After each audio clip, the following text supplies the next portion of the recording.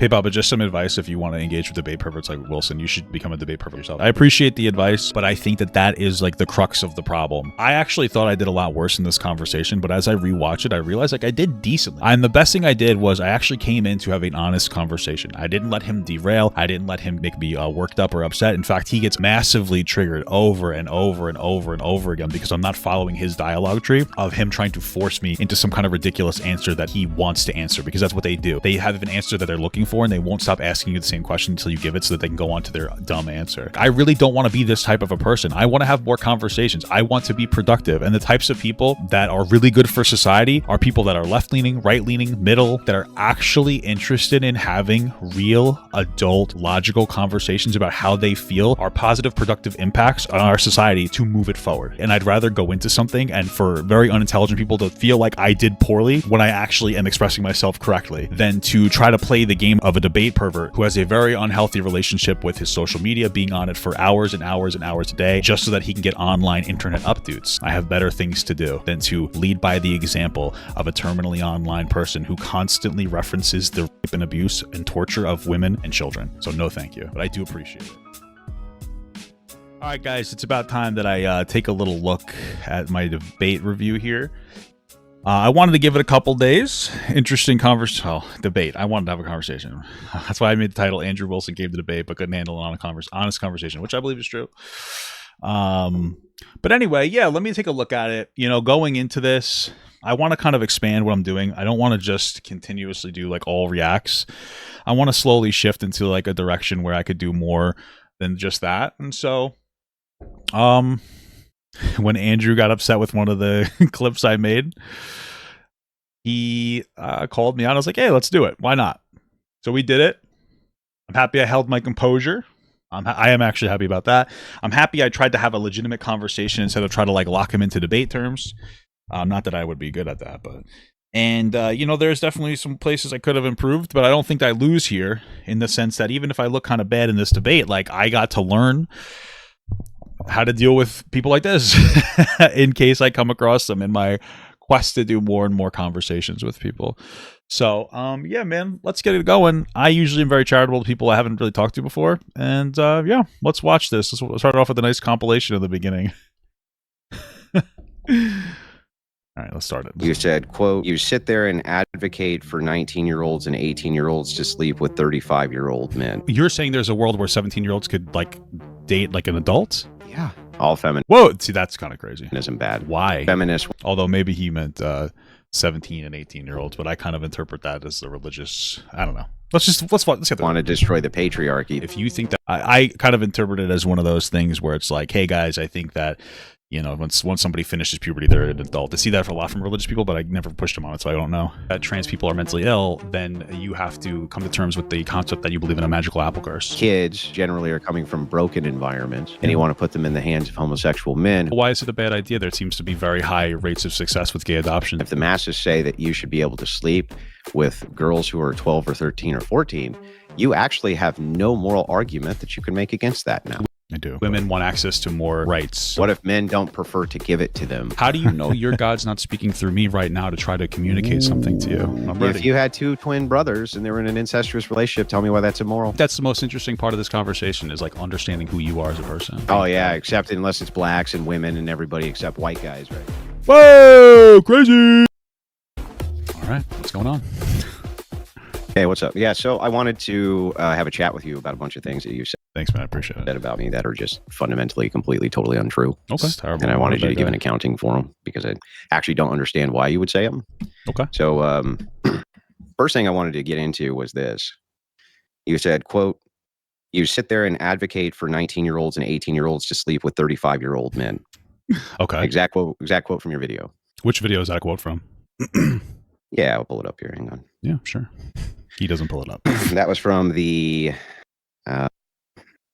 Andrew is an essay apologia, basically. Basically. I don't know why he doesn't give me the name of the video. It sounds like he might be afraid of me actually looking it up because I don't really know what video he's referring to. Reviewing the Oliver stuff. Okay, yeah, you were having a conversation about the... I don't even know if I could find that. I found the video that he's referring to.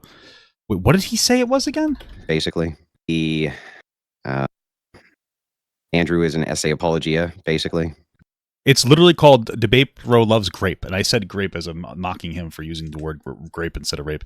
Why? Like, it's censored enough for him to say it, because we have like a whole discussion about how he has to censor stuff and call rape grape instead because he'll get demonetized. So I wonder why he doesn't like actually just say the name of the clip. It's interesting to me.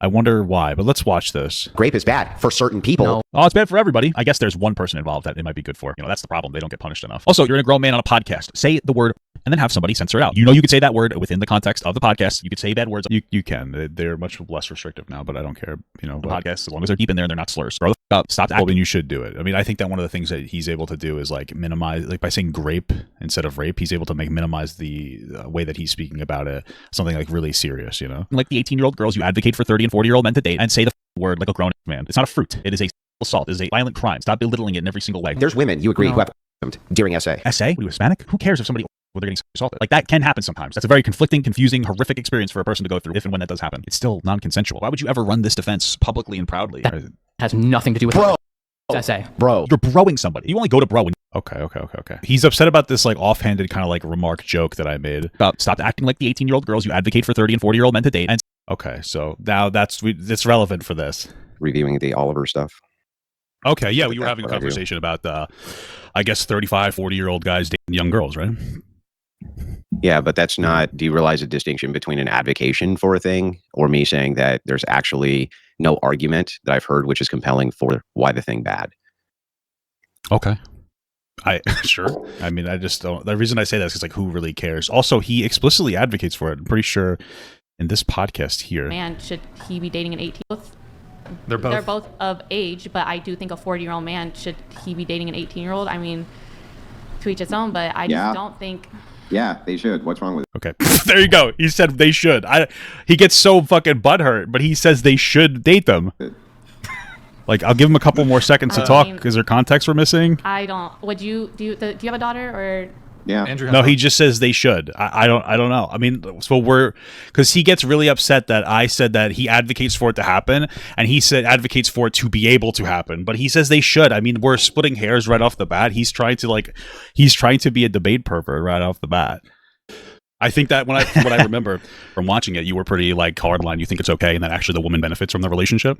So I would consider that like an advocation. Yeah. Yeah, how's that me advocating that 18 or 19-year-olds should sleep with 35-year-old men? Well, you said that. Well, I don't know. Let's go back here. I do think a 40-year-old man should he be dating an 18-year-old. I mean, to each its own, but I just don't think. Yeah, they should. What's Wow. He says wrong with it? He says the literal words. So again, what is he upset about? They get like a lot of positive benefits out of it, right? Because this 35-year-old guy has a lot of resources. Some can. Sure. Why is it bad that you advocate for that? Yeah, well, wait. Do you realize the distinction, though, between me saying, or you saying, Andrew saying that 18, 19-year-olds should sleep with 35-year-olds? Well, you said that. Yeah, so I'm going to just do this one again. They're both. They're both of age, but I do think a 40-year-old man should We're just he gonna be keep dating doing an this. 18-year-old. I mean, to each its own, but I just don't think. Yeah, they should. What's Okay, so again, we're the first claim. We're within the first 2 minutes, and he's already lying. Like, what the fuck? They get like a tremendous benefit out of it because the guy has a lot of like money and resources. Yeah, but you need to untangle the two ideas. Yeah. So Are you saying that's not an ought claim. That's not me saying that 19-year-olds should sleep with 35-year-olds. Got it. Let's just play this song again. Let's just try this one more time. This should claim. They're both. They're both of age, but I do think a 40-year-old man should he be dating an 18-year-old. I mean, to each its own, but I just don't think. Yeah, they should. What's wrong with it? Got it. Okay, so you explicitly say they should. I don't understand. He's so weird.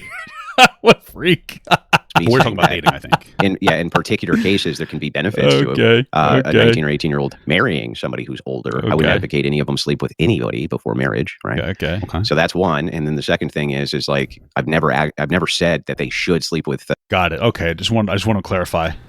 They're both. They're both of age, but I do think a 40-year-old man should he be dating an 18-year-old. I mean, to each its own, but I just don't think. Yeah, they should.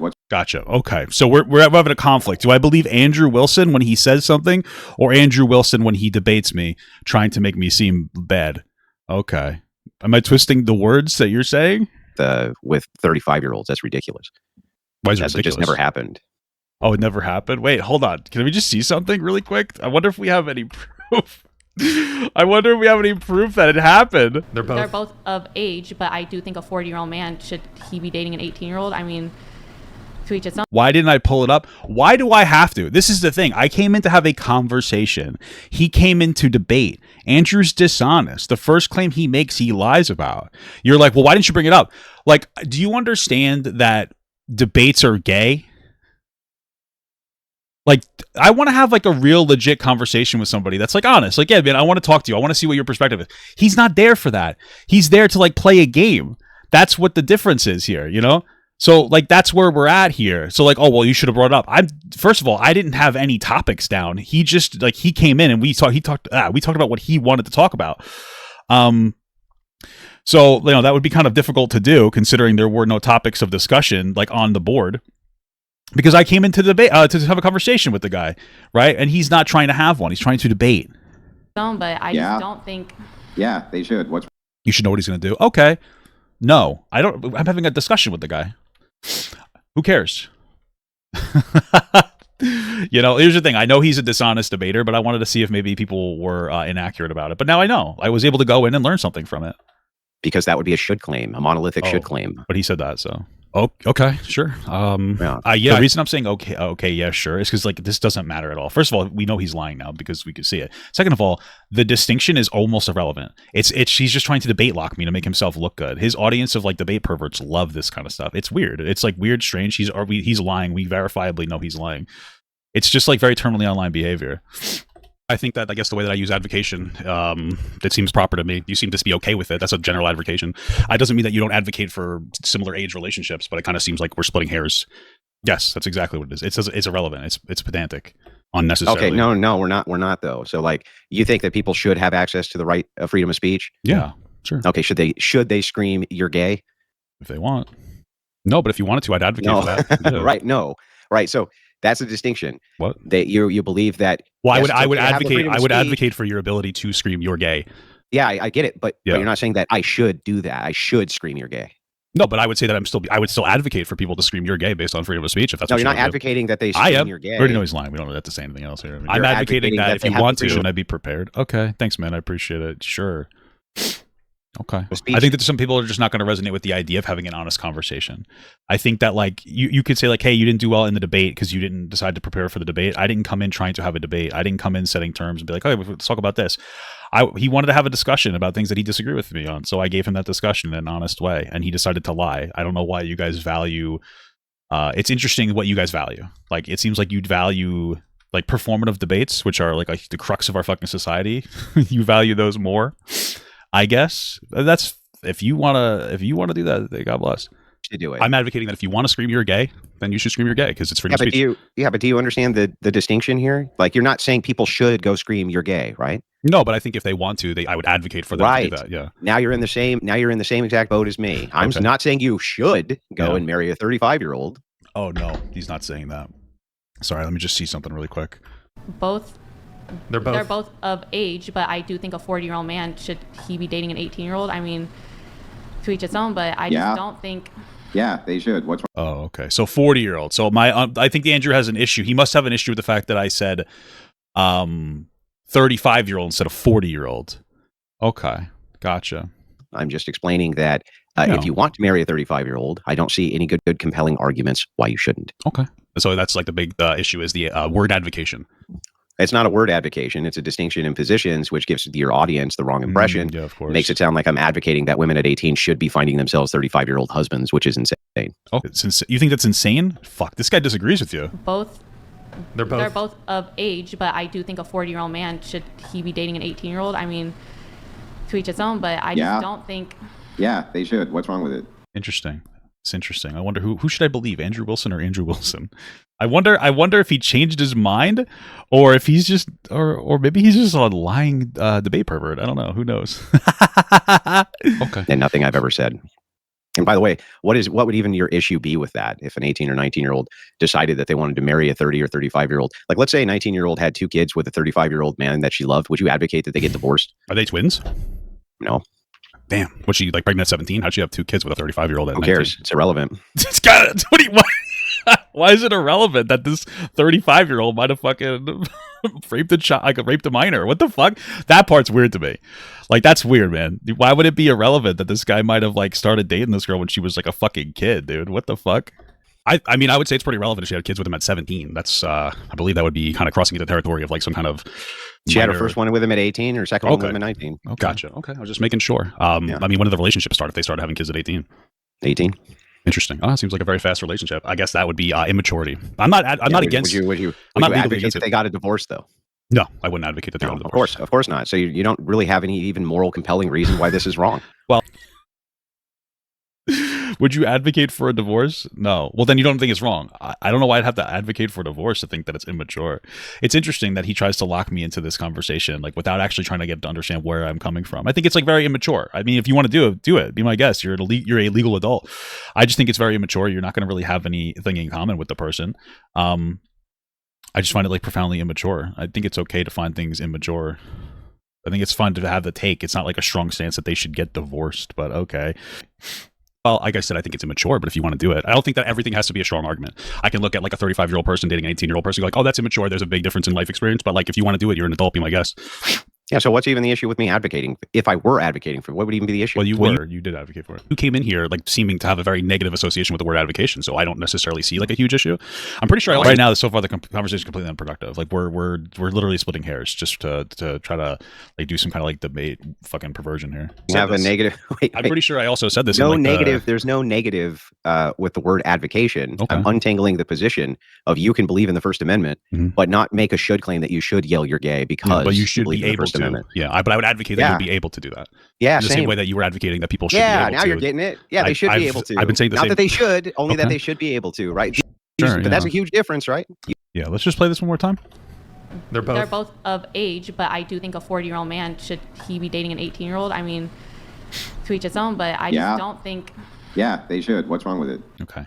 I just like how do you value somebody who does this? Who just lies about their position just to try to get an own? Huge difference. I guess, but it doesn't change that it's still advocation, right? I don't. Okay.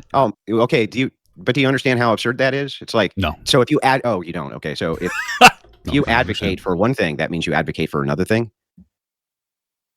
I don't really understand the correlation. Simply, there's no correlation. That's why. What I said is that if you were okay, but you were advocating, right, for like an 18-year-old to be able to date or marry a 35-year-old the same way that I advocate. That's different than advocating that they should. Oh, but you said that they should. Okay. Did I say the word? So the issue isn't the word advocate. The issue is the word should. I said so should. So you're saying that I shouldn't have said should. I should have said should be able to. Yeah. Otherwise, what you're lying. So we were. So I just want to be clear. Lying. We weren't. I'm lying. Fuck. Okay. Hold on a second. They're both of age, but I do think a 40-year-old man should he be dating an 18-year-old? I mean, to each its own, but I just don't think. Yeah, they should. I don't know. I don't know how else to like parse through this. I feel like if you watch that and go like, oh wait, he just lied like right off the bat to do like some kind of the performative debate tactic. Like, what else do I say to this? Having an issue with the word advocation. We're having an issue with the word should versus should be able to. Yeah, we're having an issue with you attributing claims to me I don't make. Okay. We watched him make that claim 15 times, so I wanted to make sure because I thought with the issue was advocation, that's the sense that you made me feel. But it sounds like I should have said should be able to. Advocate should be able to. Yeah, but do you know why you should do that? Why? So I can. I don't know. No, you tell me why. Why I think you should do that anyway? Why is that? Because then I think that when you make justifications to your audience, you're just going to be like, well, I actually agree with them. Oh, okay. Well, anyway, you're lying, so I don't really know how this helps you here. What? What do you mean? Oh, okay. So you're saying that I'm lying to try to make people hate you in my audience? Yeah. Oh, is it possible that maybe I'm a little stupid? Yeah. Okay. So why possible. Why instantly go to like me being bad faith though? Because of the malicious fact that you do it multiple times. You do it all the time. I have tons of so far I haven't done it a single time. So examples. That's just the first one. Gotcha. So that's just the first example. Okay. And by the way, on that whole thing with Oliver, for sure that I was not advocating for SA. Like that for sure. Oh, this is like a while ago. Okay, I'm trying to remember what you said because I think I reacted to your response. You want to give me a refresher on it because I think there was more context to it, right? Yeah, he was making monolithic all claims. Right. And the reason that you can't use an argument from outlier is because if you agree that X is possible, then I can always point to that as an outlier and gave him a jarring position for a potential outlier, which he agreed with. Then he dishonestly clipped that as though I wasn't mocking him for his stupidity, but rather advocating for that position. You did not make that clear for your audience at all. So I think what the claim was that you said, so I think that the claim here is I fell for the clip is basically what it is. Oh fuck. There might be some people who enjoy sexual assault, and you weren't saying that. Hold on, from what I remember, and you weren't saying that makes it justifiable. You were saying something along the lines that just because some people might enjoy it doesn't mean that sexual assault is good. That's from what I remember from the full context, right? Yeah, it's actually it's interesting because he says nope immediately when I'm trying to explain his position, and to me he just has this like weird paranoia. Like I'm accurately framing what he's trying to say, but he has this instantaneous like paranoia. No. Well, yeah, I'm in the middle of explaining, but he can't let somebody finish. It's like he's talking. He's not having a conversation. He's waiting to talk every single time. And he's also incredibly paranoid because one of the things is like when he asked me to have this debate, he was DMing me being like, don't bring anybody else in. And I was like, what? Like he's paranoid. And I think part of the paranoia, I guess, I don't know. It's interesting. It's just like he's a very paranoid person. It's very strange. He's very strange. I think part of it's because he just sits online all day. I remember him talking about on the Joe Rogan podcast that he spends 2 hours every morning when he wakes up with like a cup of coffee and just like reading and responding to like DMs of fans and stuff, which is, in my opinion, insane. I think that's very unhealthy. And then he also he continuously talks to people on Twitter. Like he's in the comments of like the tweet that I made that he didn't like, and just constantly replying to people over and over and over again. And I think he has like this weird paranoid like delusion and like really unhealthy association with his content. Like you should, like as a content creator, you don't sit there and just like constantly respond to fucking comments. It's weird, dude. It's so weird. Not that. So if you say all people are stupid, you agree with me that that's a stupid claim to make, right? Sure, yeah. Okay. Now, if there was a response to that, well, no, some people aren't stupid, right? Or some people aren't this, or some people aren't that. If you're trying to use an argument from outlier.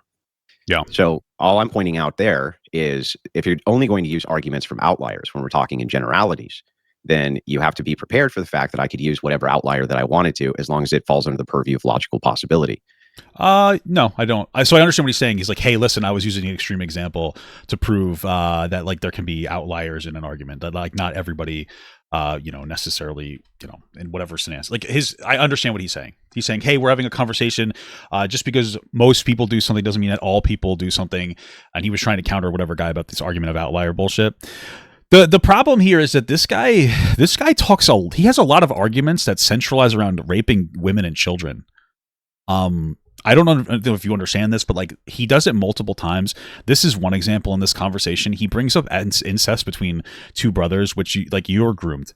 If you're engaging in incest, even if it's two siblings, you were probably groomed by your parents to do that, or not taught proper boundaries. There's there's unironically like biological imperatives. I think it's the the Westmark effect, the Westermark effect that makes like people who grow up together like siblings not want to sleep with each other. And so you were, I would say, most likely groomed by a parent to think that these are okay, or at the very least, not taught proper boundaries.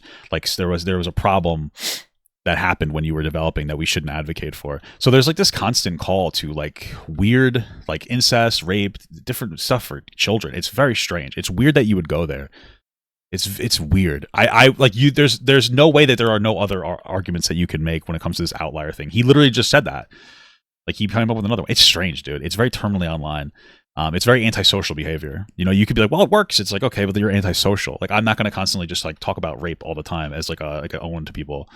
It's because I know it's just antisocial behavior. It's just I don't know how else to describe it. I mean, it makes sense that like more incel type individuals will gravitate towards that. They don't understand like the impacts of like talking about rape and making constant comparisons to them. It's definitely very strange. Definitely very strange. Now I can send you the clip of Oliver saying, of course, it's logically possible that this could occur. Yeah.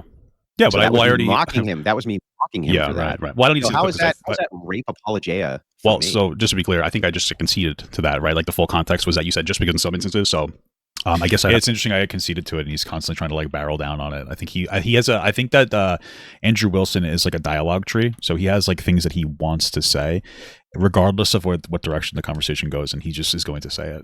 To retract that one.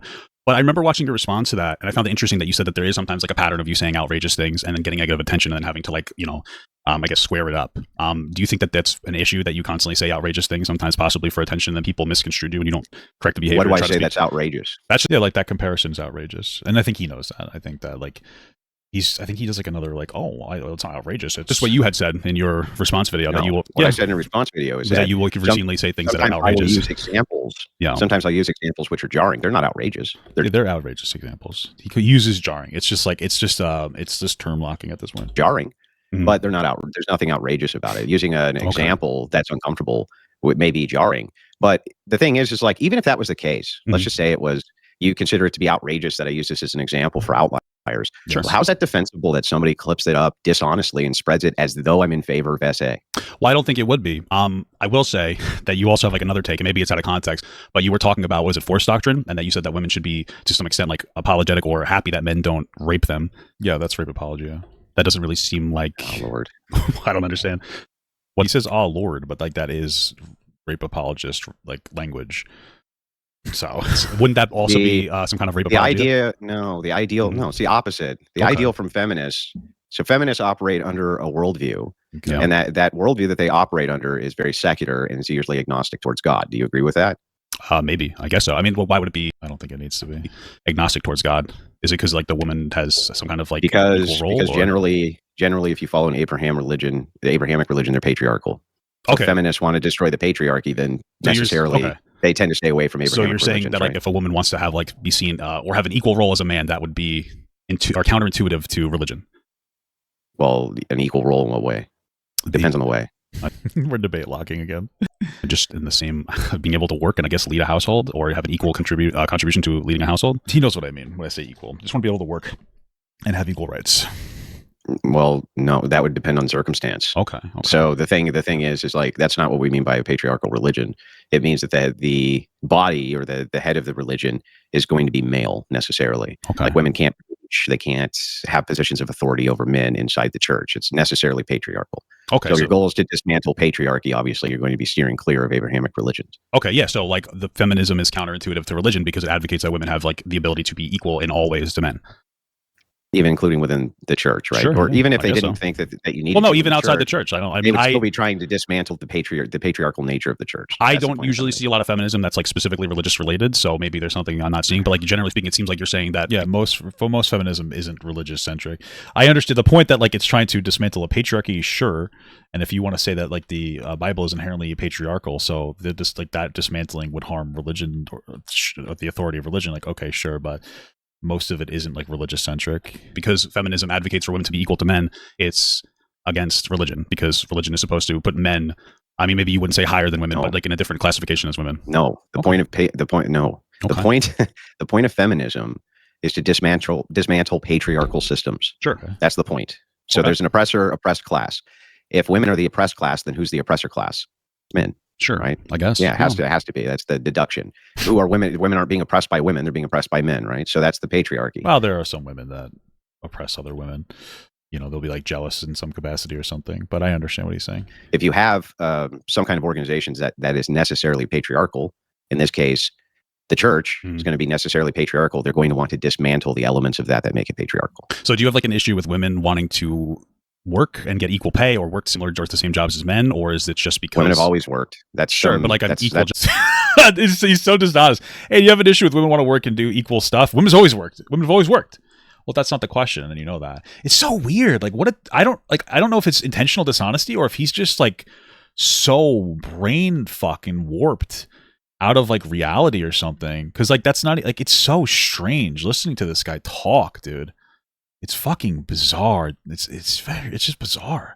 Jobs bizarre. Like, should men be like I'm just trying to flesh you out. Like, should women be able to be CEOs or anything like that? Or is there any restriction that you would? I don't care. It's completely irrelevant. Oh, so then what? Well, that would be relevant though, because then it would be dismantling a patriarchal system.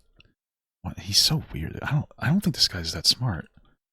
That be negative toward. I've never seen feminism that actively is negative towards religion. So I don't see how these two things can't exist. No, I really haven't. So you don't see feminist movements which are trying to get like female priests and female preachers and like the Catholic Church, they've been fighting that for 100 years. The massive movement towards getting females who are in positions of power and authority. Not in the church. It's really not something I've seen. I mean, I trust that it's happening from whatever sphere you're existing in. Maybe that's my problem, is I trusted Andrew too much. The Orthodox Church, and it happens in all the Protestant churches. And are you okay with feminism outside of the church then, or is it just inside the church? Oh, no, so then all feminism bad. Okay, gotcha. So why? If it's like setting the church part aside, what's the issue? Because it's illogical. Okay. It's an illogical position. It's in order to deconstruct patriarchy, you have to appeal to the patriarchy. Well, this doesn't make it illogical if it works. What do you mean? It's necessarily circular. Okay. Well, how are women going to overthrow the patriarchy without appealing to the patriarchy? Well, I mean, they don't need to. It doesn't change anything, right? They have to appeal to the patriarchy. But it's working in a Western country, so it doesn't. The fact that it's illogical is silly because it's working, right? I don't understand. Maybe we have a different understanding of feminism, because when I see feminism, it's not explicitly about overthrowing a patriarchy, and it's more just about women having the ability to work and get divorced and things of that nature. If that's what patriarchy means, then I guess we are trying to get rid of a patriarchy, huh? So that they can have an equal footing to a man because they have financial. Then what's power. the difference between feminism and liberalism? I don't know. You don't know? No. I don't even know what liberalism. I don't usually get locked down into like irrelevant talking points. I think that this is an attempt to just try to like overtalk, like abuse a bunch of points that most people don't give a fuck about because they're irrelevant. Just try to seem smart. It just says the willingness to respect or accept behaviors or opinions from different from one's own. Yeah, okay. A political and social philosophy that promotes individual rights, civil liberties, and democracy. I guess it's the same thing. I don't care. I just it's stupid. I think this is why Destiny didn't want to debate this guy that one time, because it's just like a constant lock into like irrelevant like, debate terms, and it's very annoying. It's very childish behavior too. They're just the same thing. Sure. I mean, I don't really know what liberalism is. Sure.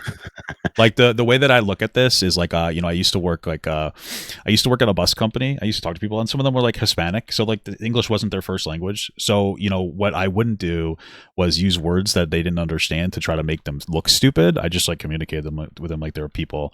That was like kind of my goal. I don't know. Right. So that's one of those things where I don't think that that's Andrew's goal. I think his goal is to try to make it seem like he's really smart because he talks to people that aren't within his weird debate pervert sphere. And I guess he feels good using like shit that doesn't really matter, I guess. Because like this isn't like productive conversation when you're just trying to like use like a bunch of, like, it doesn't really matter.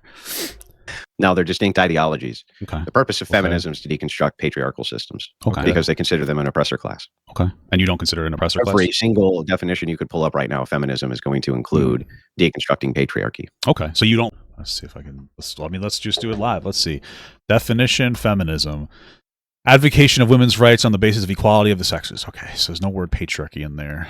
The real meaning of feminism. The belief of social, economic, and political equality of the sexes. Okay, it's not in there. The belief in an advocacy of the political, economic, and social equality of the sexes pressed through the organized religion. Okay, got it. So nothing in here says patriarchy. I just like, it's a weird claim to make. Like, I understand that they want to get rid of a patriarchal system that has is a male dominated structure, but like you're not right. You just made a claim, but okay. I don't like feminism because it wants to deconstruct patriarchy, and you think that patriarchy is a good thing. No, I don't even think it's possible. I think it's an irrational position. Okay. Why? You can't, because you're appealing to the very same thing that you're trying to overthrow it, which means you're necessarily going to always be appealing to the thing to overthrow the thing, because you don't have the requisite force to overthrow it yourself. What's the thing? What are they appealing? It's interesting that he feels like you need to have force. Like that's a consideration to him, that he operates in this idea of like, oh, you have to force people to do something. It's very interesting. Link to the patriarchy. So the issue with feminism is that they appeal to patriarchy to overthrow patriarchy. Yeah. What does that look like? Well, okay, so like, let's take the Middle East, for instance. Mm-hmm. When Middle Easterners tell women that they don't have any rights, do women have rights anymore? When they just tell them? I mean, I don't know. It seems like they have an oppressive structure that takes away their rights. It does seem like that, doesn't it? Yeah. What can women do about that? Nothing, right? Right. Okay, so you're saying that they can, though, because in the Western world, women have more rights. So what he's saying is like objectively incorrect. I think that he just wants to promote this idea. I think this is one of those tactics of like, it's like a shame tactic. It's like just a tactic to like make fun of something, because what he's saying is objectively false, right? Like feminism is working in like Western countries. Women have more rights in Western countries, right? So we know it's working. This appeal to the patriarchy, to this traditional, male dominated structure. It is working, and I don't think it's just because of like women. I think it's obviously because of men too, and I think it's because like men don't necessarily want to be incredibly like bootlicking submissive to other men. Like I think it's kind of gay, but I think it's like this idea that it's focused more on just trying to like embarrass rather than actually be like intelligent or productive. It's like, oh look, these women, they have to appeal to us. They can't win. but it's not true, right? We know that you're factually lying, so it makes it seem like, hey, men always have control. It's just meant to like kind of embarrass. That's what I think. I think the big part of it is, honestly, they need the patriarchy to fight against the patriarchy, and so it always exists. Yeah, they're necessarily appealing to the patriarchy over and over and over and over and over again. Yeah, but it's working. They're trying to dismantle. They're trying to dismantle a thing by appealing to the thing to dismantle the thing in an infinite regress. But it seems to work at least better in the United States. Well, it wouldn't theoretically it wouldn't be infinite, right? If it actually got its way. So states or other Western countries and Eastern countries. So it seems like it's working. As long as so all you're saying is that the patriarchy is benevolent. Yeah, as long as I guess men are benevolent. As long as that's right. But it seems doesn't it seem like you should be a little bit thankful for the Well, I don't think that every man benefits from the patriarchy, though, right? Like some of the aspects of the patriarchal system is like kind of, I mean, I don't know, at least the way I interpret it is not being able to really express yourself out of fear of sounding gay. Like I can't really express my emotions without sounding gay. That's kind of what I would associate with a patriarchy. So men don't really benefit from a patriarchy at all. You know, I think that like men benefit significantly from having a woman's perspective on some things, like I do in my relationship with my wife. It's easier to guide a household with two people rather than one. So, I mean, that's another way that men benefit. So, like, men really wouldn't be benevolent. Sorry, I had a Nick Shirley moment there. Men aren't really benevolent. They actually gain something from ending patriarchy. Like, I don't think most men want to harm women. If you're in a relationship where the male gets to dominate everything, every aspect of the relationship, you're at a higher risk of abusing your partner. You need to have a higher consideration for your partner. And it's better if there are rules in there that you have to consider them. And if you hit them, if they disagree with you, you know, you get punished.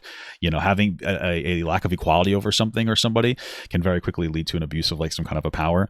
So it's really helpful when, you know, you get to, you have to a higher degree, take more considerations from that person, especially since like if you have laws that imbalance you, you're more likely to treat somebody like they're in an imbalancing, like they are like less than you. If laws say women are less than you and you treat, it's not easy to see them as equal, right? So it's not even true. But also, like, why would you be benevolent to the group of people in this instance that oppressed you? Or why would you be thankful to people and call them benevolent? That's ridiculous. That are the ones that oppress you. What? Benevolence of men, then? I guess so. Yeah. But wouldn't it be men that put them in that position in the first place? So you're being benevolent. Or it's interesting. I don't know if you heard that, but he took like a victory lap there. And like, look, it's very immature. So yeah. But wouldn't it be? So. But like I did a lot. Like, okay, I guess so. Yeah. And then like, because I'm processing information, and then I start speaking, and then he's like, I guess so. Yeah, I guess. And he's trying to celebrate as I'm trying to continue to have an honest conversation. Yeah. Men that put them in that position in the first place. So you're being benevolent, or you're being thankful. Hang on. Well, hold on. Wouldn't men in general? Because I don't think that every man alive is a creator of patriarchy. I think it's ridiculous to blame all men for patriarchy. I think that's just stupid. But historically, it's men who created the patriarchy. So why would you need to be like super thankful to the group of people who created the patriarchy? Because if you're a feminist and you have no morality, no structured morality, and rights are just social constructs. How do you have no structured morality? And all of these things are just products of the mind. Oh, right. I think that's one of the things too, is that like Andrew has this idea. This is one of the most interesting things is like he has this idea that because religion exists, that makes objective morality, even though there are like 45,000 different versions of Christianity alone and denominations, etc. And so like he says, well, look, we have objective morality through the Bible. And now it's just like, well, I mean, like, I think it's beautiful to have faith, but there's no facts. There's no proof of God in the Bible. So it doesn't really, you know, so I guess I probably should have pushed him more on that, but he would talk a lot about that. It's interesting how there are people who pretend to be like really illogical, and then they will reference the Bible as if it's a historic fact. It's very interesting to me. What the fine? Then malevolence and benevolence has no grounding. So you're just basically, there's no position from which you can critique the malevolence of the patriarchy or the benevolence of the patriarchy. So if men want to oppress women from the feminist worldview, they have no position from which to criticize them, except, well, we just prefer that you don't. And if men say, oh, well, we just prefer that we do, what's their grounding then, dude? Well, women would get abused, and we shouldn't live in a society that allows classes of people to get abused especially based on immutable characteristics, right? You're being born as a woman. You can't really change that. Although I'm sure he would have just been like, well, what about trans people? And just had like a dumb, dishonest conversation. But like, yeah, that's what's bad about it. That's a kind of a given. What are they going to appeal to then? Well, it sounds like we're getting more to a conversation about some kind of objective morality rather than getting into a conversation about whether it's effective, because it has been effective in the United States. Forget objective morality. Let's just say it doesn't exist. It's irrelevant. Okay. It doesn't really exist. Say that all morality is subjective. Then who's the subject? You, right? Okay, sure. Okay, so if you're the subject and I'm the subject and I want to punish you for whatever particular reason I want, what makes me less right than you? Is it going to be like a force doctrine thing? Because like I could physically stop you from punishing me or something. Is that what you're looking for? No, because it seems like we're getting very overly complicated on the conversations. That's we're not overly complex. I think so. I think that the simplified version of this is like, hey, women want access to more rights and some kind of equal rights to be on a more equal footing, so that they don't have to be put into positions of being abused by men because they prefer them. Yeah, because they prefer them. Because harming people is not good. Because you shouldn't set a society up that allows and justifies the harm of different people. I guess I could have considered that more, or I could have expressed that better. I feel like it's kind of a given though. Like do people not understand, like genuinely understand that point that's being made? That we shouldn't put people into situations where just because somebody may or may not be stronger or weaker, they have more rights. And I don't understand. Like if we existed in a time where like, you know, hey, if you were physically stronger, you got to do whatever you want, then like people who move the world forward, it shifts every generation. So like really smart people wouldn't be able to fight, right? So they're nerds. So but we should beat up nerds, which would harm our ability to move forward as society. We shouldn't value people based on like explicit strength. You know, I think there's more value to people than that. Yeah, I don't know when the last time he went to church is, Jack. I wonder if he actually goes there, if he just uses the Bible as like a baton or something. Prefer what, equal rights? Yeah. I guess. Yeah. So he's saying you have no argument against why I shouldn't abuse you. It's fucking crazy. So what if men don't prefer to give it to them? Why are those men wrong? Then I guess we'd be in the Middle East. Yeah, but why are those men wrong if they don't want to? Because they're abusive. Because they want to put women into situations where they could be abused more easily. Why are they right if they want to be able to? Yeah, that's answering question with a question. Answer the question, then ask the question. Oh, okay. That's just fair. That is fair. I think that society is functions more healthily when men and women both have an equal say in pretty much every structure. Yeah, but you see how that just goes back to preference? No, I mean, like, yes, everything is preference. I don't understand. Everything goes back to preference. We're having a preference. I prefer a society where everybody has as equal footing as they possibly can, regardless of whether you're born a man or a woman or whatever. And you prefer a society that is male dominated because you're a weak person that needs to be able to oppress a group of people to be able to bid out for a job classification. That's what, generally speaking, that's what it kind of comes down to. I think that there's a group of people that want to like exclude certain groups from the, the working pool because they only really got jobs because they were men or because they were white guys in some instances, right? Because like, they need the lack of competition to succeed in society. I think that's the type of person that follows Andrew Wilson. They are a failure in society instead of blaming like the billionaire class for destroying jobs. I think there was like 50,000. I think it was FedEx recently. They just killed them just so that they can implement AI to have a higher profit. They're already profitable. Those are people killing your jobs. But instead we blame like women and gay people and, Hispanic people and all this other stuff. Even though it's like the billionaires or the business owners who are asking Hispanic people to come here illegally to do jobs, right? Like, why don't we punish the businesses? I think I guess, sure. I'm the subject, right? But why is your preference better than my preference? Yeah, that's my question to you. What's my question to you? It's interesting how he just refuses to answer questions when he knows that it makes him look bad. Is your preference better than my? I think one of the biggest things that he was avoiding, and I think he was afraid, was the conversation about where his moral standing comes from, because it comes from religion, and because he knew that if we got into that conversation, that like he was going to look really weak. Because I think faith is a beautiful thing, but there are no facts when it comes to faith.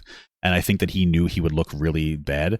And so he's like, okay, I don't want to get into that conversation about where I get my morals from. I get it from the Bible.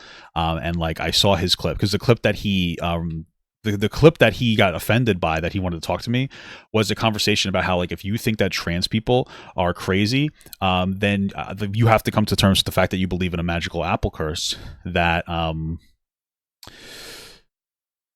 removed our immortality. You have to believe that God created all the sin. He let the devil inside the Garden of Eden, and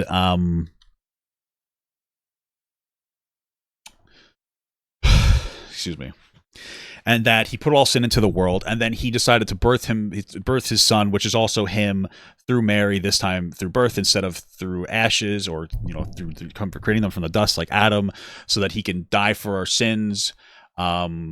The sins of which God created and put into all of us, so that we would all go to church every week, and then we would metaphorically cannibalize the body and blood of Jesus Christ. Also, climate change isn't real except for when it rained for 40 days and 40 nights, right? So like I don't think he wanted to go down that line, because I think that like faith is a beautiful thing, but he doesn't understand that like the Bible is like full of just inaccuracies and aspects that require extreme faith instead of extreme logic to believe in.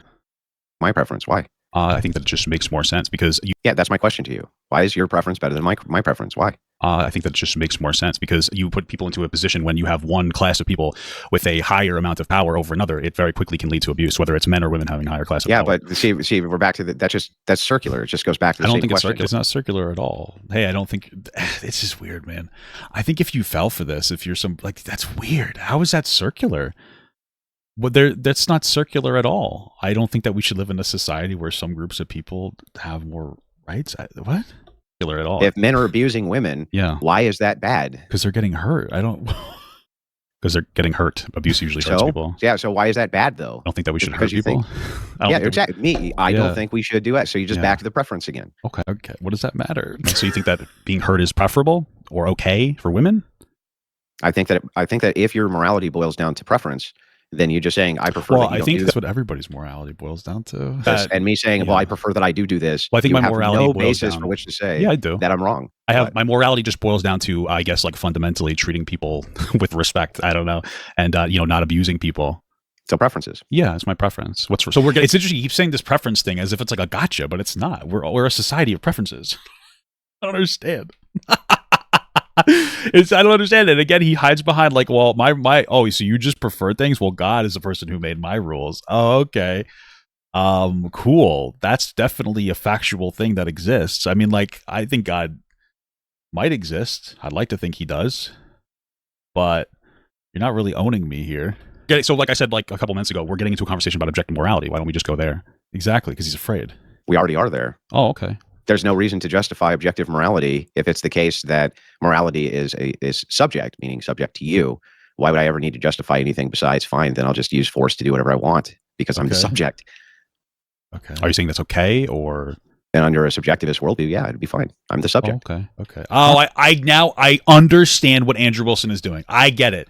Andrew knows that like he doesn't actually have like the Bible has no meaningful facts in it, and he wants to utilize that as his morality, but he knows he can't defend that position. In any case, like most normal Christians, I think that they understand that like some of it's stories and that it can be a really positive thing, but it's not all fact. Andrew wants to say that it's all a fact. And so since he knows he can't contend with that, and what he does instead is he sits here and says, well, I don't have to engage with you because you think everything's a preference. So I just prefer to rape you if I want to, or I prefer to harm you if I want to, which is exactly what he is insinuating here, because it's just a preference, right? So I can do whatever I want to you. It doesn't really matter. That's the debate. That's the debate tactic. Now I understand. Okay, cool. Got it. Now I get it. He's a coward that can't defend his position. I guess I should have come to that understanding sooner. That's the fucking stupidest thing about me. Holy shit. What a dishonest little baby boy bitch. Holy fuck. Now I understand. Like, okay. All right. Gotcha. Okay. Now I know why he's a fucking lol cow. All right. Well, I guess there'd have to be enough people who disagreed with you to want to counter against that. Is that the foundation of America, though? Right. So then by that same logic, as long as there's enough people who say no, then I'm right. Sure. Unfortunately, that would be how it would work. Yeah, but hopefully we don't get to that. Yeah, point. Right. So I mean, we're in a constant like battle of opinions and ideas, right? That's how. Yeah. Do you see why that's not a tenable? Do you see why that's not a tenable position? We literally like. I think that the biggest thing that he fails on here is that's how our society works. You see how it's not a tenable position to just support how society has worked for a long time in America, the most successful country in the entire world. Oh, that's not tenable. It's all it's embarrassing to listen to him talk about things because he's like really wrong, but he's confident. And I think there's a beautiful thing in being confident. And just so you guys know, like I think Andrew Wilson is a case where you should understand that like confidence matters more than like skill. Because like Andrew is confidently wrong, but he thinks he's right, and he like keeps that confidence with him. So be more confident. Look at Andrew Wilson as an instance of like why you should be a more confident person. Why? Because if that's the case, then any critique that you have of any of the things that you consider men do to women, which are malevolent, is just a matter of subject. To the subject, the woman says, no, I don't like this. Therefore, it's wrong. The man says, no, I do like this. Therefore, it's right. Well, just to be clear, in your perspective, you have to assume that men want to harm women. And I think that that's something to contend with, because we're having this conversation about like, okay, why should we not harm women? That's what this conversation basically boils down to. And his take is like, well, women don't want to be harmed, but men want to harm women. What? I don't want to harm women. I don't think most men want to harm women. I would say that the reason why we have more rights for women is because men don't want to harm women. I think that 99% of the harm done in like your average relationship is unintentional. So it's weird. I think that's a big self-report there. To me, that's weird. What you're saying is like you think that men fundamentally want to harm women in your worldview, and it's just like really strange behavior. I think that's a self-report, and I think as time goes on in this conversation, we're going to realize that like whatever relationship he's in with his wife is not treated very well. And I don't say that to make it personal. I say that because like this is who he is as a person. Like that to me is a like some kind of an admittance of guilt. What else would it be other than some kind of an admittance of like some kind of guilt? That's what I'm getting is indicating to me, that you think that men want to harm women. Why? I don't want to harm women. I don't understand. I don't think most men want to. It's very interesting how he self-reports there. How do we define or decide who's correct there without appealing to the masses? Because if the masses agree with me that I can abuse my wife, then I'm morally correct. And if the masses believe that I should not abuse my wife, then I'm morally incorrect. That's how it is. Yeah, you have to appeal to the masses of people if you want to live in a society. Yeah, unfortunately. So morality is subject to the masses. So if that's the case, my friend, then if the masses say that you should be able to sleep with girls who are 12 or 13 or 14, you actually have no moral argument that you can make against that now. Well, I do have yes, I do. I can have a personal moral argument and then advocate to that to society. Fuck, I thought I did so much worse, but like this is insane. He's a baby. Moral argument for me personally. No, you don't. Holy fuck, dude. I'm what? I do. No, you just said that your personal morality is subject to the masses. No, I didn't. I said that. What? That's not what I said at all. I said that in order to, like, I'm talking about my personal morality versus societal morality. We would never establish that. He just made that claim. He just decided that was my position because it was easier to contend with. I'm saying we all have a personal morality, part of which is going to be derived from society, but that we all have to have conversations about in order to have impact on the way that we rule the society. What the fuck is he talking about? Well, no, I said is that I didn't say my personal, and if I did insinuate, that's not what I meant. What I said is that like societal morality, unfortunately, is going to be subject to the masses. I can have a personal morality, and I can advocate for that morality, and I can try to use different things to get people to understand why I think and why they would think by extension we should have that type of a morality. Like, for instance, we shouldn't sleep with 12-year-olds because their children still developing. Then you're the ultimate arbiter of morality. No, we would all be the ultimate arbiter. What does that mean? Society of advocation. Do you understand that we all could not? It's not possible for all of us to be the ultimate arbiter of morality. There would have to be one arbiter of morality. That would be like, I mean, I don't know, the president? What does he mean by ultimate arbiter of morality? We're having discussions about moral code and to implement different rules in society. Yeah, so he just believes that God is the ultimate arbiter of morality, and then somebody like me would believe that humans are the ultimate arbiter of morality, all of us collectively, and that's why we have a society of like a democratic republic. How am I not understanding his connection? Because he's dumb, and I think that you guys are too. Okay, gotcha. Well, I don't think but that would be counter. What I'm saying is that we as a society are the arbiter of morality. That's exactly what it is. We live in a society that I maybe you guys don't get it, that we vote for people who represent us, and that will decide on the way that we govern ourselves.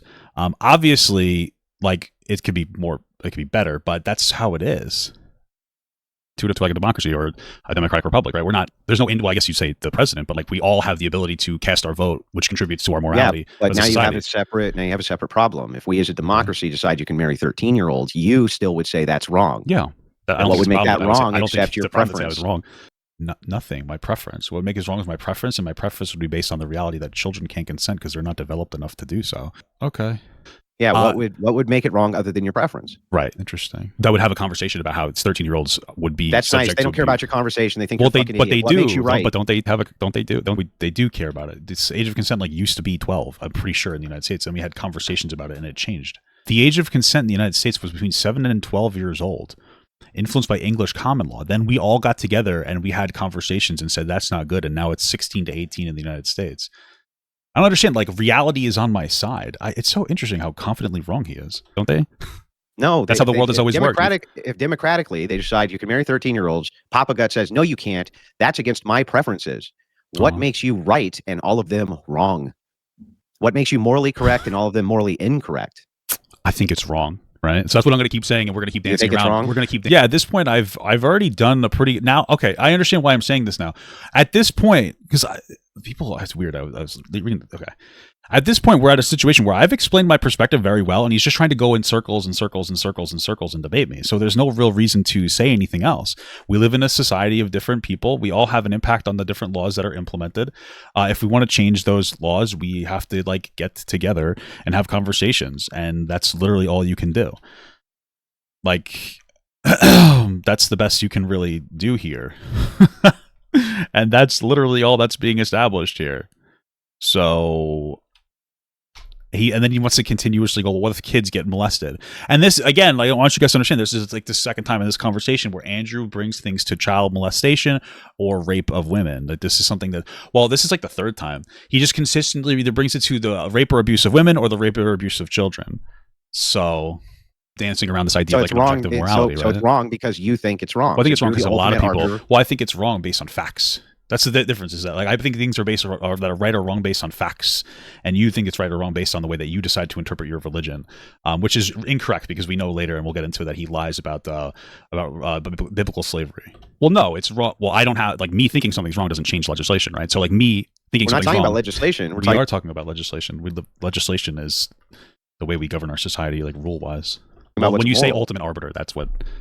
So if legislators get together, okay, and like 80% of the people agree with them, actually, you know what? Let's make it super easy. Sure, 99.99999%. Only you disagree with them. Wow, that's all crazy. The rest of them think that marrying 13-year-olds is fine. Yeah, you would still object to that, right? Yeah. Well, didn't society used to be like that until we implemented more rules? But you would still object to that, right?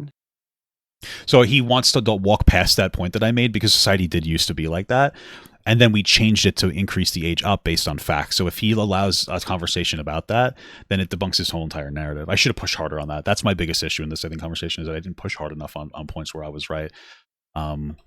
Yeah, but which is going to happen, because like I don't really push super hard when I first talk to somebody.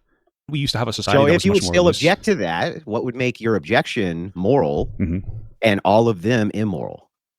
I think that 13-year-olds shouldn't be marrying adults. And then I would have I mean, you want to go in depth? I think you understand why 13-year-olds shouldn't be marrying adults. No, I don't understand from your view what would make your position moral and all of their positions immoral. That's not what I was asking. I was saying that you know why his 13-year-olds shouldn't have sex. And he's like, well, I don't. Yeah, he's been being intentionally obtuse here. Well, I would say that. Okay, I'm assuming that you're doing like a debate thing. Like you're doing a debate thing. It's not a debate thing. It's a legitimate question. I don't think it is a legitimate question. I think that we're dancing around this idea. I think that we're dancing around this idea, like you have an objective morality. We're right at the heart. We're right at the heart of it. If it's the case that you believe everybody else is wrong, and that they all say marrying 13-year-olds is fine, right? Why are you morally correct and all of them are morally incorrect? Because 13-year-olds aren't old enough to consent. They don't have like a developed brain. That doesn't tell me why. Well, no, yes, it does. It tells you why I have my position on things, and then we would again. I mean, that's why we implemented laws to protect people from abusing children. But it does. But it does start. Yes, it does. What are you talking about? Why not?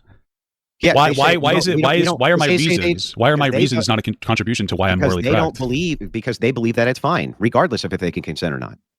Okay, they think it's moral. You think it's immoral. But then I would have a conversation. Well, it's originally the reason age of consent was lower is because people thought that children could consent, and then we realized children couldn't consent.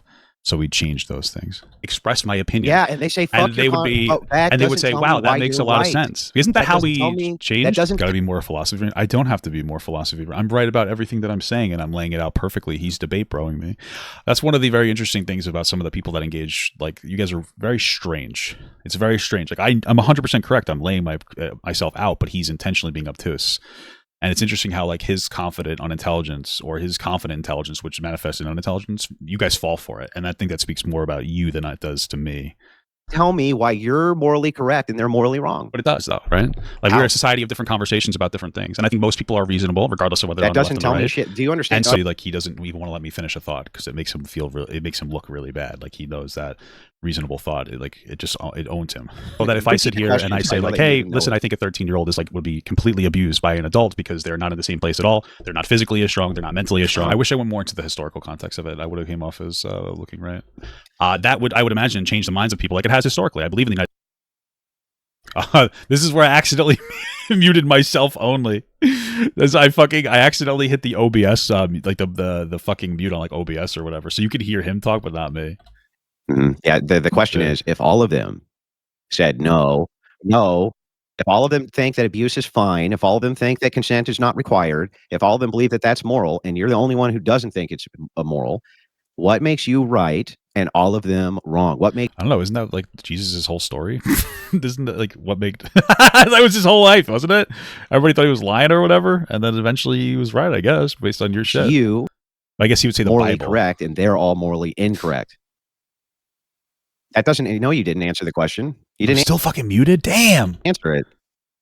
Well, here, let me show you what your answer. You're damn. Okay, now it's back. Fuck. You're not satisfied. We're not Because satisfied. there with wasn't it, but an that was the answer. Yeah, that was just me calling him the R-store the whole time. Yeah, true.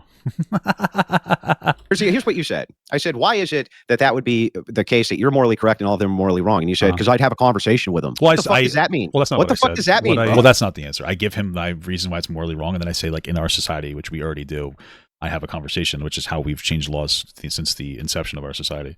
What I did is I laid out that 13-year-olds would be abused because they're children. They think abuse is moral.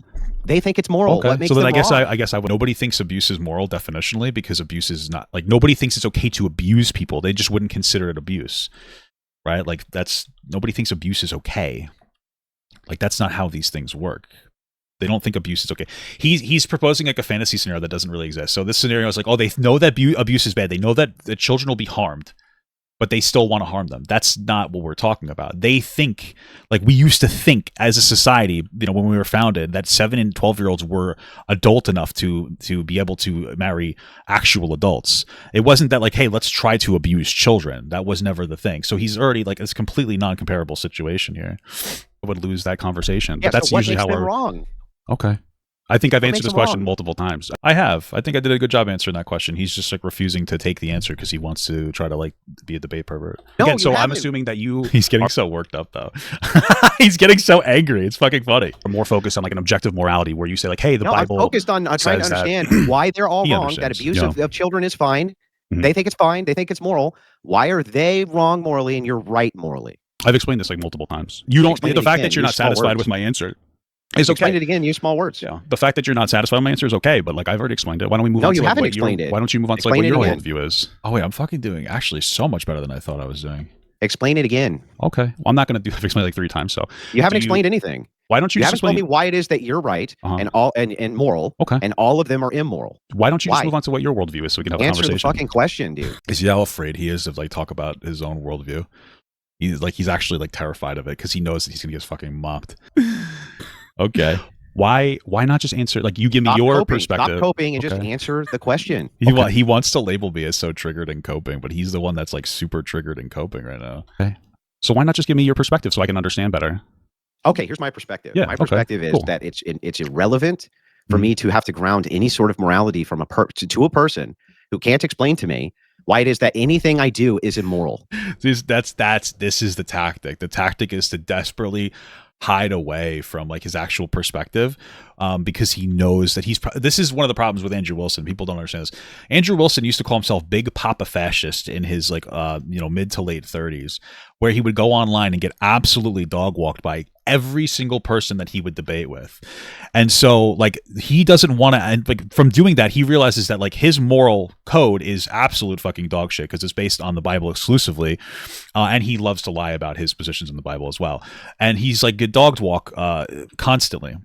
So what he does now is his debate tactic, instead of is to change and like have a better relationship with God or the Bible, is for him to just stay away from actually contending with his moral philosophy, so that like he feels like he looks good. So like his entire the game he plays is just being a coward.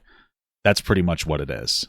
That's his entire game, is to just act like a fucking like a coward and stay away from having to give his perspective. So his take is like, well, I don't have to give my perspective because I think yours is bad. That's literally it. I wonder if he didn't have any cigarettes, if he would if he would get even more triggered. Okay. So what's your morality based on? Who cares? It's irrelevant. Can you tell me why, even if it's Okay. based in total lies, it would be immoral? I'm kind of No, just I'm no, not you I am can't.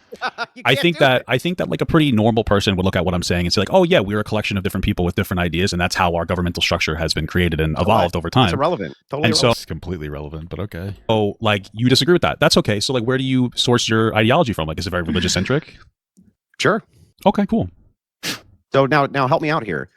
If you It's interesting how like his debate strategy is to shut down like a toddler. That's so interesting. You can't tell me that anything that I do is immoral without appealing to a consensus. And you say, as long as the consensus is on my side, then that means what I'm doing is moral. Then that's not what I'm saying. I'm saying that's how we create rules. I can have my separate morality and try to advocate for it to change. Would mean that if I advocated for the most horrific things in the world, i.e. SA cages, sexual assault, why not just say sexual assault? What would be the standard because of YouTube? What would be YouTube doesn't censor you. Doesn't censor that. Yeah, they don't censor that. I think that this is a tactic.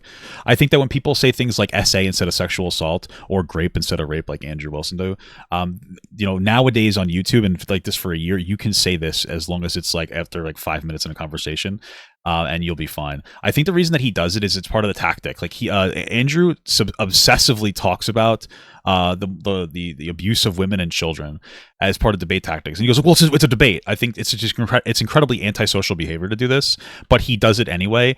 I think part of it maybe is to outrage people, but it's part of it's because like he's a fucking moron. And I think that part of the tactic though is if you say grape instead of rape, it doesn't sound as bad.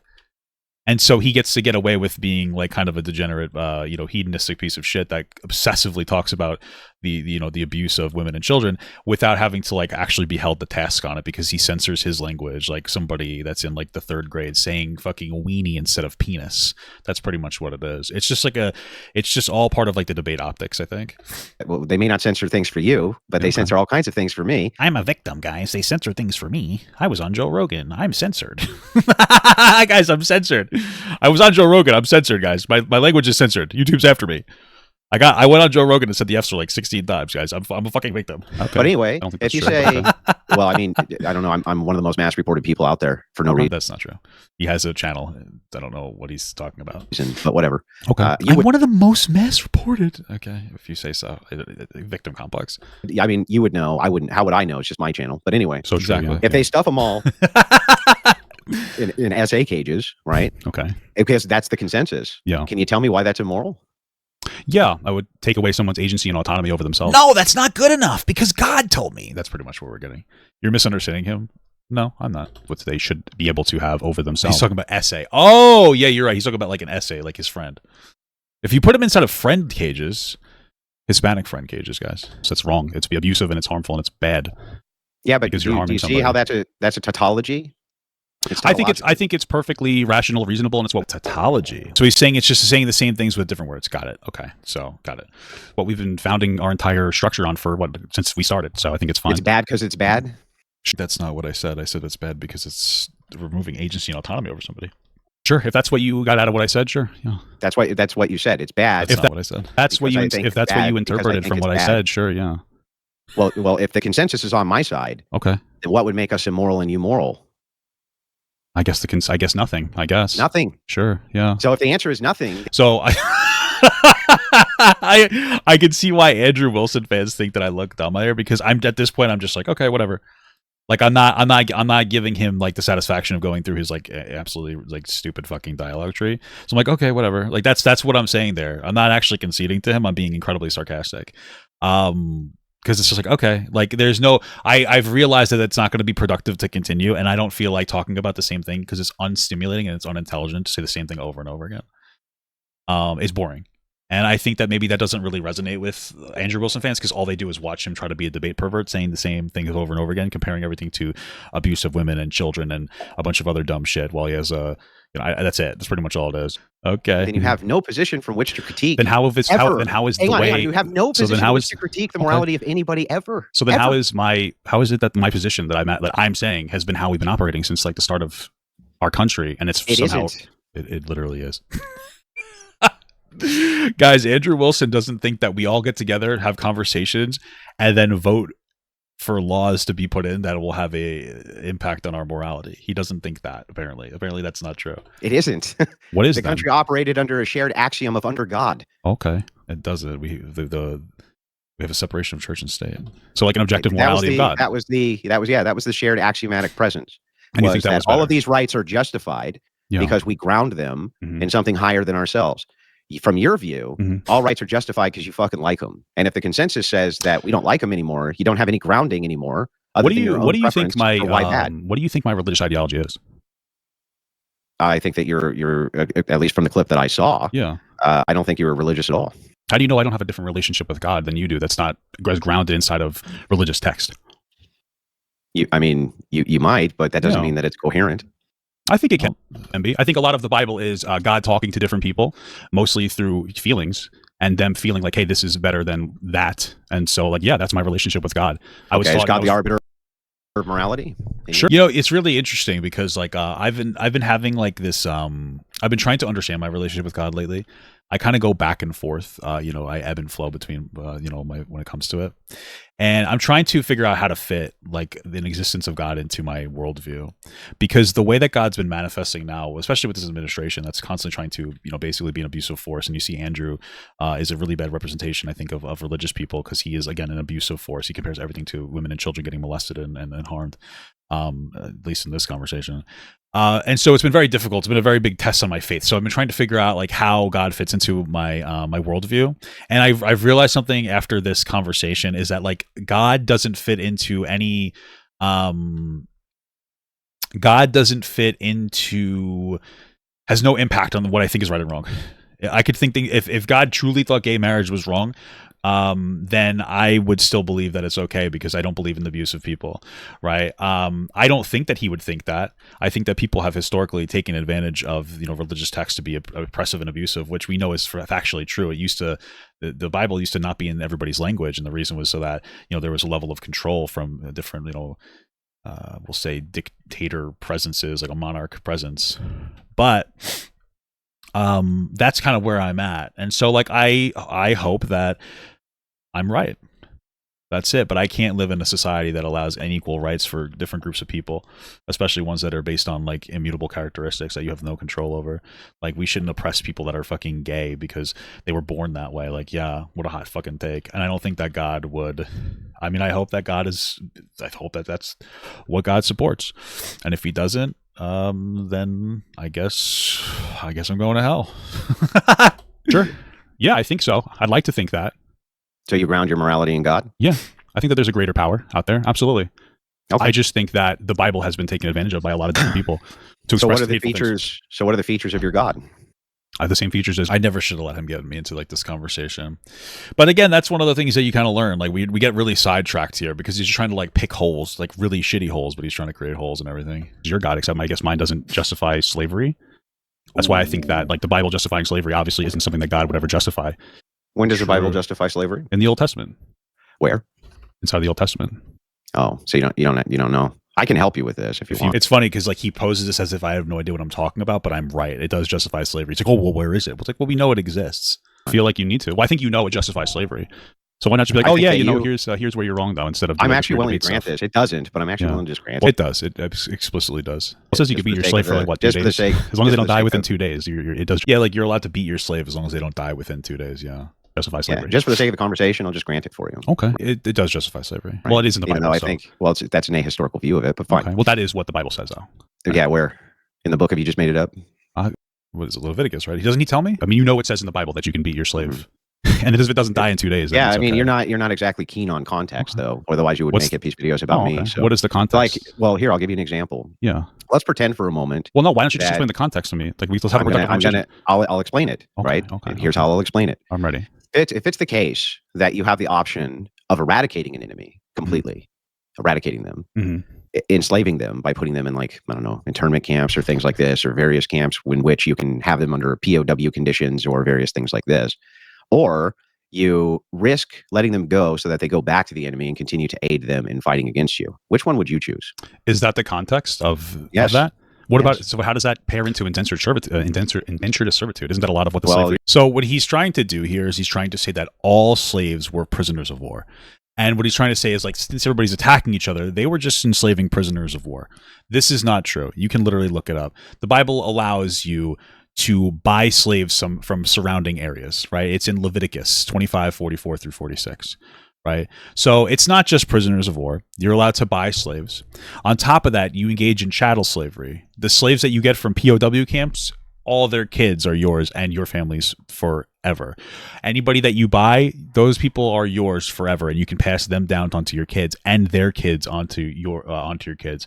And you could also make your slaves fuck each other, or you're allowed to beat them as long as they don't die within 2 days. So like this is a very dishonest framing, and that is the point. That's the point. It's a dishonest framing from Andrew. He's trying to downplay the abuses in that the Bible condones in the Old Testament. But that's what it is. The Bible condones slavery. It lets you have slaves that are like non-Hebrew, not of your own people. But it's not just prisoners of war. It's you can buy whoever the fuck you want. And it doesn't even get into the conversation of like, oh, well, I'm just going to go attack that area just to get prisoners of war. It's meant to whitewash slavery. Like Andrew Wilson tries whitewashing slavery. You're looking through the lens of presentism. It's a fallacious way to view the world. So you're the saying world didn't operate the same way. Well, no, that's not. I'm not claiming. What I'm saying is, you made the claim that like every slave would have just run back to some kind of an enemy, and I'm saying, well, what about indentured servitude? Countering that every slave would be. Yeah, but how? So I'm sorry, dude. Did indentured servitude means you've sold yourself into it? Yeah, I love this take. If anybody says that indentured servitude means you sold yourself into it like that, and they giggle and chuckle, you have to understand that they're low IQ and not worth engaging with. We know that there are situations that can be created within the world where you are basically forced to do things that you don't want to do. If you have been financially beaten down to such a heavily degree that you're like, okay, I'll be your slave for 7 years. That's not a choice you're making. I guess it is technically. You could just die. No, but it's not a real choice that you're making. And what's so funny is that these are the types of like Republicans who think that like welfare is modern day slavery. People don't have a choice, right? They need to go on welfare or they'll die, right? So these people are very like logically inconsistent. They don't really know what they're talking about. They downplay slavery. They think it's just like a funny time. You're allowed to beat your indentured servant. For 7 years, they're your slave. They have to do whatever you want. You could beat them violently as long as they don't die within 2 days. You could do whatever you want. But like, again, it's like low IQ shit. It's just like, this is the whole thing. It's like downplay the abuses of slavery just so that he can justify his terrible perspective. Oh. So you have the option to do that because you're a free person? No, there's a whole conversation about like having financial agency and not having enough money to be able to survive and having to do that. But that's not the point I'm trying to make. But this would comply with free will. This would comply with free will. The point that I'm trying to make, it wouldn't comply with free will, but is that you're saying that like every one of the slaves. I should have pushed him harder on that. I should have pushed him on that, dude. I should have been like, no, that's not actually what you're talking about is stupid. I should have went harder in on that, but I was so focused on staying on track with like the conversation that we were having. So I was like, oh, let's move on, you know? I was interested in having a conversation. So I wish I pushed back on that though. This was some kind of an enemy, and I'm just saying that's not the way that it has been. And I think that that's an over. How do you know? I think that's an over. I should have pushed on that too. Like he's saying that morality will change based on the time period. Be like, oh, okay, I thought you said that morality wasn't subjective. And how come like if something different was happening here, why is it okay here and not here? Damn, I could have got him on that too. Because he was saying that he was trying to say that morality is objective. Then like, how come morality would change? Why would the Bible's words change based on the time period? Makes no sense. Exaggeration to try to make it seem like it was justified. Do you want to demonstrate it? Do you want to demonstrate that? What does that mean? I mean, show me that that's the case from a biblical view. Oh, do you want to show me that that's the case from a biblical view? Saying that like every one of the slaves was some kind of an enemy, and I'm just saying that's not the way that it has been. And I think that that's an over. How do you know? Yeah, it hasn't been. That's why you're allowed to purchase slaves from surrounding areas. I think that's an over exaggeration to try to make it seem like it was justified. Do you want to demonstrate it? Do you want to demonstrate that? What does that mean? I mean, show me that that's the case from a biblical view. Oh, do you want to show me that that's the case from a biblical view? And again, even if there are a disproportionate amount of so they're literally not prisoners of war. It's not majority prisoners of war. But even if it is, this is the problem too, is that like, let's say that the majority of slaves in biblical times or back in the day were prisoners of war. That doesn't change the idea of like, okay, prisoner of war, who starts a war? Anybody, right? So what if you're the group that starts the war and then you attack other people and then you take their slaves and you're like, well, they would have hurt us if we didn't enslave them. It's like, well, you decided to aggress onto them in the first place. So like it doesn't even make any sense. It's your claim. There's an assertion there without saying it that because they're prisoners of war, they actually deserve to be enslaved and that they were actually the aggressors. So it makes a lot of assumptions. Okay. So you have just as much claim as I do? How? I don't know. You aren't showing me either. Why do I need to show you things about your claim? I guess you don't. Yeah. I don't exactly because it's your claim. You're the one who. At this point, I'm kind of like just like okay. Like he's just being dishonest. So it's like, yeah, show me your claim. Well, I don't have to do that because it's like, okay, we're just like children at this point. Gets to give me the evidence for the claim. The thing is here that's bizarre to me is like under conditionals in which you can select for POW internment camps against the will of people rather than have them go back to the enemy. Would you select that? I don't know. Maybe. Is that the entire context of all this justification of slavery? Who cares? Just answer the question first. Why doesn't it? And then we'll talk about the justification. Answer the question of what? Well, we're talking about the Bible. You're saying that in like if it's the case that you were in a war with another nation And it was I should ask why the war started. Brutal war between your people group and theirs. And you had 3 options. Option 1, you can exterminate them, civilians and all. Option 2, you can send them back to the enemy, and that's where they're going to go, where they'll continue to aid them. Or option 3, you can intern them against their will. Which would you do? Well, we're not talking about interning them against their will. We're talking about interning them and forcing them to do labor. Yeah, so what's wrong? Well, I guess that would be against their will, right? Prisoners doing labor? Well, we're talking about like slave. We're not talking about prisoners, though. We're talking about like slaves, right? Like historically, what's the distinction between somebody who's interned against their will and forced to do labor and a slave? So you're saying that every single slave, according to the Old Testament, answer the question, dude. Stop avoiding. So what's the difference between a slave? I get so triggered when I asked him to clarify. This guy is such a baby. Slave and an interned POW forced to do labor. What's the difference? Yeah. So you're saying that every single. I guess it wouldn't really be a difference in this context, huh? Slave, according to the Bible, just was answer the question. Some kind of a it's POW. Not what you're saying. You're saying X. Just answer the question. What's the difference between a slave? And a POW forced to do work at gunpoint? So I just want to be clear. What you're saying is that every slave in the Old Testament was some kind of a POW. I just want to be clear. I didn't say anything like that. Now answer the fucking question. So now why not just give me a clear, concise take? Answer the question. Yeah. Well, you're proposing hypotheticals that don't seem to actually be related to religion, so I don't really know why to answer that question. He's getting so triggered. Can you even repeat the question? Are you okay? Answer the question. Bro, I didn't realize how like absolutely triggered this guy gets in this conversation. Okay. Are you saying that most or all the justification of slavery in the Old Testament? That's a question. That's not answering the question. Well, I'm just confused because it seems like you're not having a conversation. Let me unconfuse it. It seems like you're not having a conversation about religion, and you're just proposing like an absurd hypothetical. Yeah, so here's my question. What's the difference between slavery and being an intern POW forced to do labor at gunpoint? What's the difference? I guess there wouldn't be. Like a prisoner of war versus somebody that's forced to do labor at gunpoint? I guess what's the difference between a slave and a POW interned against their will and forced to do labor? What's the difference? Well, the slave has to do work or they get beat to death, right? Or as long as they don't die. POW does too. Yeah. Okay. So you're saying what is the point he's making here? I mean, it's obviously that they're the same thing, but like, what's the point he's making? Oh, okay. Okay. Never mind. I get it. He's trying to say it's justified to enslave them, right? But we already, okay. Good thing that we imprison people and beat them? Oh God! Isn't that like? I don't think you're supposed to do that. What's the difference between going through a stop sign and and stopping at a stop sign? So you're saying it's good? I think at this point we've gotten it's so out of like fucking. I should have just said. Like, yeah, they're basically the same thing, but it's wrong. And then we got into that conversation. You go through stop signs, bro. Come on, just answer the question. I think that one of the problems is that we're getting so bogged down in like dumb shit that I almost like forget what the fuck we're talking about because it's just getting so annoying. What was the question again? Between a POW who's interned against their will, forced to do labor, and a slave. Why does it matter? It sounds like they're both bad. So why does it matter that I Can you just answer the question? Well, they're both slaves, right? It's just a different type of slavery. Thank you. So they're both slaves. What does it have to do? So you're saying that most of the slaves in the Old Testament were prisoners of war? Yes. Okay. Not true. He's just lied.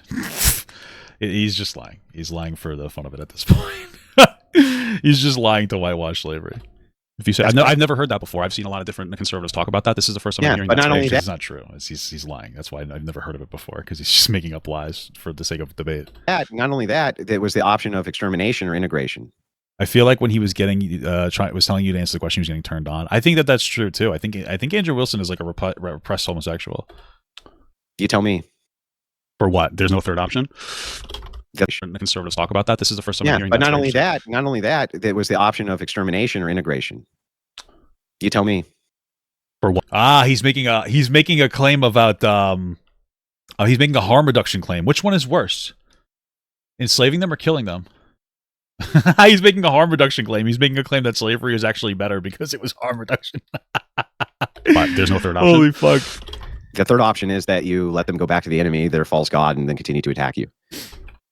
Okay. They're false god? How do you know that? Yeah. Okay. So you're saying that... So this is the problem. This is the problem, right? Is like, from your view, right this second, you've justified slavery because you yourself would be a slave owner. But I didn't, right? He's lying. So he's lying about the entire everything. In charge of a military. Okay. Yeah, if you were in charge of a military and had POWs. Damn, I really wish I pushed him because I could have pushed him on like, okay, but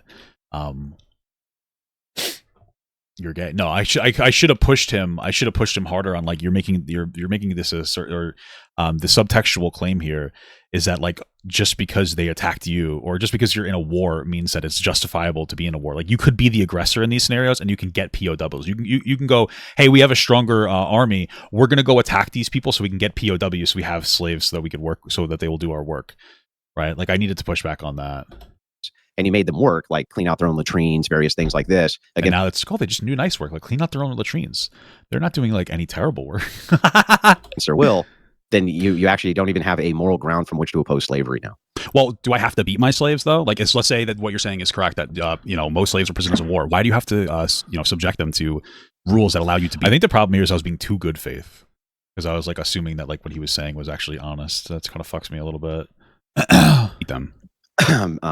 For the same reason that you would have corporal punishment with POWs as a disincentive for them to kill your people, poison your food, well, but they're already, do various things like this. Well, but they're already captured. So now we're doing slavery, labor. And what's a soldier's job when they're captured?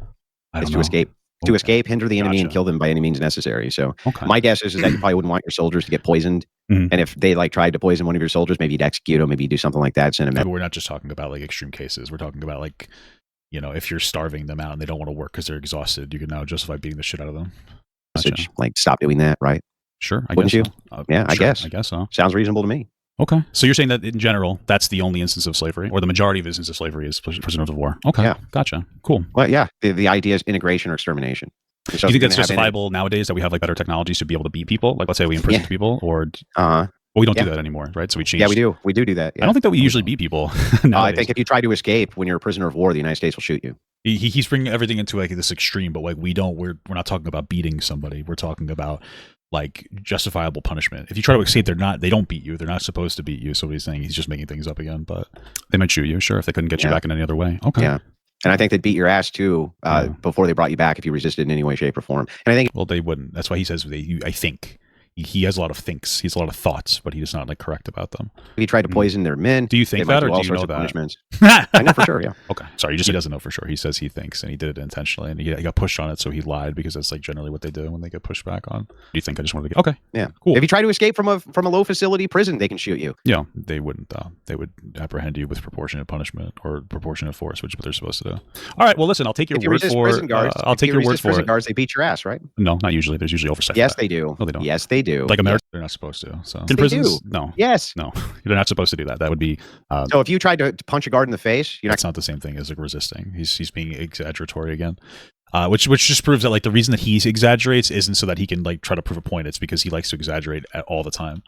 Because he's a debate bro. It has nothing to do with trying to like prove a point. He just wants to exaggerate for like the attention of it.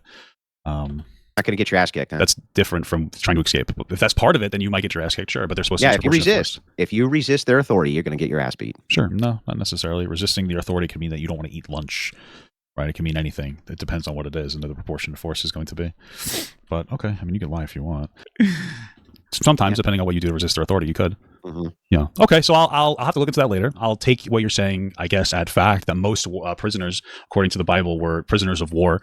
They weren't. So. That we're aggressing, I'm assuming, onto no. The Jewish that's people. the more moral position. Well, no, integrate. Well, we're talking about they integrate as slaves, then extermination. Sure. So, and that would be under the same ideals of prisoner of war. Yes. Okay. So I'm just sorry. So I'm going to take your word for it and look into it later. That most slaves, when it came to, I guess this is for Jewish people, I guess at this point, were prisoners of war. And they were not the aggressors either. Like it was people trying to attack, Jewish people, and they enslaved them, and they created these punishments to justify. Well, these are long. See, I should have pushed back on that because I was like, yeah, well, in most of these cases, like that's where I go into like, okay, then the Jews also weren't the aggressors back then too, and so like now he's going to qualify because he got like a little caught, but I don't push him on it. These are long-standing feuds between people groups, like the Canaanites, for instance. Right. So like that's his plausible deniability. Well, okay, yeah, well, you know what? There actually was long-standing issues, so like they were the aggressor sometimes. That's what because he knows that like he's lying. That's the reason why he has to do that, because there are obviously instances where they were the aggressors, and like so you're talking about long standing perpetual warfare for a long time. Okay. Between many of these groups, and what you do is you put things through the ideas of presentism, and you forget that the world was once a much more barbaric place. Sure. And we have because why the world was much more barbaric at a certain time. Because of relative morality. Like, it's so funny. This entire argument he's making here debunks everything he was saying before about like what I was saying. He debunks himself here. He's trying to say that there's objective morality, but then he's like, well, by the way, morality is actually subjective. It's like, oh, okay, good job. I guess you owned me pretty hard there. All right. Of technology, that's great, but we still engage in the same exact. Like what is appropriate, what force is appropriate to use for different people is going to be dependent on the time period. Incredible. Barbarism. If prisoners try to escape, we shoot them. I don't think that we. If prisoners try to attack, yeah, we do. Well, no, we turn people against their will all the time and make them work.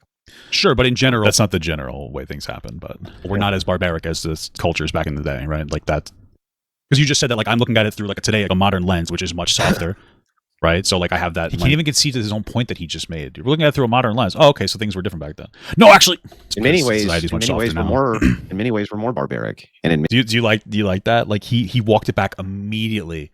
He walked it back immediately. Like he right off the bat there. We're sitting here and we're talking about how I'm looking at things through like a modernist lens, which because back then things were more barbaric, and now all of a sudden I push him on it. And it's like, well, actually, we're actually more barbaric now. Sometimes, like it's like, okay, gotcha. He's not consistent in like in sentence to sentence. Maybe. In many ways, we're not. Oh, okay. Like in what ways are we more barbaric now? Like for instance, I think that dueling was a much more sophisticated way to take care of issues than modernity, where you have to yell and scream and shit like and nothing gets resolved. Interesting. Is dueling in the Bible? What does that have to do with anything? Well, you said he said he thinks you think it's better, but if it's not in the Bible, then what does it matter? I didn't say I think it's better. You just said the word think. I'm talking about barbarism. Well, no, but you said that you think that dueling would be better. So I was asking if it's just but like why is it better? Is it grounded in the Bible? It's a better way for you to take care of conflict. Okay, that's it. But it's not in the Bible, and he has objective morality through the Bible. So does he have a biblical claim for that? Does he have biblical support for that claim? I don't understand. It's interesting how like sometimes he thinks, sometimes it's objective morality. We're just all over the place here. Very interesting. I'm not getting a moral ought here. Well, you said you think. Moral. Okay. Well, you think. I was just wondering why you think that. Is it something in the Bible? Because once upon a time, if you like slighted a man's honor, he would shoot you. That seems better. And so there was a lot less slighting of people's honor. Was there? Didn't we have more wars back then? Was there more conflict? More wars in the 20th century? Well, I mean, we have we have a much larger population scale. We have a much larger population scale now, but I would say proportionally, probably less wars now than back then. Yeah, more wars in the 20th century, I think, than in all of history. Yeah, combined. but we're talking about population. Right now, he's avoiding like per capita. Like this is like what I'm saying. It's more wars proportionally. We have like 7 billion people in the world now. In the 1800s, we didn't.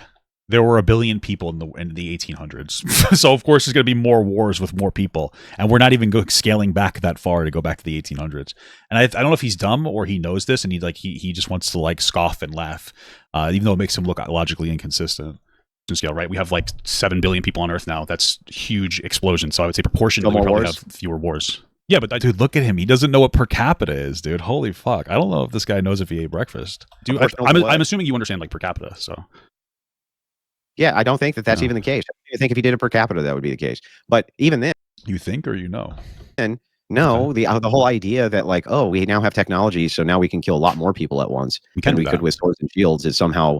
I don't understand I don't know how we've avoided conflict here exactly. What are you talking about? Why didn't say we avoided conflict? How it's better for avoidance of conflict. If it's the case that you could call a person out, let me ask you this: if it was a case right this second that you could, if a person slighted you, you could call them out for a duel. Yeah. Do you think that people would be way more careful about slighting other people? Maybe, but wouldn't that go against like some kind of a freedom of speech? Yeah, maybe. But so what? What does that do? Okay, wait. Sorry, Andrew just admitted that he doesn't care about freedom of speech. Like his answer was like, so what if it goes against freedom of speech to duel somebody? I'm not understanding. Wait, I'm so confused. What a weirdo. With anything. Dude, this guy has no art. This guy has this weird delusional like power fantasy of wanting to duel people so much that he forgets that he's supposed to support freedom of speech. What the fuck? I mean, I'm a pretty big freedom of speech advocate. I think you should be able to call people gay and yell at them and call them gay. So well, wait. What's also funny about this here is that he's talking about how like women, men should be able to force women to do like whatever just because they can. But it's like if we have guns, wouldn't that stop the force of that? Because like gun is an equalizer. Also, why duel with pistols? Why not just box or something? It's interesting that he supports the version of It's interesting that he supports the version of violence that like he would be acceptable or that he would be able to actually contend with, because like he couldn't do a fist fight with anybody whatsoever. Hey, hang on. Actually, so it's like I want to duel with pistols. And it's like, well, why not just fists? Like what if we just fought? Like right? Like why does that have to be with like a fist? No, it wouldn't go against freedom of speech. How would it? Oh, you don't have to accept the duel. Yeah. So then what does it matter? Why even say that in the first place though? That who cares? Why would that even be a thought that you would have? Like, oh, who cares? You wouldn't say that. What? Because if it was the case that you could accept a duel and you turned it down, that'd be a slight on your honor. Why can't? Does it have to be a duel to the death? The most duels weren't. Well, that's why can't you could do that nowadays. You could be like, oh, I want to box you or something. You can do that. No, it's not the same. Why? Because you can't shoot each other? Because death isn't in the equation generally. Oh, sorry. I thought you just said that most people, death is in the equation when you box. You could still die. He just said that you wouldn't die, though. Most of it didn't involve death, so what does it matter? Did not die. Sorry. That was me mishearing it. Okay, so it has to. He did say that they wouldn't die. But he doesn't clarify, because I think he knows that he looks bad, so he's taking the out. I guess he's good at being a coward, at least. That's one thing he's gonna be a fight to the death. No, it doesn't have to be a fight to the death. Death just needs to be present. Oh, well, I don't think death is present in boxing. Like, you could die if you're boxing. People have died boxing before. What is he talking about? The fuck? Death should be present. But okay. I mean, yeah, I guess I don't know why. Killing people because they don't like you? That seems a little barbaric. Even if you agree to it? Well, yeah, you can agree to it. I guess you couldn't agree to a fight to the death now. Sure. Why not? Well, I don't think you're legally allowed to. I'm not saying. He's literally saying that you can't now. What the fuck? He's just saying things. He literally is like advocating for us to be able to fight, to like do different fights potentially to death. And he's like, I wish we could do this now. And I'm like, oh, well, you can't really do that. Whoa, but yes, you can. Why not? What? The fuck are you talking about? He's just so inconsistent. And you should. Yeah, but why not? It's just stupid, right? It's just silly. Maybe. I mean, I don't think it's a good idea for people to get into minor I don't think it's a good idea to let emotional people decide that they're going to fight until they could potentially get hurt and like hurt their family. It's mostly going to be men, because men are emotionally unstable and manifested through violence. And so like you're talking about taking fathers out of the household to some degree. So like I don't understand like how in this take with you should be able to duel with pistols where death has to be present or else it's not really cool enough. I don't understand like you're advocating for like people to potentially grow up without their fathers because they get into like some kind of a fight, right? Like, why would you? How would that be better? How would it be better to allow people to potentially kill each other and then like remove a family member out of the household? Implications because they went after each other's ego or something and kill each other. I don't know. It sounds like kind of. It seems to me like this guy's a moron. Way less people would be sliding other people if you could be like, okay, pistols at noon. But well, they wouldn't. What's wrong with sliding people? No, because you don't have to accept the pistol at noon, right? So it's like, yeah, okay. but then the person can be like, see, that guy's a pussy, which therefore is a slight on your honor. Maybe that guy's fucking gay. Yeah, maybe that guy's kind of fucking gay. Yeah, that would be a slight on your honor. Oh, hey, look, he slanders everybody. So basically, we live in a world structure where your honor is so important, you basically have to accept the fight, or else people think you're gay, and then you're gonna be ostracized from society. It's okay. But then won't show up to any of the duels. Like it seemed like a pretty good way to organize things. It's interesting. It's like not even really worth entertaining. I don't know if I agree with it. I'll have to think about that. That might be a little bit crazy. You might have a lot of people dying unnecessarily that could otherwise do other things like support their family. Less people dying. You think less people would? Why would less people die? Well, because I think that what happens right now is that you have these crimes of passions and various other things like this where people snap because they can't get satisfaction against their accusers, and so they lose their shit. And what does accusers mean? What are they accusing them of? Some fucking like, well, I don't understand. It's so interesting. Like we're right now we're talking about creating an entire societal structure around mostly men being violent and emotionally unstable.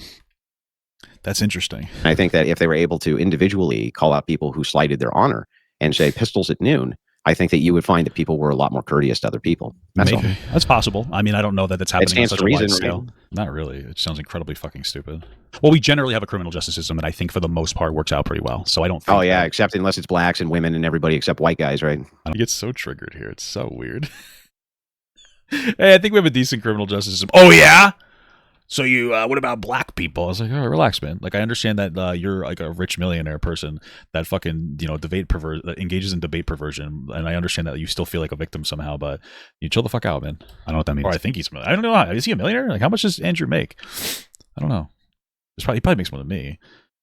I don't know. How much does Andrew make? We did pretty well last year.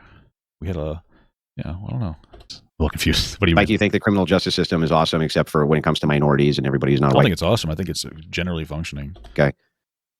Honestly, generally, I think the criminal justice system is pretty decent. I don't think that our biggest issue in our society is necessarily the criminal justice system against black people. I think it's very difficult for anybody, white people, black people, any type of person, to be able to support themselves financially because of like massive job loss. So like any disparity that there is when it comes to black people or women or whatever, I think would largely go away if people had more financial opportunity. So like I'm not really focused on that. There's probably are going to be right now there's a disparity though, right? Of course. You like how we're having a real conversation right now. This is like a real talking point that needs to be talked about more to preserve the middle class. And he's just like, he wants to debate pervert me. He wants to like to touch my butthole in this debate. Like he wants to continue to engage in this like fucking perversion instead of be like, oh yeah, man, like that's actually a pretty good point. Like let's talk about that, man. Like he doesn't want to be productive. He wants to just continuously make constant comparisons to women getting like assaulted and children getting fucking abused. Yeah. Uh-huh. Yeah, there's a disparity. Yeah, of course. I don't understand. Just not for white people, right? Is there a disparity where white people are getting over? Is like everything is a victim complex for this guy? Charged? Is there a disparity where black people are? In low income areas, sure, but I think that could largely No, go I away don't with think there financial is. opportunity. I don't think there is. Okay. Well, I would say that it was mostly based on like financial opportunity, right? So like black people are disproportionately poor. They're going to go to jail more, right? Okay. I don't think it's because they're black. I think it's because they're poor. So if we could focus on, I know Andrew won the overall debate, but his dueling point was kind of unnecessary. Yeah. Well, I think if you think that, then you're probably intellectually disabled. But okay. The money. But part, I would like to just. I forgot that like this debate boils down to like performing for children. Andrew's performing for children, and I like have no idea what they're talking about as he like constantly lies within like the first 2 minutes of his video. But I got to appeal to the children here. Well, I guess that's our fucking Epstein MAGA fucking crew right now. I guess that's why these people think it's like they try to constantly downplay like the Epstein files, is because they have the mentality of a fucking child. Very quickly, yeah, if you don't mind, sure. Get back to this idea of why it is again that. I mean, I was having a nice. I think the conversation went to a better spot when we were just kind of talking and bullshitting and keeping it casual instead of kind of debating. Well, it is casual, but I want you to actually engage with what I'm asking now. Okay. Right. Yeah. Sure. I've been engaging the whole time. Like actually engage. Listen to what I'm saying. Don't listen to just respond. Just actually think about what I'm saying. That's what he's doing the whole time. It's so funny. Because just to be clear, I did concede that, hey, I'm going to look into it later more about the slavery I get it. So I did. So I am engaging.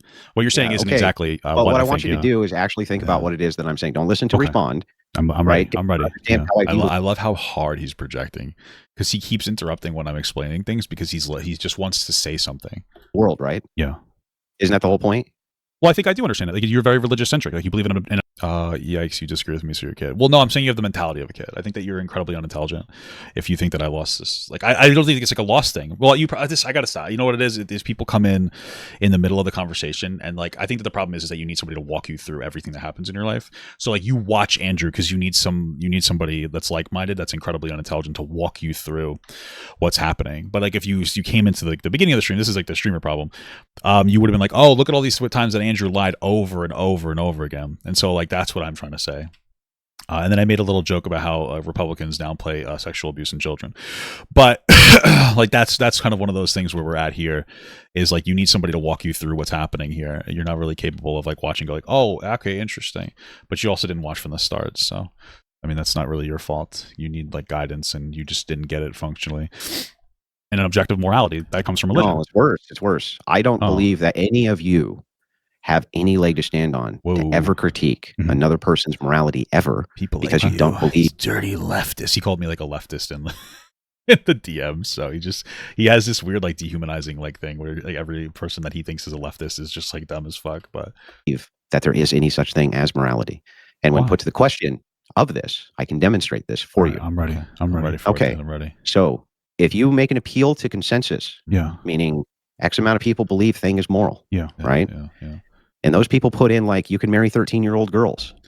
Yeah. Do you believe that that's immoral? Yes, I do. That makes sense to me that you would believe it's immoral. Thank you. But can you tell me what would actually make that position moral and their position immoral? So we're at a point now in the conversation where we talked about this for 40 minutes. We talked about this for literally 40 minutes. So we're now rehashing what we've already talked about for 40 fucking minutes. We're going to rehash it again because he doesn't like he doesn't have the debate clip he wants or something. God told me that's wrong. And at this point, I'm just I'm kind of just trolling a little bit. So I probably shouldn't have done that, but it becomes so unproductive at this point because it's just like stupid. I should have just been like, I'm not going to rehash this with you again. I'm going to choose to opt out. Because that's all it is, man. It's just like it's a meme. He just wants to keep talking about the same thing. Like, it's a complete waste of time. And he doesn't have anything better going on in his life but to do stuff like this. Like, he even says at the end of this conversation, like, I have to go like this time. And I'm like, oh, okay. And he's like, oh, what do you think about trans people? And I was like, oh, I'll have a conversation with you another time about it. Oh, I'll make time. And then he gets off of the conversation with me after like 20 more minutes. And then he starts talking to his chat about how much he thinks I'm dumb. And it's like, oh, okay.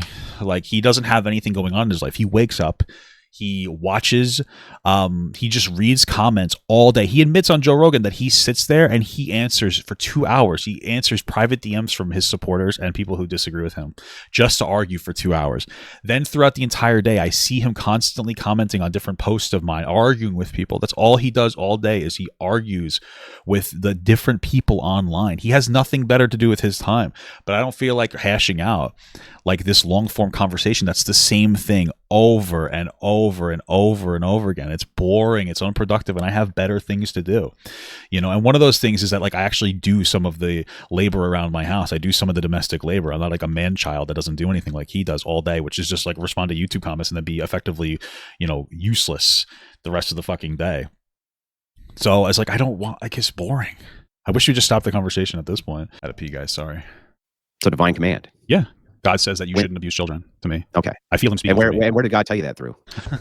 Just the learnings that I got through my growing up as a Roman Catholic. That's what I Bible? learned. Yeah, sure. The Bible, part of the Bible. And then there's aspects that I don't think are biblical because like so now the Bible is true? I think that the way that I learned religion and God is true. Yeah, it's not all Bible focused. The Bible is true. Parts of it I think can be true, sure. Well, how do you know which parts are true? God speaks to me. Okay, what does he say? He tells me that we should love people that aren't harming other people. He does, huh? Yeah, he tells me that. Why are you laughing at that? He beams it directly into your dome, does he? Well, how else does God talk to you? Okay, which parts of the Bible did God tell you were true? He doesn't answer the question. Because it's actually, bro, I'm kind of trolling at this point. But at this point, he doesn't answer the question because he knows that like the point that I'm making is actually correct. Like, how do you know? Like, yeah. Why laugh at that? What if God really is? What if he does? Like, I don't really know. Maybe like it doesn't matter. It doesn't matter what I think. God unironically might be fucking telling me everything. He might be guiding me. God can speak through and to anybody. Doesn't matter if you believe or not. So like I'm kind of like trolling here because it's getting unnecessary, the conversation. But I'm not wrong. And he doesn't answer the question on purpose because he knows that like he has no answer. Like, how do you know the God that's not talking to me? Like why are you so pompous to understand? Or like, you know, you don't know God's divine plan. He didn't tell me any parts of the Bible were true. I think God speaks to people through feelings. Then why is it that I grew up religiously centric, and so then why is it that you believe some parts of the Bible are true again? I think that a lot of the Bible has been corrupted by people that are trying to influence the Bible into taking over and abusing power. Well, you say a lot. That's pretty specific. That means that there's a lot of books. Which one specifically does God not want in there? Specific book? I guess I couldn't answer that specific question. But that's really weird, I do thought know. God told you it was corrupted. Well, God doesn't speak to you through words, right? He speaks to you through feelings, no? So God gave you the feeling of that which books were corrupted. God gave me the feeling that when I interact with things day to day, I know what is right and what is wrong because of my connection to God growing up, going through like, you know, different religion schools and learning about Jesus and God through my pastors. So how do you know what his word is though? Because I was taught to be able to interpret his word by my pastors, yeah. Because it's just God, man. God does whatever the fuck he wants, man. God's a fucking OG. And yeah. And where do you interpret his word? What do you mean specifically where? Like in the bathroom? Bible? Oh, I don't interpret it from the Bible. I think that the Bible has been a corrupted piece of, is a corrupted book that men and women have taken advantage of to try to gain more. And God told you that? Yeah. Through feelings? Yeah. Now, if another person tells you that God told them through feelings that the Bible is 100% true, what metric would you use to tell them that they're incorrect? I love this because what the funniest thing about this is a Destiny talking point that he's hitting me with. I've seen the Destiny debate where he does this. So now he's like, oh my goodness, I hate those leftists. I have to use their talking points though. Just use force doctrine. Yeah, so you're just going to troll now? That's it. I mean, listen, we're being very funny here. It's like we're being very. I'm not going to answer these questions, so you're just going to troll, bro. Well, this is basically kind of the thing is I'm not really trolling. I do genuinely believe in God. I also do genuinely believe that there's a lot of aspects of the Bible that are wrong and that are abusive. I believe that. Then stop trolling and just answer the question. Well, no, like specifically, like I think that it's okay to be gay and gay marriage is fine. I don't think that there's any. Yeah, based on what though? What from a Christian ethic informs you that that's the case? Well, I mean, I guess I should have pushed more into like apparently the interpretation isn't that gay as people are wrong. It's just that it's that the original translation isn't like you shouldn't sleep with men. It's like you shouldn't sleep with boys. So maybe that's what it is, dude. God, I don't think that the Bible's accurate. I mean, there's people who talk about how it's about you shouldn't be sleeping with children instead of gay people. I guess I can go with that, but like overall, I think it's wrong. I don't think God would ever condemn gay marriage. Which books? Why do I have to centralize in a book? Well, because where else are you getting the word of God? In here, my heart. Okay, then if that's the case, okay. If I say in here, God tells me being a homosexual is wrong. Yeah. What's the metric we use to determine that you're correct? My God is better, right? Isn't that how we've been doing it for a long time? Like Islam versus Christianity? So it's just two different groups of beliefs. So there's no way to determine. I should have said it's not just Islam versus Christianity. It's also like literally there's like unironically like 45,000 different versions of fucking Christianity that we operate with. Determine that. Right here, conversation, right?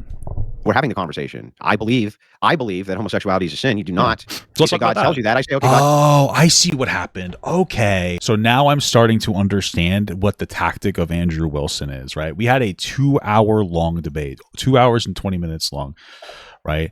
I put out the entire thing. I have like a little edited intro. It's a minute, but everything else is just exactly what happens throughout the entire thing. He has some separate website, whatever bullshit that he decides to put stuff on. And then he releases 18 minutes, highly edited and highly cut up so that he could try to make me look as bad as possible in the video, because he doesn't want to actually put conversations out or have meaningful conversations and put them out intelligently. He just wants to optically look like he can win. I understand that. Now I get it. He's a coward. Okay. Got it. That makes sense to me. I just wanted to see that. Okay.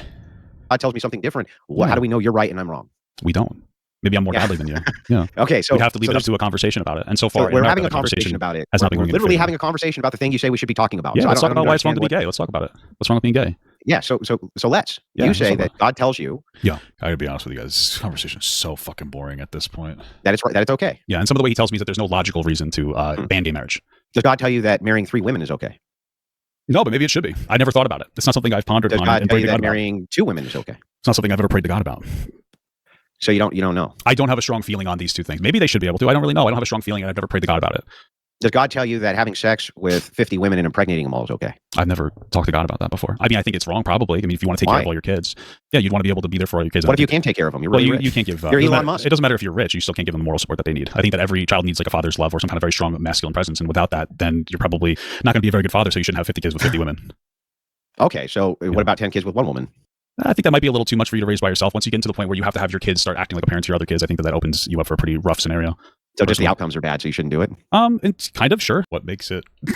I don't know. Does he not? Okay. I mean, I think the outcomes are my argument against homosexuality. Was there anything else? Oh, I like how one of the things that Andrew does in his debating is that he hides behind not answering things, right? So when you criticize him, like right now, he scoffs at the idea that like you can't take care of a bunch of kids. If you have like 50 kids, you couldn't take care of them, even if you had a bunch of money, because it's about emotional support. And like, obviously, he probably doesn't care about like the father being active in the household. I don't think that he really cares about that. But you won't really know, because he doesn't feel like he needs to he doesn't give you any actual of his takes. He just says, I'm really just debating your logic, so I don't really have to have an opinion. And it's just like this really weird, cowardly way to operate. In general, it's actually like this really pathetically weird way to operate. It's cowardice. It's intentionally hiding what you actually believe just so that you can make it seem like you're cool in debates. Like, that's pathetic. Like, it's about winning a debate. Like, this person is one of like the problems with our society of performative debate culture that has no productive means to it. That's the entire thing. He's like a fucking loser. What's outcome is bad, like being gay? Oh, wait. Are you serious? Yeah, sure. Well, I mean, let's talk first about the STD rate, shall we? Let's talk about STDs, yeah. Yeah. What do you think that the rates of STDs are from homosexuals in comparison to non-homosexuals? Are we talking about gay men or gay women? Gay men. Yeah, they're higher. Men are very How much higher? I would say significantly higher. But this is a men issue. It's not a gay issue, right? Is that because of the hyper amount of promiscuity? I think that men tend to be more promiscuous than women, so maybe. Okay. Men tend to be more promiscuous, and that's strange. Why would you give them a pass on being more promiscuous, or wouldn't give them a pass on being super promiscuous with women? He's dialogue treating me. Well, with each other, that's weird. Well, men tend to be more. Oh, why are you giving a pass? I can't even finish my thought. Like, he's like Andrew is dialogue treating right now. I'm not saying that I have a pass for it. I'm just explaining the behavior. I didn't even finish my sentence saying that's why it would be. And the reason I'm explaining that is to say, like, there's no difference between a gay man and a straight man other than sexual attraction. And if women engaged as promiscuous as men did, then like straight relationships or we'd have more promiscuity in like straight couples as well. But men just like to fuck more, and they usually, like, that's it. And they have a different relationship with sex, generally speaking. But like, he's such a debate pervert. He's just ready to answer. This person, like, obviously isn't really worth anybody talking to or about, like, forever. It's holy fuck. It's right to have a bunch of random sex. I'm just saying that's what it is. Okay, so when homosexuals engage in promiscuous lifestyles, that's wrong. In general, I'm not a big fan of promiscuous lifestyles, sure, but that's not something that is exclusive to gay people. Yeah, but is it wrong? Is it wrong to be promiscuous? I don't know if I would say it's absolutely wrong. I don't think it's right. I mean, I don't have a strong opinion. I can say that I think it's like not good to be promiscuous, but I don't have to have a strong opinion on everything. I could think that something is like not good without thinking it needs to be legislated out of existence. But he does. He thinks that because there's promiscuity associated with gay people, at least in his interpretation, that's a reason why gay people should not be able to have sex with each other or get married. Like, he does. I don't think that we should legislate bad things away necessarily. right? Like it is what it is. I also don't know, like I don't really care if you're promiscuous or not. Like it's not that big of a deal. I think you shouldn't, but it's not something that's not something that I feel like we need control over as a population. That is absolutely wrong and the worst thing. If you want to do that, you can. That's part of your freedom of speech. So it's not immoral for them to be. So it's not immoral for them to be promiscuous.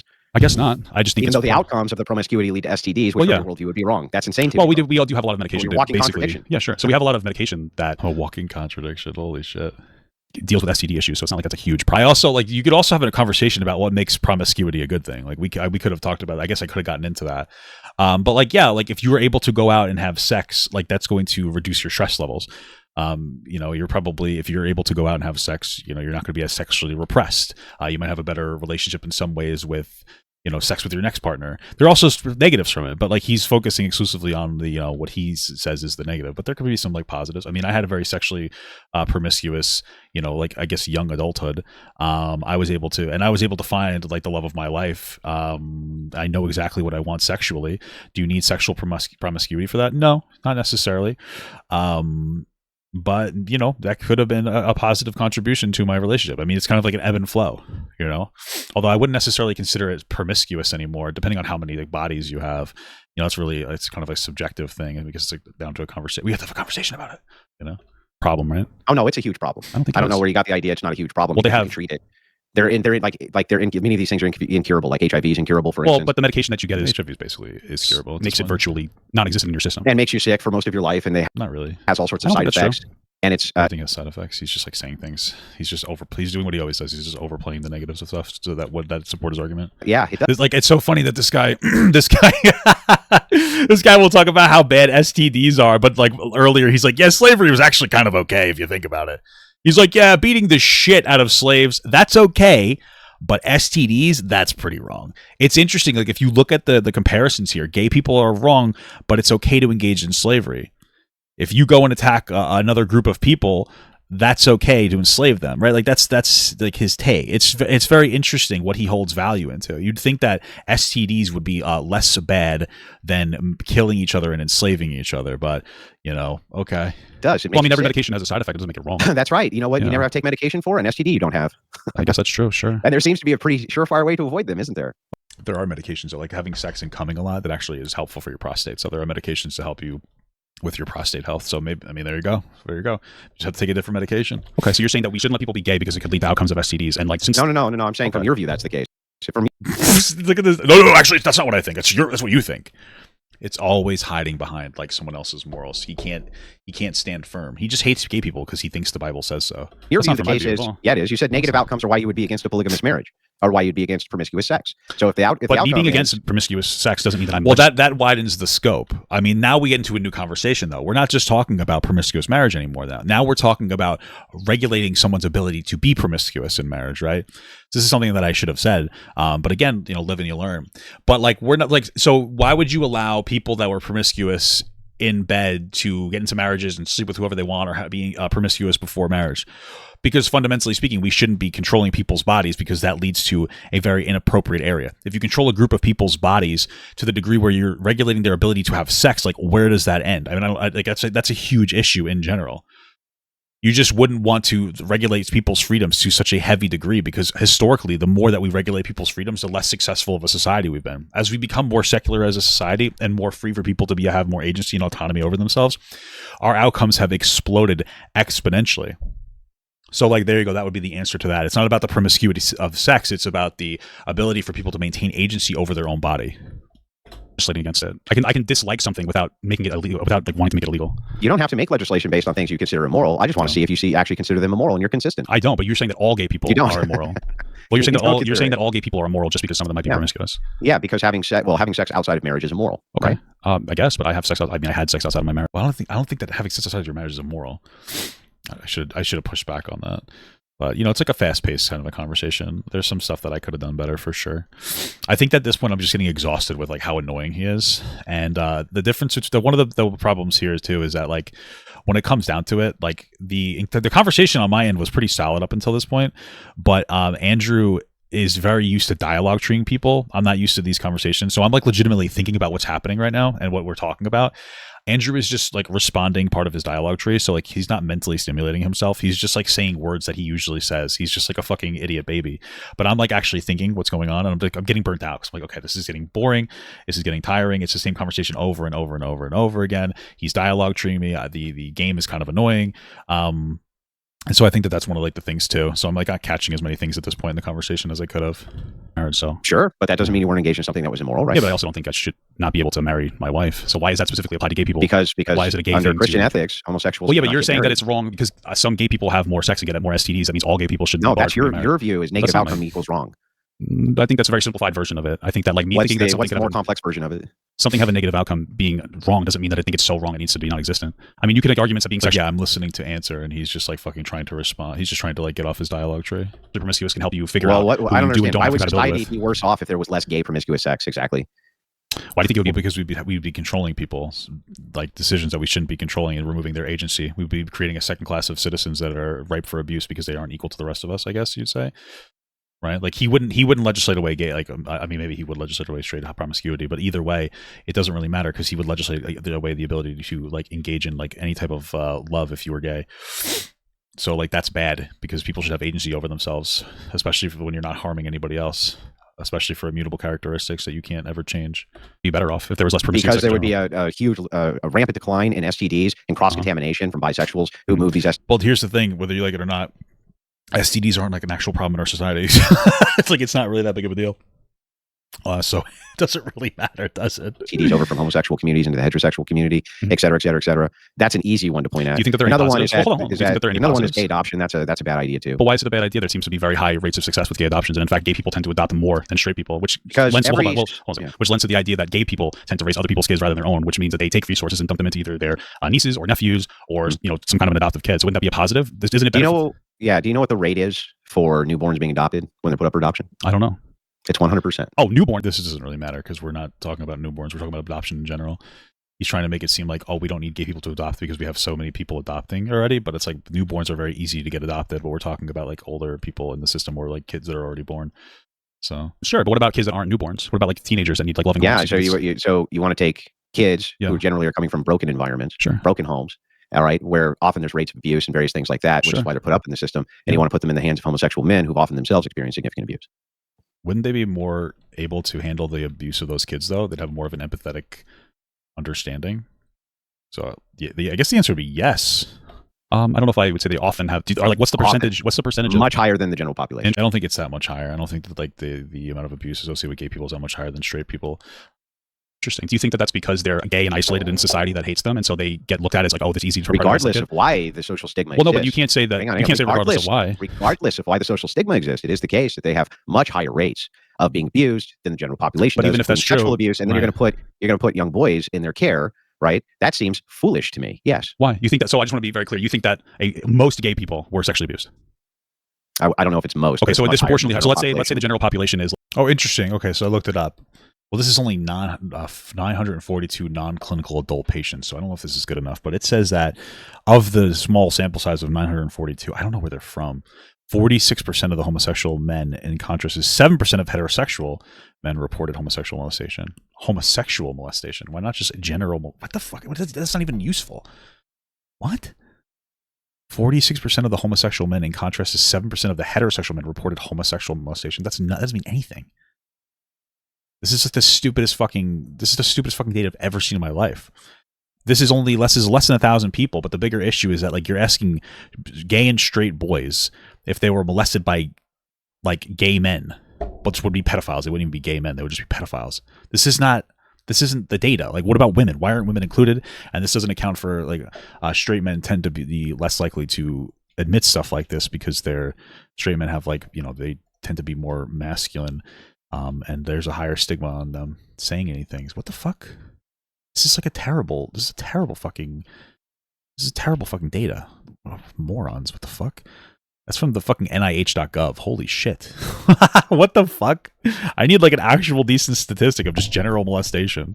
It's like 0.5%. And, 3 times more gay people are abused. So 1.5% of gay people. Yeah, any more than I would want to put children in the hands of promiscuous couples. Couples. Why are all gay people promiscuous though?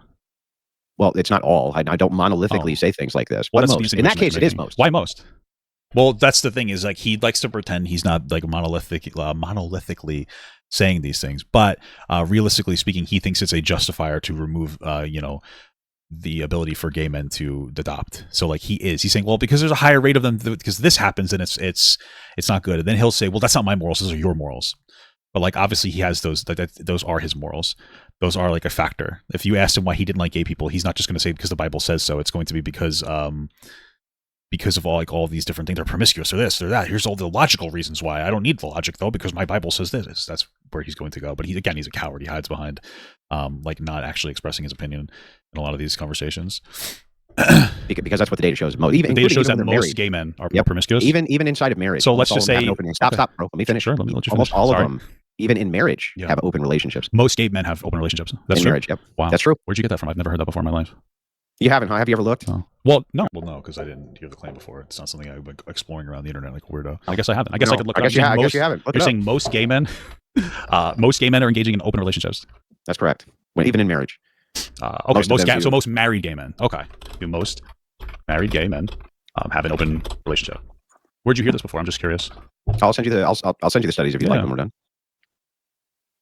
It's interesting because I see this. So like I'm reading it like now. Is that like the data says 30 to 50% of all gay male couples practice some form of consensual non-monogamy. The problem with that is like, what does consensual non-monogamy mean? Like there's like 10,000 different ways you could do that. It could be as light as like, oh, I let my partner like talk to other men, like on the like sex with other guys online, to like we all get together and have gay orgies. This is just so vague. So I don't really know. I would need to see more on this. So what about gay women? Because I'm seeing here it says from what this is AI overview. I have to look deeper, but it says 30 to 50%, which is rather high. I don't know that would necessarily create a dysfunctional structure, just because if they kept that to themselves. But like, so if the research says that gay women don't have the same issue, well, what if we banned gay male marriage or gay male? Look at the domestic abuse rates of lesbians. Oh, they're higher. Oh, way higher. So you're saying that because I don't think they're way higher, but they are higher. It's almost like when you take mommy, take daddy, you take the male and female. Like for instance, don't you agree that children deserve to have both masculine and feminine in their life? Absolutely. You just like moved on to a new point talking about that. It's because like even though the rates are higher between lesbians, they're less like serious than like straight relationships. Because like obviously there's a significant like physical power imbalance. So like if you have like most of the abuse is going to be like men abusing women, and men are much stronger, so women are not going to be able to fight back as much. That's going to be like your reason for that more than anything else. But okay. Yeah. I mean, by this logic, what he's saying is like, hey, there's more abuse in female like lesbian relationships, so like lesbian relationships shouldn't be okay. It's like, okay, then cops shouldn't be allowed to get married because there's more abuse associated with being a police officer as well, right? Like the logic never sits there. But again, he would just say, well, that's your logic because he's being a fucking petulant child. Mom and their dad. I think from any masculine and feminine structure is a good. And are homosexual men taking enough of these adopted children that they would not be adopted by heterosexual couples? The answer is no. The answer is yes. What are you talking about? We have how many kids are in foster care right now? Wait, what is this question? Yeah. From their mom and their dad? I think from any masculine and feminine structure is a good. And are homosexual men taking enough of these adopted children that they would not be adopted by heterosexual couples? There's 400,000 kids in the United States that are in the foster care system. So like obviously gays aren't having any impact on straight people. The answer is no. They have to wait in line. They have to wait in line, and we could give them that normalcy, and instead we don't. We put them in, generally speaking, relationships with very high-risk people. How are they high-risk people? Because they might be in an open relationship in some capacity. Like, what's so funny is that these are reported on consensual monogamy, but like, what about relationships of cheating? Like straight couples, that's how things used to go. Like a straight couple, they would just cheat on each other because they were locked into an endless marriage of like not loving each other. So, okay. Risk. Why? Because there is a potential that they have more open relationships and the potential that they were abused more as kids. It's not just a potential; it's an overwhelming potential. No, it's a potential. That's what it is. They were potentially overwhelming. So most, just again, I want to reiterate: most gay people were abused as kids. Is what you're saying? I don't know if most were abused as kids, but most are in open relationships. Yeah. Well, that's probably a little bit different. Because what you're insinuating when you're saying like, hey, a gay person was abused as a kid, it sounds like you're insinuating that they would make a bad parent. If you have a child in your house, do you think bringing a bunch? Do you like how he didn't answer that? We tried to get into a conversation about abusing kids, and he's like, he doesn't want to talk about it. He knows he's weak on it, so he just tries to steamroll the conversation. Strange men into your house all the time is a good idea or a fucking bad idea? Well, that's not how all open relationships manifest themselves in. I think that's how open relationships would work, right? They wouldn't just bring a bunch of men. That's exactly how they work. Well, only some of them do, but not all of them. It doesn't say like that type of open relationship. He's making an extremist argument here because he's dishonest. And when you look at the step parent scenario, it's the same thing. The rates of abuse of children. Why do you think that's how it works? The rates of abuse for children generally happen when you have men who are not the biological father coming into the home. That's where the most rampant rates of abuse of children happen. So you're saying that non-biological father in the home. Okay, so he's just having a general conversation, and this is just generally speaking. So this is what you have to understand is like he's specifically referencing statistics of stepfathers, not of a gay couple with kids. So this is what he's referencing. He's referencing abuse rates for children living with step parents, and he's trying to take that and he's trying to paint that onto gay loving couples. Like it's a dishonest tactic. That's why he's saying father that's like, or like father that's not in the home, or you know whatever language he's using. He doesn't mean gay people. He's just trying to put that onto gay people as well. It's a dishonest tactic that he's engaging in intentionally because he's trying to steamroll the conversation and the argument. And what he's doing right now is he's making an argument against anybody adopting kids. So all the data that we have though here is that like gay men are not more likely to abuse their children compared to homosexual men. So like he's just being performative and lying at this point. You're saying we should have no adoption? No, I'm not saying no adoption. But what about a straight couple that's not a biological father? Because if you have a straight couple, they're not in an open relationship. They're in how do you know? What if they are? Have a bunch of strange men. See how he's just walking away from the conversation. He made the claim that like anybody that's not the that's not like the father or whatever, or like that's not the biological father. He's walking away from it. He knows he's like really weak here, so he's getting really uppity and like anxious. Coming into their home. So if they are in an open relationship, you shouldn't be able to adopt if you're in an open relationship. I think maybe he's projecting because he's a stepfather, isn't he? And he's even said that he thinks that his stepkids aren't basically like his regular kids. He made a distinction between the two, and he made that a point to say that publicly and live. So Andrew potentially was abusive to his kids. I think this might be a potential self-report. That's just basically the way that he's saying it. He just made the claim that like step parents are more abusive. He's made the active claim to make sure that you know that there's a distinction between his stepkids and everybody else, or in his like biological kids. I mean, it kind of brings into question the way that he might have treated his kids when they were growing up. I don't know, relationship whether you're gay or straight. Fuck no, you should be able to adopt. You're in an open relationship. That's insane. Okay, why? That's crazy. But in the instance of in my Andrew Wilson preferred society, but in the instance of why would I let a ton of fucking open relationship sickos adopt children? Why? Tell me why that's a good idea. Sickos. I don't know. That's Andrew. That's a good idea. The guy that can't stop comparing everything to rape and child abuse. He's telling us he's the one saying that fucking people in open relationships are sickos. It's fucking crazy. Because why, Andrew? That's not a good idea. I agree with you. But what you're saying is that when it comes to gay, when you're saying that gay couples should all be excluded from adoption because they might be in an open relationship, but straight couples should not be excluded. Well, no. From my grounding view, right. Gay people should be excluded from adoption for first and foremost due to the religious tenets. Oh, okay. Yeah, just being gay. No, it's not just being gay. It's because it gets the religious tenets of my foundational morality. Yeah, just being gay. Like you think that they shouldn't be able to do anything because they're gay. Like it's just because they are gay. Yeah. It's funny that this is an hour and 7 minutes in, and this is the first time he's actually given a strong position on anything. This is what I believe. Like strong. He can no longer hide behind the well, I'm not talking about myself argument. You know. Of any foundational morality. You believe in God, but have no threshold breaker for if it is the case that I say I also believe in God. He tells me it's wrong. Why am I wrong? You don't think a strong feeling is enough for me to make that part of my foundation? As long as you say that me having a strong feeling is just as good. Well, isn't the Bible full of? Hang on. Answer my question first. Are you saying that me having a strong feeling that homosexuals shouldn't adopt kids is just as good as your strong feeling they should? I think it's strong enough of a feeling for us to have a conversation about it in a democracy. Answer my fucking question. I just answered the question. No, you didn't. You said it's a strong enough feeling for us to have a conversation. Yes. Is it? Is that the fucking question I asked? What's the question I asked? Well, that's the answer I'm giving you. You're saying is your question I asked. It's like this. I go, hey, is that a dog? And you go, the sky is blue. Yeah. That's not at all what's happening. He's just getting. It's funny how triggered Andrew gets in this conversation. Honestly. What the fuck are you talking about? It has nothing to do with the question I asked you. You're right. Is it the case that if you have a strong enough intuition? Again, I should probably not do that as much because I'm like, oh yeah, you're right. I'm just like troll. I'm just like, okay, yeah, you're right. I'm kind of just trolling at that point. It's like, whatever, dude. Like you're having an emotional an emotional meltdown. That's like half of this conversation is Andrew having an emotional meltdown. I'm honestly surprised I did as better than I thought. I came out of that thinking that I did a lot worse. I actually think I did a little bit better than I originally thought. And I have a strong enough intuition that you're right and I'm wrong. It's a strong enough of a case for us to have a conversation about it. Yeah, but what would make you right? Me winning the conversation, I guess. What the fuck are you talking about? What would make? He's kidding. I mean, I'm not wrong. We've laid this out for like fucking 20 minutes. That's how our entire society has been founded, is through like a democratic republic process. Like I'm not wrong. It's just like, what am I gonna do? Rehash the same thing 15 times over and over again? Holy fuck! Talking about the entire foundation of our society. Yeah, what would make your position moral and mine immoral? What?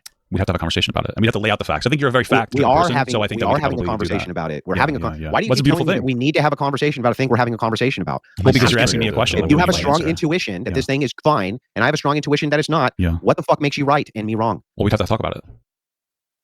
So you're just going to troll again. Back to so just to be clear, there's no reason not to troll. Andrew puts you in a position where it's not worth talking to him about anything. We've talked about this at length for like 40 minutes, and now he wants to rehash it again because he's like trying to lock me into a dialogue tree. But there's no reason to give any other perspective. This is one of the problems with like these debate bros is that like they will ask you a question, you will satisfy the answer, right? What was the question?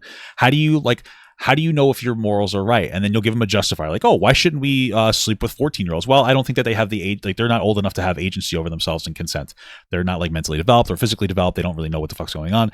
Okay, well, what if society decided that it's okay to sleep with 12-year-olds? Well, we would have to have as a population, we would have to have a conversation and create laws around how we shouldn't do that. Like we had done. The age of consent used to be 7 to 12 inside the United States. It is now 16 to 18, right? So like what I'm saying we've done, but then he goes, that's not good enough. That's not good enough. And so he's trying to make you actually believe, he's trying to gaslight you into thinking that's actually not good enough. But it is, because that's what we've been doing. So he's the one that's like incredibly and completely illogical, but because he continuously says the same thing over and over again and all, like then he thinks that he's right. But like there's no reason to give a different answer. So if he's going to continuously ask the same questions that have been answered with satisfaction, then why am I going to continuously give him a different answer? I'm not going to pander to him. I'm not going to pander to him. Like what I'm saying is correct. It's how our society operates. But he's asking me to pander to whatever incredibly like unintelligent position he has in his head.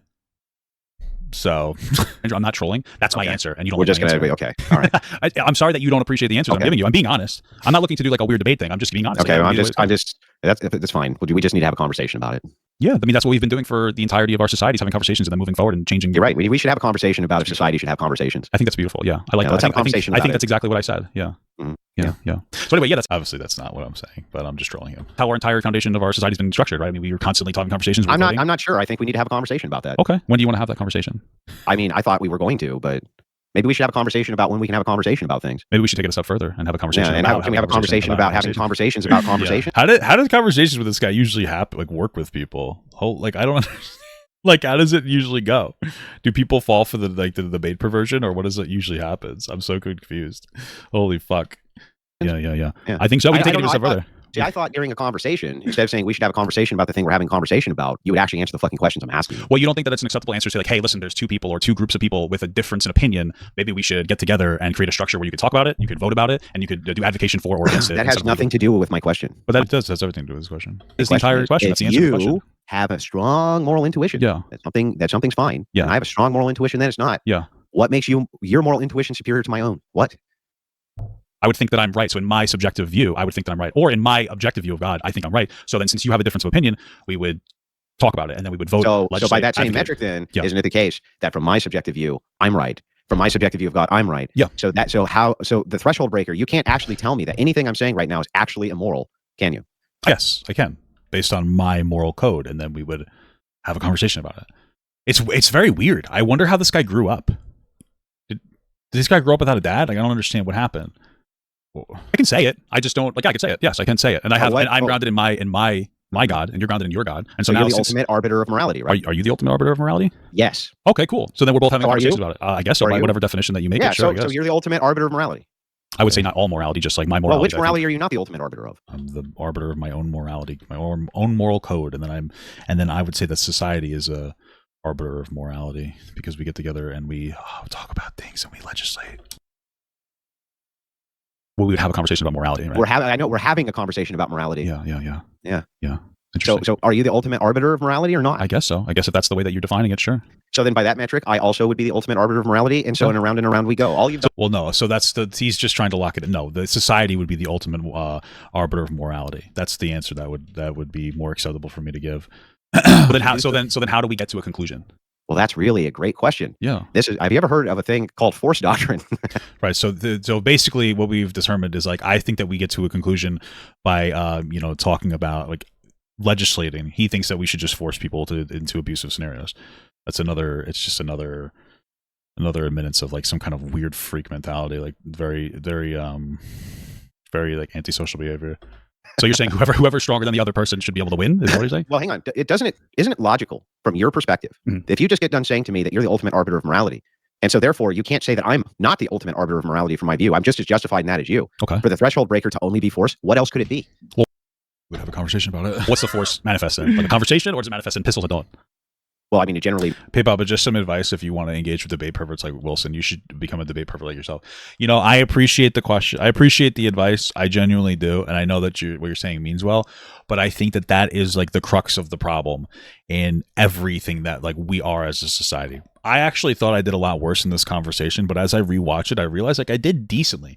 And the best thing I did was I actually came in to have an honest conversation. I didn't let him derail. I didn't let him make me worked up or upset. In fact, he gets massively triggered over and over and over and over again because I'm not following his dialogue tree of him trying to force me into some kind of ridiculous answer that like he wants to answer, because that's what they do. They have an answer that they're looking for and they won't stop asking you the same question until you give it so that they can go on to their dumb answer. And so I think I did pretty well. Like I really don't want to be this type of a person. I want to have more conversations. I want to be productive. And the types of people that are really good for society are people that are left-leaning, right-leaning, middle, maybe even farther left or farther right, that are actually interested in having real adult logical conversations about how they feel, to have what they feel are positive, productive impacts on our society to move it forward. So like, I appreciate what you're saying. I know you mean well, but that is literally the worst thing that we could do as a society. And I'd rather go into something and for very unintelligent people to feel like I did poorly when I actually am expressing myself correctly, than to try to play the game of a debate pervert who has a very unhealthy relationship with his social media, being on it for hours and hours and hours a day as he neglects his wife and his kids and his entire family, just so that he can get online internet updates. Like I have no real interest in that. I think it's pathetic. I have better things to do than to lead by the example of a terminally online person who constantly references the rape and abuse and torture of women and children. So no, thank you. But I do appreciate it. They manifest in violence. Okay. What kind of violence? Because I think I could win a fist fight. I don't think I could win a pistol fight personally. Well, I think that the violence can be produced by the state. Okay. The violence can be produced by police. It can be produced by military forces. Okay. But then don't we create any number of different things? Right, but don't we create the rules that the police enforce based on voting, conversations? Yeah, all those pesky laws that are informed by morals. Morals, conversations. But since it's legal to get gay married right now, you would disagree with it. It's an institution of worldview. This is what I've been trying to show you the whole time. We already knew that.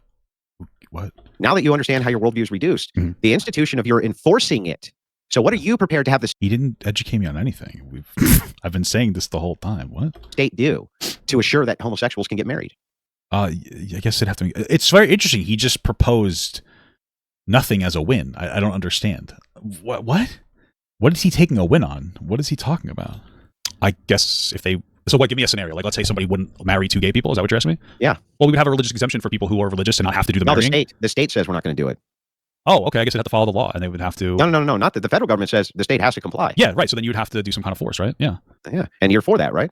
In that instance, sure. But that's a very exaggerated instance. So right? as long as it's the case, no, it's not exaggerated. Because there was a woman who did this. There was a woman. It is an exaggerated instance. He's trying to make it seem like force doctrine, this idea, is normal. That's not the way that he's been proposing it. Is not normal. We had a whole entire conversation about how women like that. Men can just force women like out of rights because of force doctrine. He's not saying like, listen, we might have reasonable laws that come into fruition through society having conversations about it and then legislating it into existence, because that is the way that we operate in a fair and free society. And then we might have to engage in some force to honor those like meaningful legislation that we came to a conclusion of through meaningful, intelligent dialogue. He's saying, well, what if men don't want women to have rights? Guess they're shit out of luck, because men could just abuse women if they wanted to because they're stronger. That's it. He's proposing a very irrational perspective he has as rational. Like it's dishonest framing. Like that's all that he's doing right now. That's literally all he's doing in this instance. 1000%. It's like the idea that you would call it a car accident if you hit the gas and drove into somebody at 150 miles an hour versus you accidentally backing into somebody's car and breaking their taillight.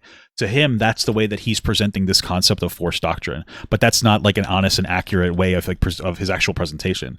He's just like, he's trying to hide his power level. He's being intentionally dishonest.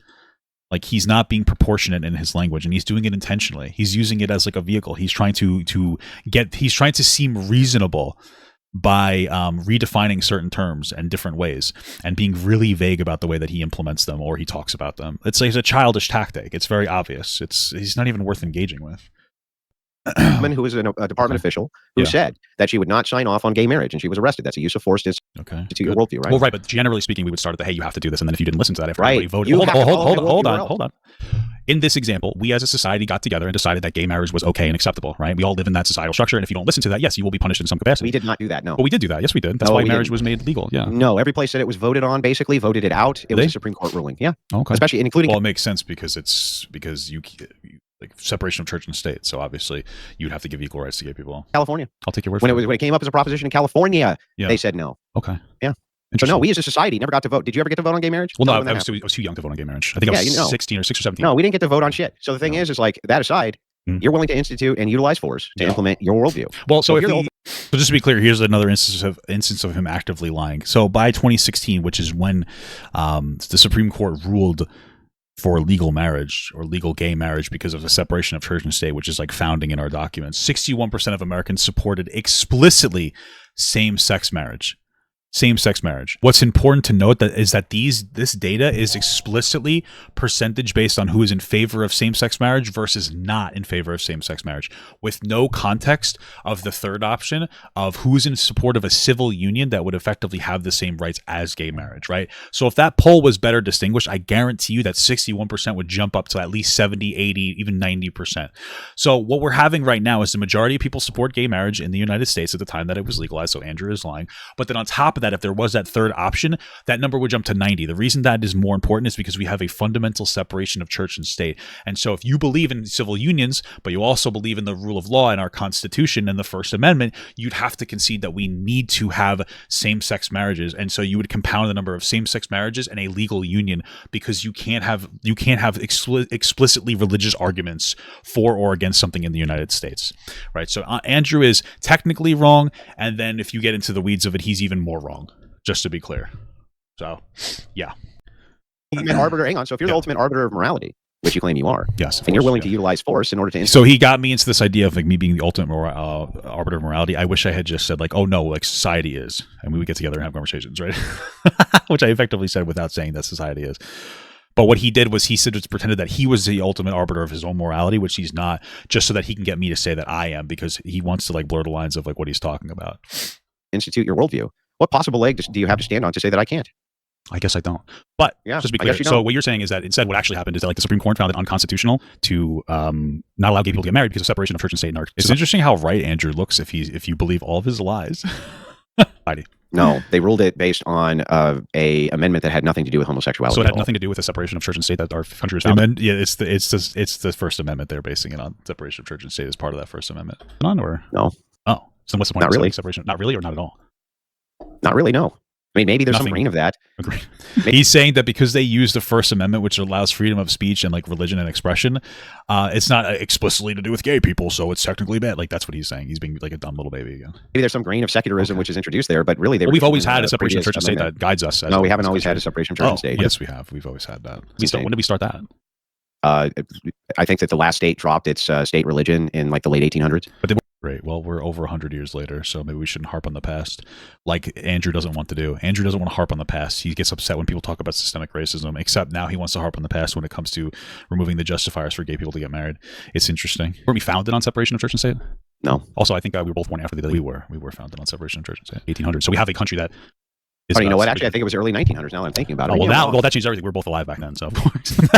That was funny. That changes everything. But do you understand the statement, we were founded by blank? And then, but for 200 years, it wasn't like that. So we were founded on a separation of church and state, and even if we weren't, it doesn't matter because that's how our society has operated for hundreds of years. I got hit with secular propaganda in my school to think that we were founded on separation of church and state. Yeah. Do you want to prove it? I guess so. I mean, I'm genuinely curious. Yeah, like I never knew that. Before the Constitution, do you know what the law of the land was in the United States? No. Why would I care about the Constitution? The Articles of Confederation. Okay. So just to be clear, the First Amendment is a freedom of like religion, expression, etc., and that is used as the fundamental understanding of like a separation of church and state. That's it. Have you ever heard of that? What I'm looking at is the principle. The separation of church and state is in the First Amendment. That's nice. Have you ever heard of the Articles of Confederation? No. Yeah. So like he's just trying to again, like this is why if somebody's a history major, usually it's a red flag because they don't actually care about history. They care about whatever reframing of history they can engage with to try to change people's minds. They're appealing to like some kind of a history. They're like, well, actually, you're wrong. It didn't used to be like that, so that's why it shouldn't be like that. It's like, oh, okay. Like what? Who gives a fuck? What? Oh, why don't you explain? What does that have to do with America? Though? Like it's separation of church and state. Because that was what. Hang on. Before we had a constitution, we had won a Revolutionary War. Yeah. Well, that's not how we founded our country. We have a constitution. So what we did was we implemented what were called the Articles of Confederation first. Okay. That granted each individual state basically their own fight. It's it's kind of interesting. I had one comment that said I came off as like really smug in the beginning of the debate. I don't feel like that I did. I wasn't trying to be smug at all. If anything, I was like kind of nervous because I haven't done a debate in a while, and I mean, I'm not a debate virgin, but like, my fucking debate pussy's tight and Andrew was trying to fuck it open. Unfortunately, he couldn't make me come. So it's terrible stuff, man. If you will. Mm-hmm. The Articles of Constitution made each of the states their own nation. Gotcha. And it didn't work because they could not regulate commerce, money, and military. They couldn't regulate it well. Okay.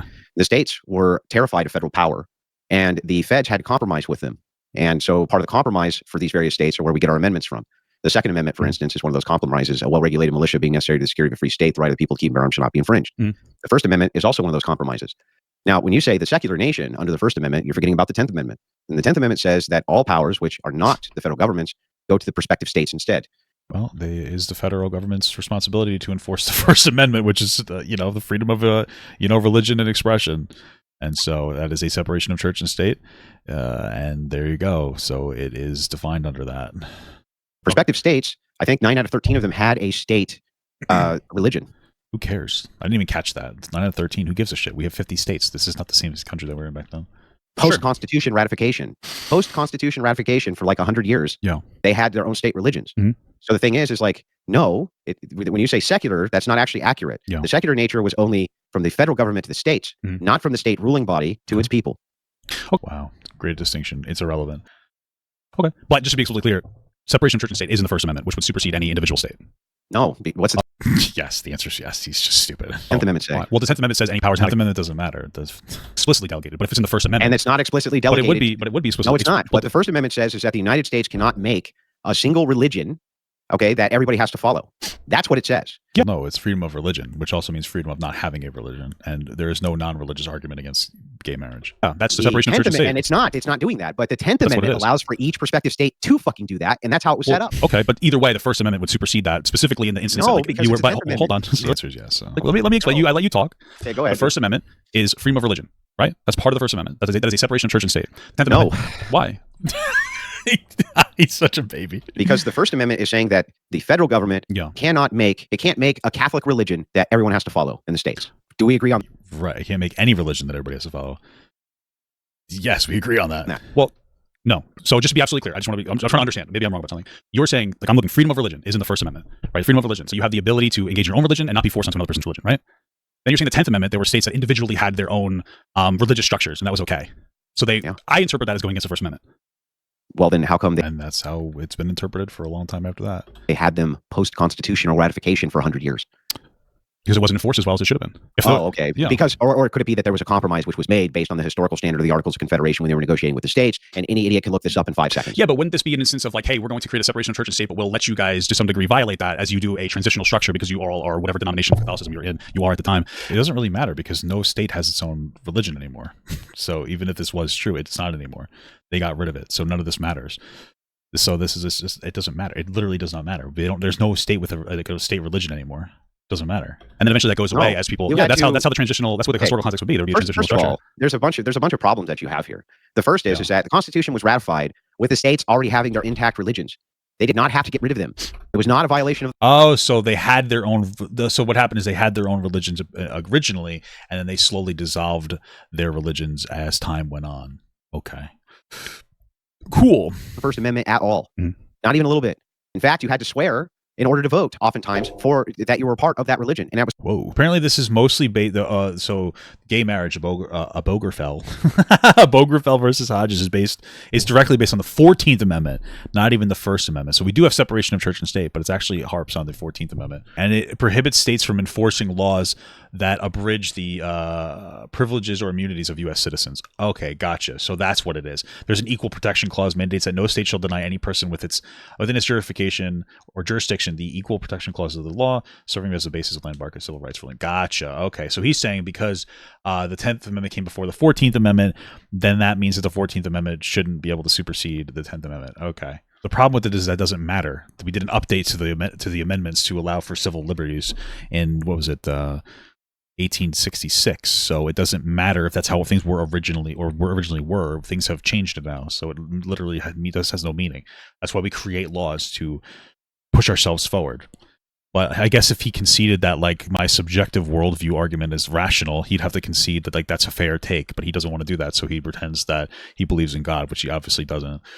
Just as like a virtue signal. Okay, I gotcha. It was totally legal, and the states couldn't say anything. What the compromise was that the federal government couldn't go in and tell these various Protestant states that they had to be a single denomination. That was always how it was understood as a compromise. Well, I just find it interesting because he's sitting here talking about objective morality as how he defines himself, but then he keeps talking about how there are multiple different forms of religion, even Christianity. So I was like, how do you get objective morality out of like, what is it, 4,500 different denominations? Which one is the objective morality? The 33,000 to 45,000. It's just very interesting.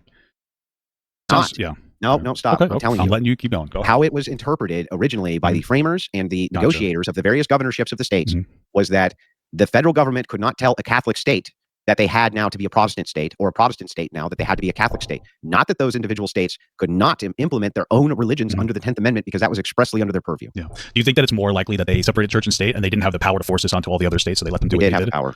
The federal government, which is a collection of different state governments that all want to have their own individual state. Yeah, they had the power to do it, yes. How? But isn't the federal government a collection of they could have compromised, they could have made that a part of their compromise at the federalization of the nation. So you're saying we have no separation of church and state even today? At the individual state level, we shouldn't. No, we're not. So we shouldn't, but we do. So he knows that we do, but we're saying that we shouldn't, but he knows that we do. So this whole entire conversation is irrelevant. He just doesn't like the way that the laws are. Supposed to. So you're saying that's individual? We're not supposed to, or it wasn't like that?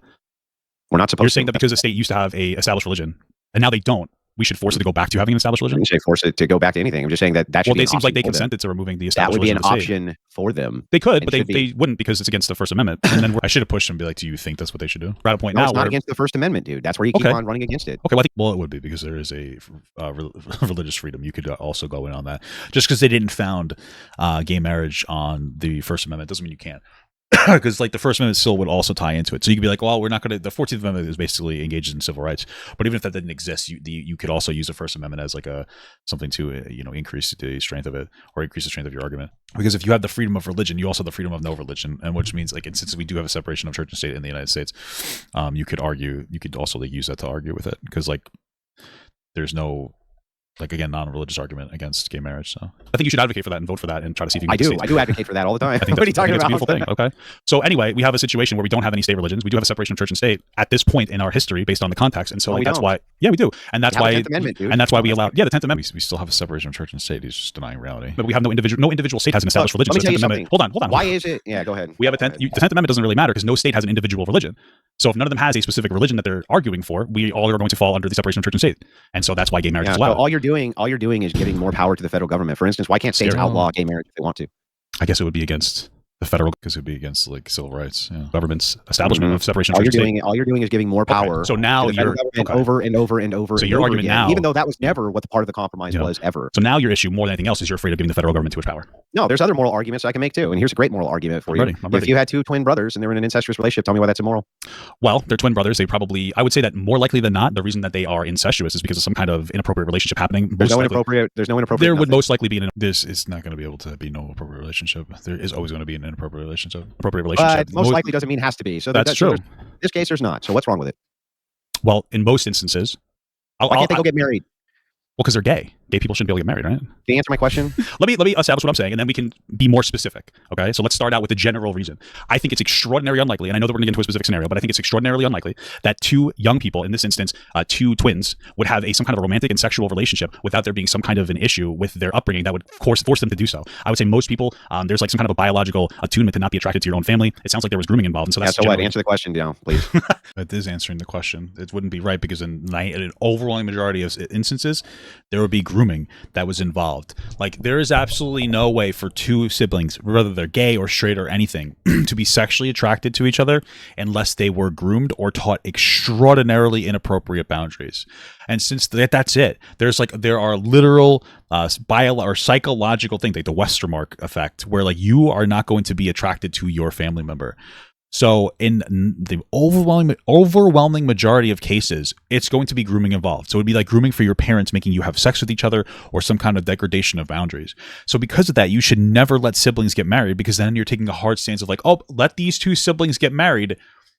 That sets a hard stance of the justification of grooming in children and these inappropriate relationships. On top of that, you can't let the twins get married, because then straight twins are going to be like, well, we should have equality and be able to get married as well, because then you'd be engaging in this case in some kind of like a discrimination against a straight incest couple. Like, it makes perfect sense what I'm saying. I just don't think that Andrew understands or values being against child grooming.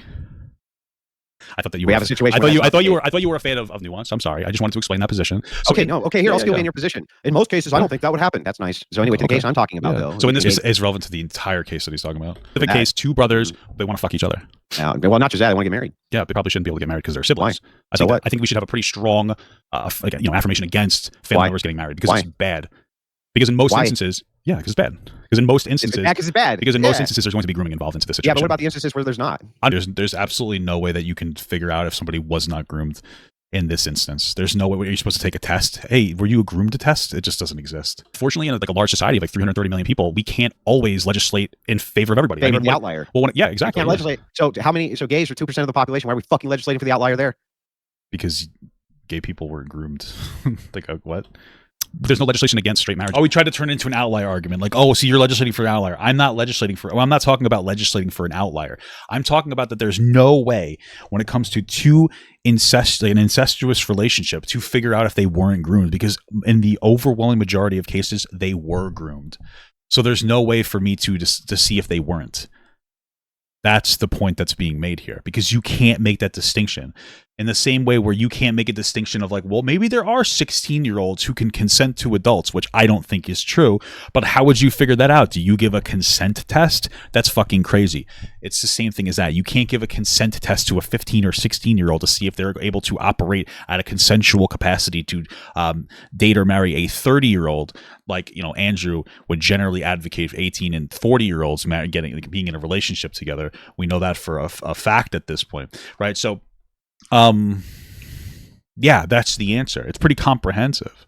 If your entire argument is that we should have some sort of institutional integrity when it comes to marriage, I can make the same exact argument for gay marriage. Why? You don't lose anything. I don't understand how that's the You don't lose anything by two brothers getting married. Well, no, you do. Create an opportunity for there to be more grooming and incest when it comes to people's relationships by justifying civil marriage. Well, if that's the case, and you're just saying that that's the case because it's more likely, then it's more likely with gays. Significantly more likely. Significantly more likely with gays too. Yes. What's more likely that they're going to abuse children? It's more likely that gay people abuse children. Gay men. Yeah. Gay men specifically. So gay women, we should be able to let them get married, but it's not more likely that gay men abuse children. He's talking about pedophiles. Pedophiles aren't gay or straight. They molest children. That's a totally separate situation. And if anything, men are more likely to abuse children. So what are we supposed to legislate? Are we supposed to castrate all men? Like, I don't understand. That they're going to abuse children. It's more likely that gay people abuse children. Gay men. Yeah. Gay men specifically. So gay women, we should be able to let them get married, but not gay men. Well, then no, they abuse children on average more too. Yeah. Do they? No, they don't. Okay, yeah. Interesting. Do you think that we should outlaw men because they typically murder more or rape more? That would be where your argument would go, huh? No, it wouldn't be. That's where Andrew's argument's going, but he hides behind not having an argument. Oh, it's not. That's where your argument's going. No, you just said because gay people. Hold on. You talk. Wait. Hold on. Let me just You just said that you don't think gay people should get married or be able to have kids or whatever or in their household because they're more likely to be abusive. And I'm saying that's an entailment of your worldview. That's what you said. That's what you said. And I'm saying, well, men are more likely to rape. So by that logic, we should just castrate all men. You're making my argument. No, I'm not making your argument. This is what your argument is that you don't think gay people should be able to get married because you think that they're going to be more abusive in their relationships. Let's try this. I'll answer yes or no to each question that you have. I don't want to do that because that's kind of lame. No, I'm not going to answer your fucking questions. Well, no, I think we should answer each other's questions and we should explain our positions because it seems like you want to hide behind this. Let me walk through your logic here. Why shouldn't two gay brothers be able to get married? Because I don't like gay people getting married. So back to troll. There's no reason not to troll because I've answered the question in a satisfactory way, but he doesn't like the way that I've answered the question. So it's like, it's boring. It's like we're continuously going back and forth because he doesn't like the answers to my questions. He doesn't have a particularly strong value against like children getting like groomed, or he just doesn't understand it. He doesn't get it. He has like a very low understanding of the world. I think that you're putting me into a situation where you're trying to be intentionally unreasonable. And so, nice. Can you answer my question? Why not? Well, I did answer the question. I think in the overwhelming, if I can show you cases of non-reproductive incest and then petitioning to get married, that's no longer unrealistic. Right? I think that in the overwhelming majority of situations, when it comes to any type of incest, some kind of grooming is going to be involved, even if it's going to be two twins because their parents didn't stop that, right? And so allowing them to get married. But in a case where that's not present, hold on, you wouldn't be able to figure that out. Again, you can't legislate. There might be people who drunk drive better than they don't drive. Like they might drunk drive better than sober drive, but we can't say they're allowed to drunk drive, right? There's instances where there are extreme instances where some things might be okay, but generally speaking, we're a society of 330 million people. We have to legislate for the masses. So help you out. Yeah. So I don't think I need any help. But you don't want to normalize this bad thing. Yeah. So just so we're clear, he was looking for that as the answer, and I didn't give it to him. So he wants to give that to me as an answer, so he can now debate against this answer that he decided to give me. He's dumb. He's low IQ. He can't contend with things that are going on around him. He's incredibly unintelligent. He's just looking to force me into a perspective because he can't contend with my actual perspective. That's what's happening here. What you haven't established though that it's bad. So I did it. But so do you think it's? No, hang on. Okay, you agree with me that heterosexual people can be groomed? Can be groomed, sure. Heterosexuals can be groomed, and are some of them, sure, yeah. So and that they can suffer from extreme abuse, sure, yeah. Would you legislate that heterosexuals who have suffered from abuse and have been groomed ought not be able to get married? No, that has nothing to do with anything. We're talking about an instance where two children were groomed to want to sleep with each other versus people getting groomed in general. It's not even close to the same thing. Then why would you do that for two twin brothers, even though the situation is parallel? Because there is almost in the majority of situations, like that's not even parallel. You'd have to be very stupid to think that's parallel. This situation is not parallel. In the majority of situations, an incestual relationship is going to come from some kind of abuse, like grooming abuse. But in cases where it doesn't, why shouldn't they be able to get married? But you can't figure that out. You can't legislate on hyperspecifics. And we yes, you can. Not really. Like you can't. So I shouldn't have said that. He knows what I mean, but he's just dumb. I think actually he's just incredibly fucking stupid. You can't legislate on those types of outliers because there's no way to figure out if somebody can consent or not. Or excuse me, there's no way to figure out if somebody, like if two children were successfully groomed into wanting to be with each other, they're not going to be honest about their grooming. Yes, really. Okay, can I have an example? I'm a little curious. Oh, you have to be 18 years old to have sex with an adult. That's pretty hyper fucking specific. Wait, sorry. Okay. So you're saying there's a world where 17-year-olds could like date like an adult? Yeah. Okay, so that's hyper specific to me. Maybe that's true, but we don't know that, so we make the standard 18. You just strengthened my argument. How? Because you're saying that there is a world where 17-year-old minors can marry adults and be okay. My position is that's not possible. Hold on. In my opinion, that's not true. But even if it was, it would be such a hyper-specific small amount of people that it's not worth making a mass legislation on. Oh, we do. We make hyper-specific legislation. I'm just not getting it. But no, but just be absolutely clear. Your example disagreed with. Am I going to make this video live or public or members only? It's going to be go members only like it always does, and then I'm going to edit it. Then I'm going to edit like an intro and get clips, and then I'm going to release it in a couple days probably. No, it doesn't disagree with me. It did. No, it doesn't. Why couldn't you make hyper-specific legislation that said, okay, sure, twin brothers can't get married usually? So you think that are you saying investigated and there's no grooming? Are you saying that there's no way to figure out that there was grooming? Like a consent test for 17-year-olds to see if they can marry adults? Is that what your position is? What the fuck? That has nothing to do with what I'm asking you. So back to this. You brought up 17-year-olds being able to get married to adults. No, I'm saying that you did. Inside of a hypothetical of a specific legislation, they could, sure. Yeah, how would you make that distinction? Like in this instance, there's a 17-year-old. Look at their fucking ID and say, how old are they? What do you mean? You're saying a 17-year-old. Oh, okay, sorry. What I think you're saying is that in most instances, 18-year-olds should be the ones to get married, but there are some instances where you think 17-year-olds would be able to consent in the way that an 18-year-old can. No. Oh, you asked, what are you saying? Can you legislate that 17-year-olds can get married? I didn't ask that at all. What are you asking then? That came out of literally nowhere. I don't even understand how he came to that conclusion. He has to be like, he'd have to be fucking dumb to think that. I wasn't asking anything. Just be absolutely clear. You brought up, we talked about age of consent. Yeah, I'm just asking. Why can't you could have specific legislation for this? Yes, of course. Yeah, no, hold on. You can't have hyper-specific legislation for everything. So I'll just lay it out again. Maybe I might be, maybe it's me that's confused. Let me just lay it out one more time. Maybe if I say it out loud, I'll realize I'm wrong. We said that there's an instance of like 2 incestuous brothers. I'm not answering just anything to not answer the question. Wait, I think that this is such like an important moment. Right? I literally say like, okay, maybe I'm confused and I'm not getting it. Let me lay it out one more time so we understand. Now, I want to be absolutely real with you. I know he's incredibly fucking stupid, and reacting to the full debate makes me understand how incredibly dumb he is. He lies within the first 3 minutes, right? But he's also a liar. But like what I'm saying is like, hey, listen, maybe I'm wrong. Let me lay it out. Let's go through this again. He's like, oh, you can't answer the question. You can't answer the question. That's a toddler throwing a temper tantrum, right? Like, that's a toddler throwing a baby temper tantrum. Like, he's incapable of an actual honest conversation. And this is why I labeled the video, Andrew Wilson came to debate, but he couldn't handle an honest conversation. He can't handle, in this instance, we both believe that we're misinterpreting each other. So I want to lay it out again so we understand. And he gets frustrated. And he goes, that's what he's doing. That's literally what he's throwing a temper tantrum. Like, he's a baby here. Like, this shows incredible emotional immaturity, which comes from somebody who does no domestic labor.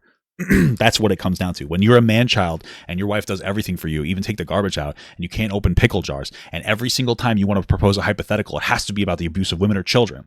Like, you are a literal man-child with antisocial behaviors, pandering to an audience of very low IQ men that want to operate in the world without a care for anybody else, and having to give a little bit of sympathy or empathy to other people or think outside of your bubble is so mentally caustic that they shut down, and they have these one-dimensional low IQ debates where all they do is they try to put you in a dialogue tree. They know what they want to say, and if they can't get you to say it, they'll just keep asking you the question over and over and over again, even when you give a satisfactory answer, until you say what they wanted you to say or something close enough to it so that they can respond to what they already wanted to say. That's what it is. He's a child. He's a fucking loser, and he's stupid. I should have asked that hypothetical. What if what if you were 2 inches in your mom and your dad was 2 inches in you? What would you do? I guess he would do nothing because he only got 2 inches. I don't know. You just do anything to not answer the question. I'm understanding. I'm trying to restate what we're talking about so that we possibly the most bad faith interlocutor. You just refuse to answer questions. There's 2 twin brothers. We can pass hyper-specific legislation. That's so funny. I've been told a lot of things, but I've never been told that I was bad faith. That's so interesting, dude. I think that's his go-to. That's his go-to debate tactic. Oh, you're bad faith. There's no like actual like intelligence there. It's just your bad faith if I say so because I have no answers to you. We do it all the time. Okay. Tell me why it is that it's immoral for them to get married if there's no grooming present. Why? So I just want to go through it again, just to be clear, because I feel like maybe I'm misspeaking something. I don't. If you and then like here's one of the things I'm actually pretty proud of here. I decide I'm just gonna fucking say it again. Like he says, you're not answering the question. Blah blah blah. He's trying to move me on. I'm like, no, we're gonna do it again. I'll let you have your. This is what I'm doing here. I'll let you have your temper tantrum, and then I'm gonna go through what I wanted to talk about again after you're done having a temper tantrum. That's exactly what happened there. Because like, yeah, we're gonna talk about this. Like, I'm not gonna let you get away with it, but I'm not gonna be a fucking child about it like you are. Fuck. Listen, if you're busy or you're impatient and you don't want to have this conversation, that's fine. But let's have a conversation. But what we're talking about, he's such a baby. About is there's an instance, and the overwhelming majority of situations, two family members is pretty much almost always going to be some kind of a familial grooming and abuse. You're saying, well, what about instances where it's not happening? So like the nth of a percent of an instance. Okay. What I'm saying is you can't really figure out a way to figure out that that's not true, and you can't legislate for that hyper-specific aspect. Then you brought up 17-year-olds, and I'm saying 18's the age of consent. What I interpreted is you're saying that there are instances where 17-year-olds can consent like 18-year-olds can. Right? But I would say, can you answer my question now? But so like how can a 17-year-old, how would you figure out that a 17-year-old would have the same ability? It's irrelevant. Why is it 2 twin brothers, you legislate that if they're not groomed, they can get married. How do you know that they weren't groomed? You just run an investigation. Like, what's the investigation look like? Information you got. I think it would probably come back that they were pretty much always groomed. And they just tell you we weren't. So what there you go. So 2 people who were groomed. If they just tell you they weren't groomed, then you believe them. That would mean that the grooming tactic would be successful. So again, Andrew doesn't seem to care about child fucking abuse. Like, he's not capable of understanding anything he's saying. You're saying isn't this? He's not capable of understanding outside of anything. That's never going to like really exist. What the answer is right now, I can give you cases of incest all over the country where they petition to the government to be married and it's non-reproductive. Well, that doesn't mean that they just fell in love. They claim that they fell in love. Yeah, and you can't make arguments where we don't do pre-crime. You can't be like, because in many of these situations there's grooming. In the situations where there's not, that means it's okay. So yes, you can. We do pre-crime all the time. Listen, some people, I'm not even kidding, some people drink and drive better than they drive sober. It doesn't matter. You can't, like, yes, we do that all the time. This is an outlier instance. Like, there's literally a saying that's like, it's, I'm the exception that proves the rule or something. That's generally what it is. Tell me why it's immoral. Why is it immoral? You're thinking about reality and the consequences of reality. This is a hypothetical. No circumstances are present. So that's really stupid. And the fact that you said that to me makes me believe that you need to be lobotomized. Like I don't like you need to be, if you think that when somebody proposes a that it proposes a insane hypothetical that I can't consider the realistic reality circumstances, then you need to be lobotomized. Like, I don't know what else to tell you. Or you were already and you lost your ability to critically think. That's dumb. How is that productive or even applicable to the real world? Hypotheticals can be nice, but like he's trying to use like stupid, unintelligent hypotheticals that are debunked constantly in this debate just to force a point that he doesn't want gay people to get married. Like, it doesn't, what are you talking about? What are you saying? For two twin brothers to get married. Why? I've explained that like 6 times. So I'm not going to. No, you haven't. You just keep recapping the fucking conversation. Okay. I think if you're not no grooming, if you're not if you're not satisfied with the answers I've given you, then unfortunately I don't think any other explanations will do. Okay. There's no answer. Why? If you don't feel that those are satisfactory answers, then I guess that we're just going to be on an impasse. You mean no answer? I gave you a pretty in-depth answer. What is the? No, you didn't actually give me any. Okay. You just recap the very. Like it's funny. Like I'm not like at this point I'm just not like entertaining him, and he's getting offended because he wants to keep the conversation going because he wants to try to dialogue tree me. But like, so he's getting like really offended by the fact that I won't let him dialogue tree me. Conversation we already had. But like, yeah, man, I'm a grown adult. If you can't understand what I'm saying, like, let's just move on. I have better things to do. I have more productive things to do than to sit here and have like this performative style of debate with you, where you refuse to acknowledge what I have to say, or maybe like you're just not intelligent enough. Maybe you're either incapable or you don't want to, and you're unreasonable. Either way, like not everybody needs to be worth talking to, and you're not. So like, yeah, man, if you're not capable, like, let's just move on. Let's go about our day. We obviously, like, you probably have better things to do. You're on social media all day responding to every comment people make about you. Like, yeah, man, let's fucking do something else. I mean, like, what do you want me to tell you? What is the specific reason? Just summarize it for me. I did multiple times. Summarize it in like 3 sentences. Yeah. Why two twin brother can't get married if no groom? I answered that question like 3 times. So answer it again. I'd rather not. Please, I don't think it's going to be productive. Yeah. No, it's the most productive. Answer the question. I don't think it is. Are you saying we should make incest legal? No, I'm asking you why it is that what's the moral reason that you can object? I already answered the question. You didn't answer. You didn't. You're lying. Maybe I'm wrong, but I did answer the question. No, you're purposely obfuscating. Answer the question. No, I'm not. I'm not obfuscating anything. I'm like, I gave my answer and he doesn't like it because he wants to dialogue tree me. I answered it. Why is it immoral, dude? I answered the question. In every instance, it's going to be a product of some kind of grooming. Every instance? Pretty much every instance. In the overwhelming majority of instances, yeah. That was my answer. Where there is no grooming. You wouldn't be able to figure that out to a satisfactory degree. In the same way that you wouldn't be able to figure out that 17-year-olds can consent like 18-year-olds, like you were saying before. I'll give you $10,000 right this second if you can prove to me that every instance of two twins who wanted to get married is going to be grooming. Go ahead and demonstrate that. Okay. That doesn't matter. That's not my attempt. And like, I'm not trying to be an asshole. I don't need $10,000. I don't really know what this attempt was. It doesn't change anything that I've said like 40 times already. But like, what was the thing here? Oh, you know what? I'll give you money. I know you're desperate for it. I mean, $10,000 is a lot of money. I make more than that in a month, though. Like, I don't like, like even after I pay my people. I mean, I'm not trying to be a fucking asshole. I'm not trying to like fucking like humble brag.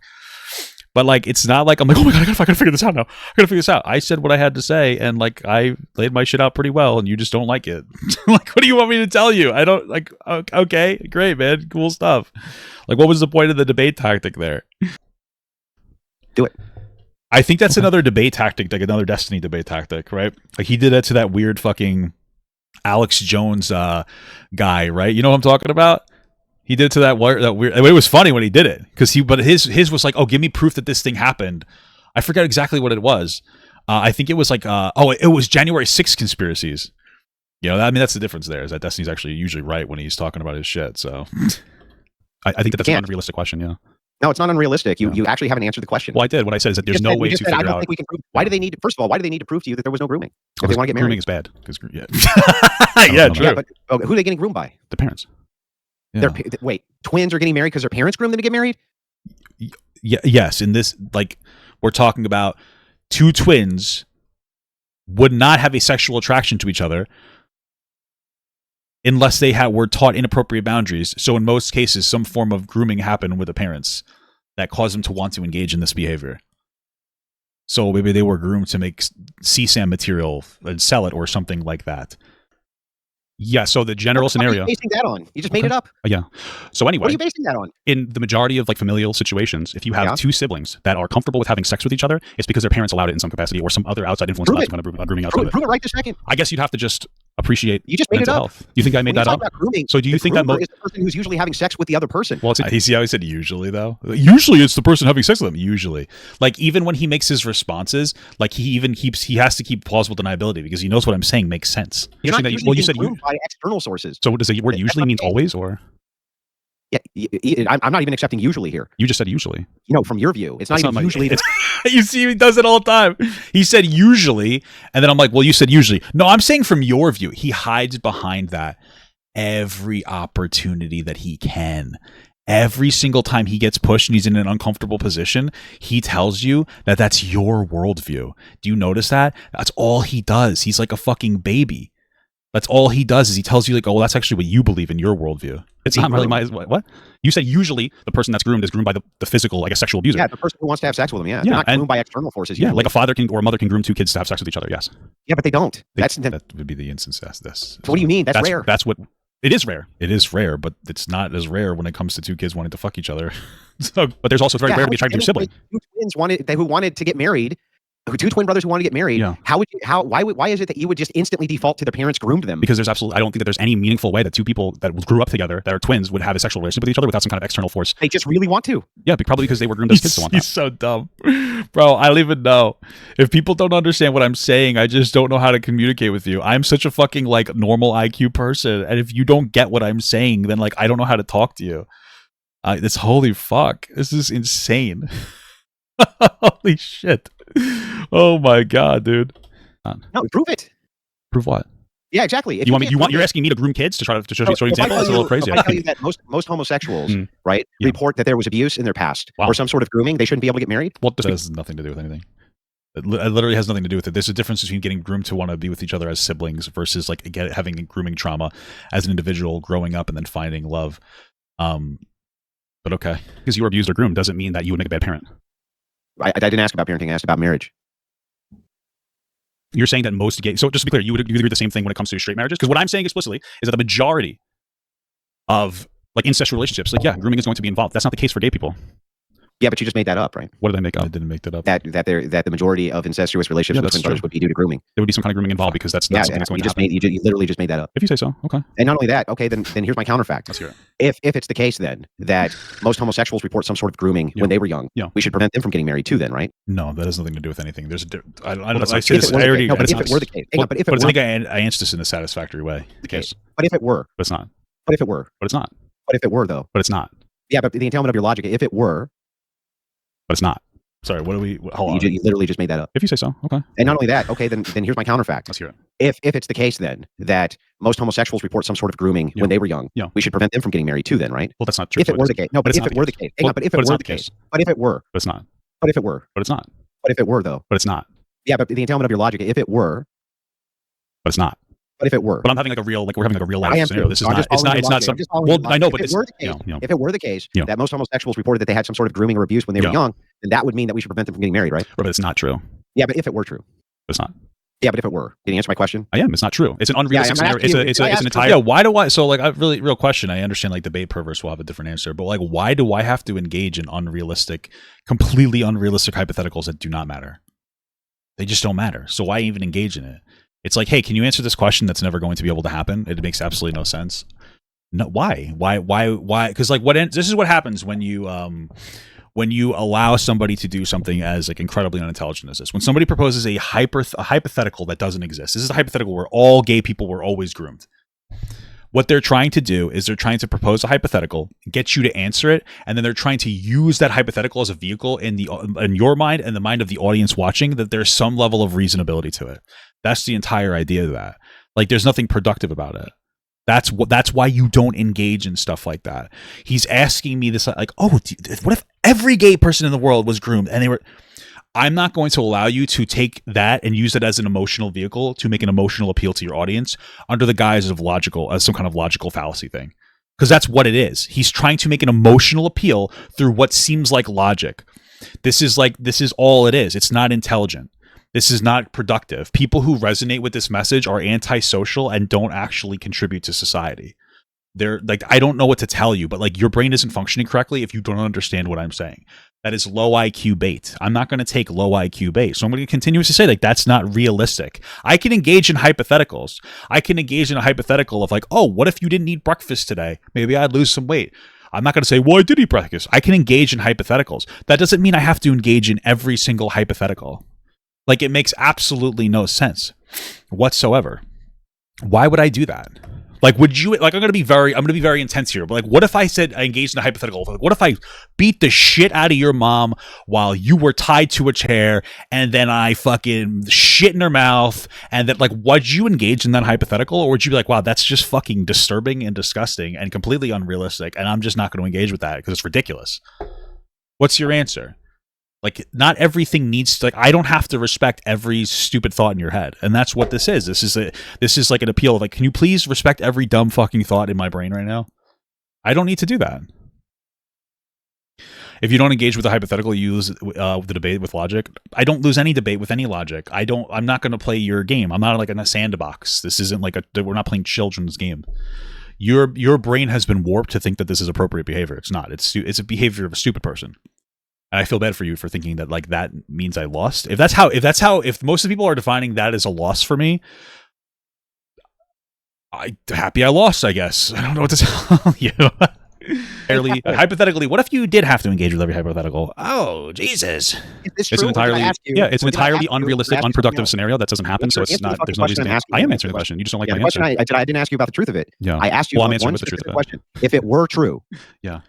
If it were true. But it's not, and it's unrealistic, and it's not comparable to life, so it doesn't matter. Yeah, no, but if it were true that most homosexuals experience grooming or some sort of sexual abuse, would it be the case that they shouldn't get married? No. No what? No, they should still be able to get married. Okay. Oh, and then I actually do engage with the hypothetical, so it doesn't matter. Okay, then your whole position just fell flat. But it's not. It doesn't fall flat at all. So, fall flat at all. Because in yes, my... Whoa! 1 sec. In my scenario, these two kids are groomed together to fuck each other, to engage in CSAM, sexual relationships. In the other situation, it is a gay person that was groomed externally from the other partner. So it's not even close to comparable. All you're doing is saying the explanation for the behavior in this one case is grooming, so therefore... That's not what I'm saying. I'm saying it's grooming I'm saying it's grooming towards like their own sibling. Yeah. Like the other... What do you mean so? They were groomed into wanting to be with their own sibling. Yeah, so these guys are groomed into wanting to have sex with men. You like how he attached. See that's the emotional the passenger of the vehicle, right? In this instance, it's not just that they were groomed, it's that the grooming made them gay. I just need you guys to understand that's a self-report. These are the self-reports that Andrew constantly engages in. He thinks that gay people only exist because they were groomed. That's it. That is what this is an indication. This is the indication to me here. Who is gay people? But if it were the case that gay men say that they were groomed at a young age to have sex with other men, and they say that that's part of what makes them gay, those guys should not be getting married, right? I don't think that's happening. Oh, hold on, let me just get the scenario. You're saying that it's a situation where a kid is getting groomed into having sex with men, so they shouldn't get married. No, I think they should still be able to get married, just not to their groomer. I guess would be the answer. Okay, again, just to be absolutely clear. We're talking about one scenario where there's two people groomed, two siblings groomed into wanting to be with each other, versus a gay person that was groomed to have sex with men. But like, it's as long as they're not married, they're groomer. Why get married? Not the other. That makes no sense. Because it makes perfect sense. I think you know that. Because I'm sorry. In one instance, it's two brothers being. I had to say I'm sorry because I didn't want to. Because like I'm trying to be decent, like a decent charitable person, and not insinuate that I'm not trying to constantly like he throughout the start of the conversation, he is attributing everything to dishonesty because he has a take about me already. I'm trying not to do that, but we are in an hour and 40 minutes into the debate, and I'm starting to like lose hope for that take, and I'm like, okay, like this guy's being like intentionally obtuse. But I'm trying not to do that because I'm trying to maintain a conversation and not just like constantly be like, oh well, you're doing this, or you're doing that. Like I'm still trying to be charitable enough because I'm trying to continuously engage in like an actual conversation. Instead of like this performative debate that he wants to constantly beat me down with. Groomed into fucking each other. In the other instance, it is a gay person, I guess, gay kid being groomed into wanting to sleep with or forced to be sleep with men, and then growing up and then wanting to marry a different man. Yeah, the twin brothers are grown up and they want to marry each other. I think that you're understanding the specific thing I'm saying, but you're just intentionally ignoring it. No, the twin brothers can't get married unless they're adults. That's not what I'm saying. Adults and they want to get married. What's the bar here? Why are we barring them? But that's not what I'm saying, because they were specifically groomed as family members into being with each other. And homosexuals are groomed at a young age to have sex with men. But that's not true. Why aren't they being barred? Because they're not marrying the men that groomed them. Neither are the twins. But they were groomed into wanting to be with each other. So were the homosexuals. They were groomed into wanting this thing too. It's just funny. This guy just thinks that all gay people were groomed. That's his fucking hot take. That's his like own take. Gay people were groomed. All of them were groomed. That's his take here. That's what he's admitting here. He thinks that the behavior is unnatural. And I think that Andrew needs to, because I think that he has closeted homosexual tendencies. I think that that's what the problem is. And you might think I'm being like an asshole, but no, I actually think that like he has, I think that the type of people like this have like legitimate closeted homosexual tendencies.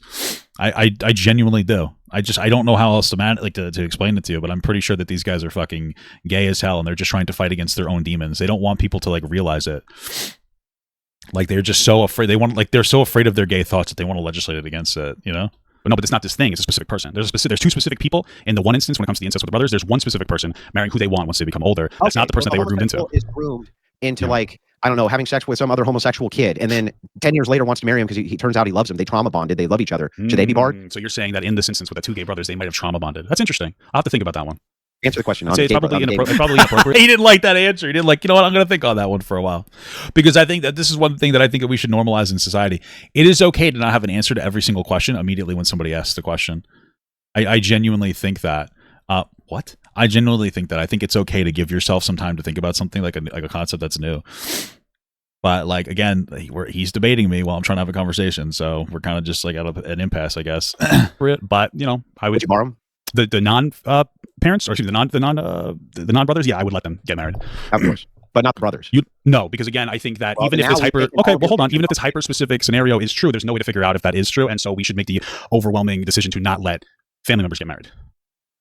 Well, wait, I'm sorry. All the objections are now off the table. Now it's exactly the same situation, basically. Okay, if you say so. No, I mean, not say so. One's groomed into like loving Paul. 10 years later gets married to Paul. You wouldn't bar that. One's groomed into loving brother A. 10 years later wants to marry brother A. Yeah. Why is there now? What's the symmetry breaker now? Well, I think I've explained it a few times already. I think it's a little exhausting going back and forth and just like but just one last time. What's the threshold breaker now?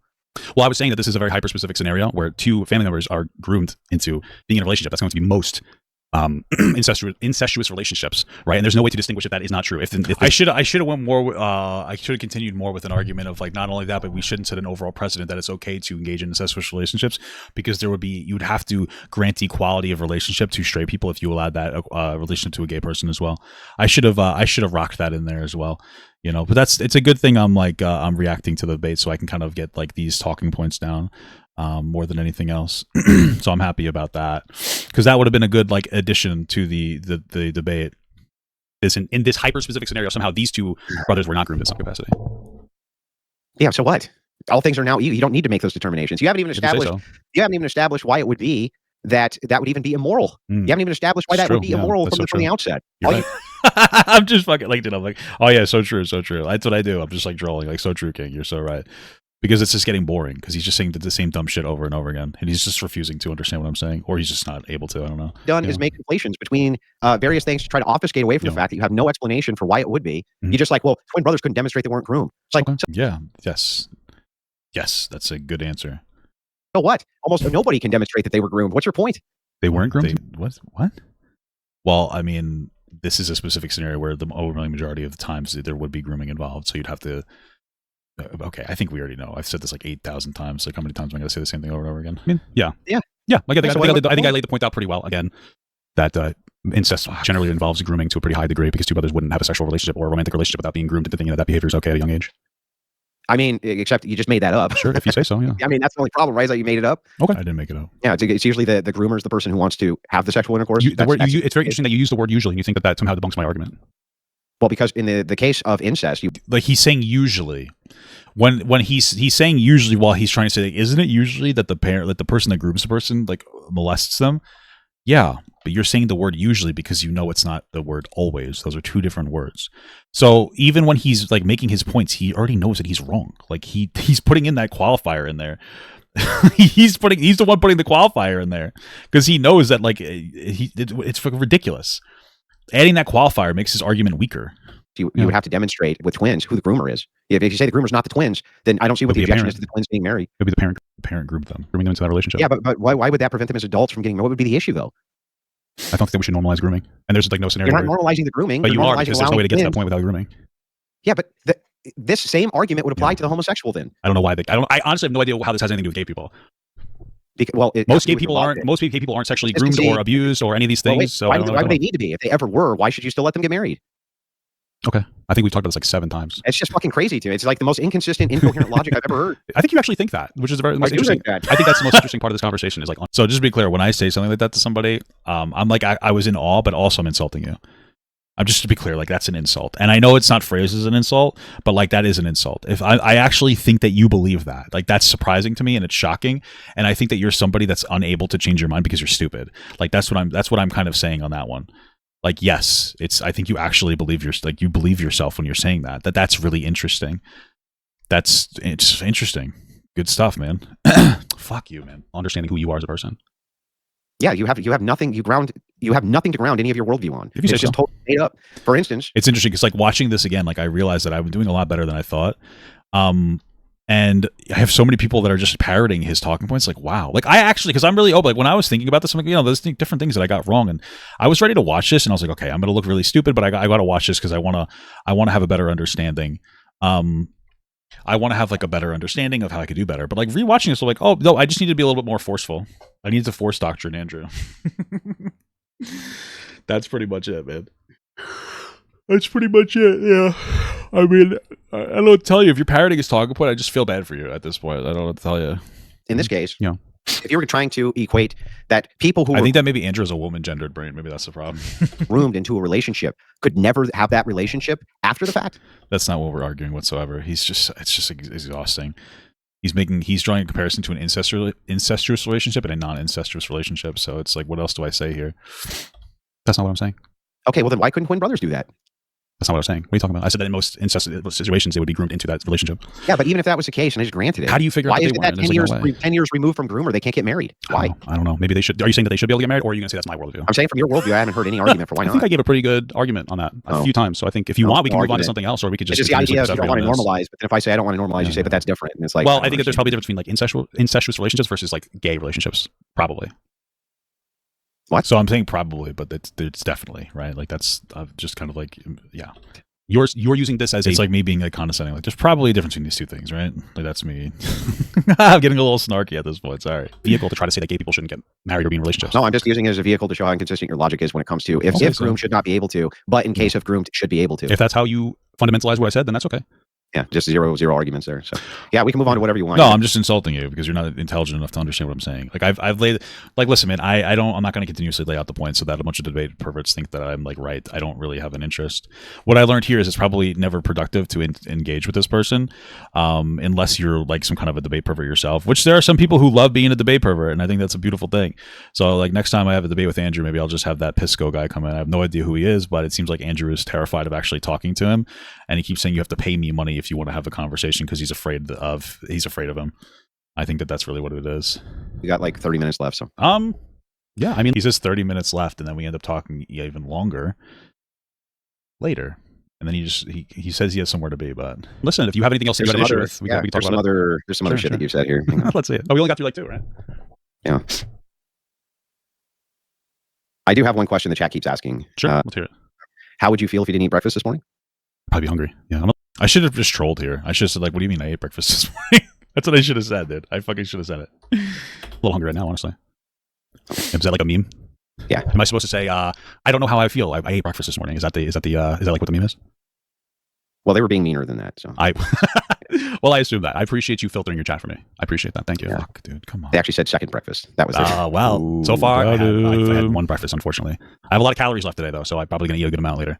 Yeah. It is. I will say it's a little bit interesting that, like Andrew and his audience, like I will say, and this is probably just stupid. I probably shouldn't say this, but I will say it's interesting that Andrew and his audience are like kind of like talk about how fat I am when I'm objectively in better shape and more athletic than Andrew. Like this guy smoked a pack of cigarettes while we were talking. Again, he just obsesses on social media all day. He admits to responding to comments or responding to fan mail for 2 hours every single morning, doing back and forths while throughout the day he's consistently talking to everybody. He doesn't do labor around his house. Meanwhile, like I am a more athletic person than like every single one of his audience. Like I'm muscular. I go to the gym. I walk like 2 miles a day, 3 days a week. I do strength training like 3 days a week. I have pretty thick quads. I'm pretty like muscular and thick. I might look a little fat, but like this guy, by all accounts, is a slob. Like he can't stop smoking cigarettes inside of his own house all the time. Like he has a mental addiction to cigarettes. Meanwhile, I've lost like. I think I've lost about 5 pounds since this conversation because I'm on like a cut. I'm trying to cut down now. You know, like it's just very interesting. It is very interesting. So, you know, I don't think we need, and also he also can't open a fucking pickle jar, an olive jar, whatever it is. So I don't know, man. I just like it's interesting. It's definitely very interesting, dude. I don't know, man. I find it a little bizarre, but I guess I look kind of chunky. I guess they've never seen somebody with like the fucking build of like some kind of a football player or anything before. I mean, we could do the quads if you guys want. All right, you guys want the quads? We'll give out the quads. We're gonna give out the quads just for you guys, just for my fans. This one's just for the fans. All right. First of all, you ready? All right. First of all, not that fat, as usual. Not that fat. And we always bring out. I can't really get my pants off here. I don't know if I'm able to do this. Hold on.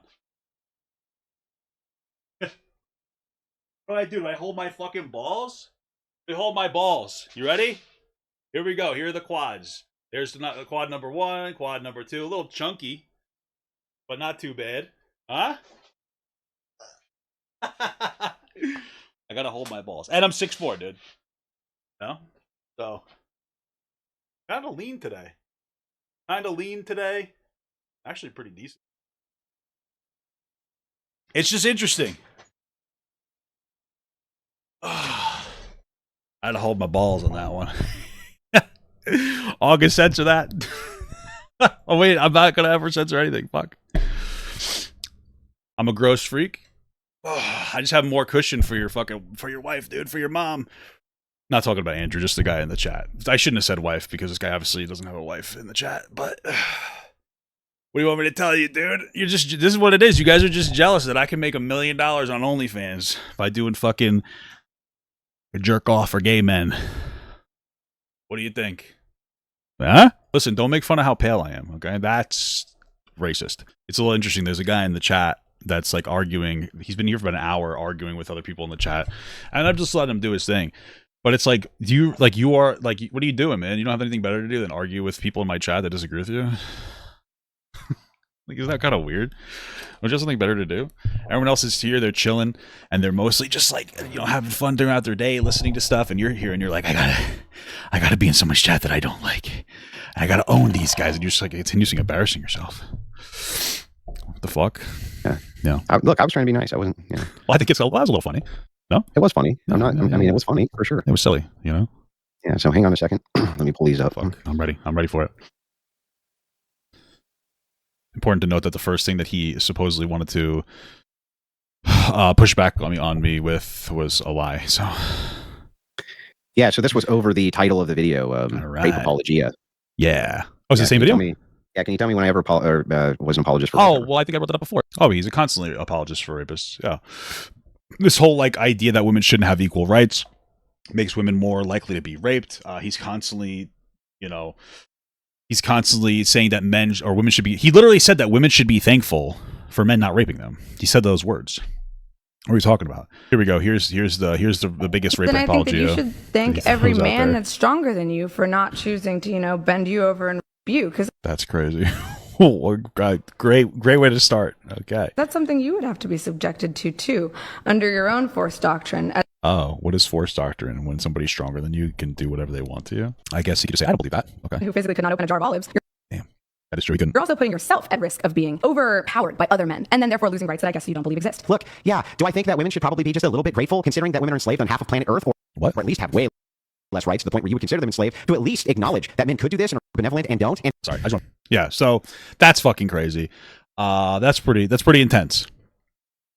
That's pretty crazy. That's pretty insane. I don't know what else to tell you. Maybe he's not a rape apologist, but he certainly says things that a rape apologist would say. Or the whole thing where you think that women should be appreciative for men for not raping them. I think that's some level of rape apology. I think that the other thing I conceded that it was out of context though earlier, right? With the Oliver one.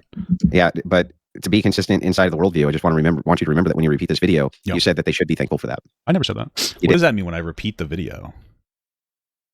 What? And you said they should be thankful for that benevolence. Actually, you're right. What I actually said. Oh, I think I was trolling him if I said that. Because I was like, oh yeah, you're a true king. You know what I mean? Like that's my kind of. I believe I actually said. Maybe I'm wrong. Is that if men created the system, why would they be thankful to men for removing the system? Nope. But I'm sure I said that. I did say that. I know for a fact I said that. But okay. I'll send you the clip of you conceding. I appreciate that. Thank you. So still haven't seen the clip being sent to me, but thanks, man. And that point or in the specific instance, or okay. Do you have any clips that are from, like, I remember you commented on, one of the things you commented on, I think, or the thing you commented on, excuse me, was a clip where I talked about how if you think that trans people are mentally ill, then you have to come to terms with the concept that you believe in a magical apple curse. Did you want to bring that one up? That was the one that seemed to get you to want to have this conversation with me. No, that was just more of your fucking sniping. Well, what do you think about that take? Yeah, I mean, I think it's rational for you if you if you think that God can't make snakes talk, even though you believe in him, right? Is the story of Adam and Eve like a fact? I thought that was more of like a story. Did God tell you that? Yeah, he did. He told me that. Google told me that, actually. My understanding is that most religious people say the story of Adam and Eve is just a story and is not actually like some kind of historical accuracy. But God told you that. Yeah. He's a good guy. You should get to know him. How did your God put evolution in place? Yeah, I think so. Absolutely. From a single cell organism? Yeah, why not? I think God's capable of something that complex. And and the Big Bang is what created the universe? Maybe God did the Big Bang. Yeah, I think that makes sense to me. And scientists, it's funny because like this is a pretty normal perspective, like in my own family. I think this is a normal religious perspective. Is that like, yeah, maybe God did all these things. It's kind of how I learned it, man. You can't ignore the reality of the world. Like there are facts in the world. Like a lot of these are facts of the world. So it's like, how do you contend with those? How the question here is like, how do you become a factual person? And then also believe in God. And I think that this is how people typically rationalize, like how you become a factual person and still believe in like a higher power. And I think it's valid. Like, could God not do all these things? You agree with that, right? Scientists agree with what? That there was a Big Bang in evolution? Generally speaking, I think so. That's the most compelling theory that they have, yeah. Do they believe in God? Or do they say that there's no evidence for Some God? of them probably do believe in God, yeah. Why does it matter if they do or don't believe in God? Like, why couldn't my worldview centralize around that? I think that there are What do scientists say the best evidence for God is? I don't know.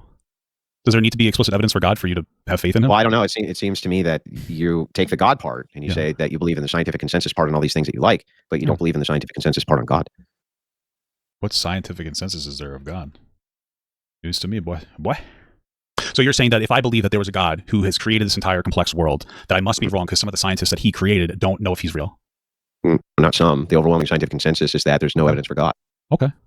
Well, unfortunately, I'm correct because my objective morality says so. It's objective. No, it's objective. God said so. Oh, it is objective. Yeah, mine is. Yeah, my God. So So can you tell me more about the nature of your God? It's very similar to your God. I think so. I should have pushed more into like. There's been so many different versions of God. Like, how do we know which one is the real one? I should have went into that more. That doesn't answer my question. What's the nature of your God? He's a good guy. He thinks that as long as people aren't harming each other, that they should be able to engage in particular behaviors. He's not particularly oppressive to gay people. Can your God trans lift people. up a rock so He doesn't big support the patriarchy. I guess he supports men and women being equal. Can your God make a rock so big he can't lift it? That's a very. I like how he just had to interrupt me. Like he didn't like that I was talking, dude. What the? Oh, fuck me, dude. Interesting question. Can your God make a taco so big that he can't eat it? Interesting. Let me ask you another question. Can your God? I think I could eat it. I see what. Okay, this is him trolling. He's trolling because he's frustrated with the conversation. Just like I was trolling when I get frustrated with the conversation too. Okay. Can your God make other gods? Maybe. Can he make other gods that are more powerful? Well, he did though, right? Because God did create the concepts of like Thor and Odin and all these other gods from different religions. Can he make gods that are more powerful than him? Ooh, that's an interesting one. That's interesting. I've never considered that before. Personally, I would think that's blasphemous to even consider something like that. But that's an interesting thought experiment. Can he? I don't know. I have to think about that. This fucking conversation is a mess at this point, dude. I want to have I want to pontificate. You have to think about it? Yeah, I don't want to speak without any meaning.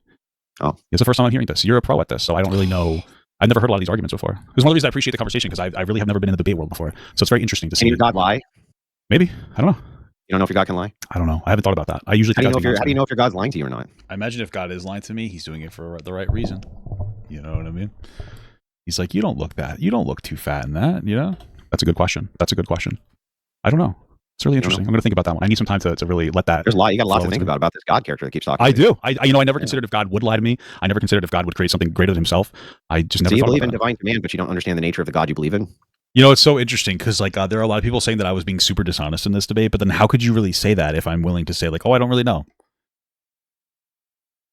Like it's like the crux of the situation, right? It's like, wow, Papa Gut's being so dishonest, but then I'm just like, yeah, I don't know about that one. I don't know. It's like, how is that dishonest? If I was dishonest, wouldn't I just lie and like come up with an answer and just be like, oh yeah, well, you know, like wouldn't I just come up with an answer and just make something up if I knew? You know what I mean? Like if I was trying to lie, why would I say I don't know? Like, it doesn't really make a lot of sense. It's almost like these people haven't really thought themselves through with with the claims that I'm just lying. Do you have to know if God can lie or not to understand him? Is that what you're saying? How do you know that what he's telling you is true? Well, wouldn't he be able to lie to me effectively regardless? Like, it doesn't make any sense. I don't know. It's your God. Maybe God removed my ability from knowing that he's lying because he's so smart. Yeah. So if your God can lie to you, then how do you know that what your God's telling you is not a lie? Can your God lie to you? Or are you going to tell me what does that have to do with anything? What does that have to do with anything? There you go. Yeah. Hey, can your God what does that have to do with anything? Well, you asked me the same question. So like, why wouldn't you hold yourself to the same fire? It's kind of an immature thing there, but okay. Do you know if your God can lie to you? Yes, I do know. Does but do you? Does he lie to you? No, he can't. No, it's not part of his nature. Why? Oh, he seems like a good guy. Because God has a revealed nature. The guy that said slavery was okay. Can't lie to you guys. We love it. We love to hear it. We love to see it. Yeah, it's a good nature. He's a good natured guy. He just justifies slavery, and you know, it is what it is. But hey, you know what? He had a son, and the son's like that. You gotta chill out. You gotta kind of chill, dog. Like, it's fucking crazy. Oh, fuck me. Sure. Now here, but what if God's lie was part of his divine plan? Like, what if he lied to you to be able to get you to do something that he wants you to be able to do for his divine plan? Can he not do that? Yeah, the problem is that what you've done is you have destroyed any ideal that your epistemology or ontology or grounding morality itself isn't a lie, because you conceded that your God can lie. Well, and part of his nature is that he can lie. Well, maybe he can lie, but wouldn't you trust him to lie productively? Well, if he can lie, what's your assurance he's not lying to you? I don't know that, but if I trust in God, I would imagine that lie would be what he wants. Do you trust in a God that can lie to you? Yeah, why not? My wife lies to me all the time. She says I have a huge hog. Because it seems like, well, wait a second, you don't trust that your wife would never lie. No, I trust my wife, if she was going to lie to me, lies productively to me. You know, it's just I have a big hog to make me feel good about myself. You know, you know, it's interesting. Like, I thought back about this, and I was like, well, this was pretty cringe. But like, actually listening to it, I think this is a great point. Like, if God is capable of lying, he would only lie for the betterment of you or the world. Like, that makes perfect sense to me. Right? Like, and I brought it up. I made a joke about my wife lying, saying I have a big dick. But like, that's a productive lie. I only am going to have sex with my wife. My wife likes how big my penis is. If it makes me feel better, it's for her to say how you have like a really big fucking fat cock. Like it strengthens me, makes me feel better about myself. It makes me more confident sexually, physically, emotionally. So like, that's a positive, productive lie. It's true, right? So why can't God lie about how big my cock? No, why can't God lie about something for the betterment of us? And I don't have to understand or conceive what the lie is, but like, why couldn't he? I don't know. I think it's a pretty decent philosophical question. Why is the answer have to be that God can't lie, like Andrew believes? Why can't the answer be that God can lie, but when he would lie, I trust that he's lying to me for the right reasons? Like, maybe God was lying when he justified slavery because he's like, this is better than what we have. We need this for now. So you know what, guys? Slavery's okay. Oops, I lied. It's time to get rid of slavery. Hey, guys, you shouldn't be gay. That's not okay. Why would he do that? I don't know. God is a crazy guy. You know, maybe at the time there was a population issue. He's like, guys, being gay is wrong. And now he's like, you know, guys, I lied about that because I needed you guys to fuck more, have more babies. I wanted to watch. Boom. You know, or maybe he never said that you shouldn't be gay. Maybe he was talking about pedophiles. You shouldn't sleep with children. And people misinterpreted the word child as another man, which is apparently the case. I don't know. It's interesting. It's an interesting thing. It's a thought experiment. But a lot of these religious people like Andrew are so like warped into thinking that they're correct that, you know, they'll never change their mind. But you know what I heard on the 8th day? On the 8th day, which he forgot to make, he said I had a big hog. So incredible. God lies to me about something, so make me feel good. But help me out here. Yeah, I'm not going to show you. How do you distinguish between the things? You didn't like that joke. Telling you which are true or a lie. I wouldn't be able to. That would be his plan because he's God. Say, like, I don't understand. Why would I need to do that? Like, why would I need to distinguish between the truth and the lie of God? Like, I would trust that even if he's lied to me, like, I would trust that it was an okay lie. Like, didn't God lie to like Abraham or something, say, kill your kid, you have to do it or something? And then he's like, nope, just kidding. But the idea was to test him. So isn't that a lie? Wouldn't that be a lie? I don't understand. That sounds like a productive, I mean, for whatever reason, God felt the need to make that lie up. So maybe that's what we're talking about here. Fuck. Satan lied to you? Probably, yeah. I don't really. How do you know it's not Satan talking to you? I guess I don't. Maybe it is Satan talking to me. Do you know if you're talking to Satan? How would you know? That's an interesting question. Do you have like a way to test? I understand. Okay, so what you're saying is that your test is if God lies to you, that's Satan, and that's how you know it's God. You're making all sorts of inferences here that don't even make sense. Sorry, that does make sense. You said that God can't lie, so now if you hear somebody lying, then you just write it off as what you perceive as a lie. You write it off as the devil, right? So. You said your God can't lie, and now you're trying to ask me. I don't think it makes sense. Like what I brought up. You said your God can't lie. Basic questions about the God. It's very interesting because like I'm hearing it's pretty much the people that are saying stuff in the comments are just kind of parroting his talking points. And the reason that it's like interesting is because they're dumb. And it's very clear to me that like every person in his audience is just like listening to what he has to say and they're just repeating that. So like it's just I think it's something for a lot of people to keep in mind. Just because a lot of people are saying a thing doesn't mean that thing is valid. It just means that an idiot has been saying it over and over again and made people feel valid in saying it, right? And that's why, you know, you shouldn't care about like the criticisms of everybody on the internet, you know, that you claim you get your divine inspiration and speaks to you and told you that gay marriage was okay. I'm starting to think that you don't believe I believe in God. I don't know. Okay, that's what you wanted to say. Okay, fair enough. No. I think that you probably have a much. I think that you have a much stronger relationship with what you think. Well, yeah, that was what he was trying to get out of it. He's trying to say that that's what I thought, at least at the time. He's just trying to say I don't believe in God, and I'm lying when I say it. So he's just trying to like say he's dancing around the point of just saying, well, you know what, I don't believe in God, or you know, I don't think that you believe in God, Papa God. That's just what he's trying to do there. So God is, and I do. Asking you specific questions about the nature of your God for a reason. Yeah. What's the reason? Do you understand? Well, the reason seems because you don't believe I want to see if the nature of your God is coherent. Okay. Like, is your God omniscient and omnipresent? Can he see everything and be everywhere at once? Why does God need to make sense to you? Why does logic need to make sense to you? Well, God's not logical. That's, I actually like this question too, dude. I know there's my questions, but I thought I did so much worse in this. So it's like, yeah, that's actually a good question. Why does God have to make sense to you? Like, why do you need an all-powerful being to make sense to you? And why would you be so full of hubris to think that you would be able to understand it? Like, isn't that kind of full of yourself to think that like, oh, you would be able to understand God? Like you're never going to understand him fully. Like we were made in his image, but that doesn't mean that we are. That doesn't mean that we're fucking as intelligent as him, or we're ever going to understand everything. So, like, actually, not a terrible question. I don't think. Logic, it's a faith thing. Why does he need to make sense to you? In the Christian view, yes, the logos, logic, is part of the nature of God. Okay, but what if his logic is something that you don't understand because he is an all-powerful being? His revealed nature is revealed to you because of transcendentals like logic, and those transcendentals are not material. Okay, but they're still true. That's part of the revealed nature of God. Your God can lie. Can your God do things which are illogical? I don't know. Illogical? Maybe. I imagine he would operate with logical intent to create the best outcomes. Is he omniscient and omnipresent? Maybe. He's omnipotent? I guess so. Is your God omnipotent? And he's omniscient? Sure. So then, did he know what you were going to do before you did it? Maybe. I mean, maybe he watched me jack off the day that I had this conversation. Fuck. The whole conversation about free will. I don't know. Maybe we don't have free will. Maybe God is guiding our path. And is there even any purpose to this conversation if there's no free will? We're just predetermined to have it. Maybe. I mean, maybe this conversation is part of that free will, right? Like maybe our conversation is what he wanted us to have so that other people could see it and they could have a particular interpretation of what's going on around them. Yeah, but I mean, who cares if that's predetermined? Well, yeah, but if this conversation didn't happen, then all the other predeterminations that God wanted the conversation couldn't have not happened. He cut me off there. But like, I'm making a good point. Like, yeah, maybe everything's predetermined, but maybe God wanted this to happen in his predetermination. Because it was predetermined, right? Sure. But if it needs to happen for his other plans to happen, then this is a productive, needed conversation. That was also predetermined. You didn't have any choice in the matter anyway. Fuck, it's possible. Yeah, sure. Yeah, that's part of the nature of your God. Could be. Do you think is that part of the nature of your God? That would eliminate predeterminism, eliminates free will. Even in your view, you would call it compatibilism, probably. I don't even believe in that. But the point is that I wouldn't call it any of that. I don't really bog myself down in a bunch of debate terms that are unproductive. That your God's incoherent. So the reason that I bring this up is because the way that you would be able to make these determinations on who's telling the truth about their God would be based around the coherency of the view. Your view doesn't have coherency. It doesn't have any. Your God can lie to you. You're not sure. Actually, my view has more coherency than yours. Like this is one of the problems. This is one of the problems with the way that some of these religious people are. You guys are so arrogant. You think that you have full understanding of everything that God wants to do or does. And that's fucking crazy to me. Like, me acknowledging that God doesn't always want me to know, or it might be within his plan to even lie to me. Like, that's me being a humble human being.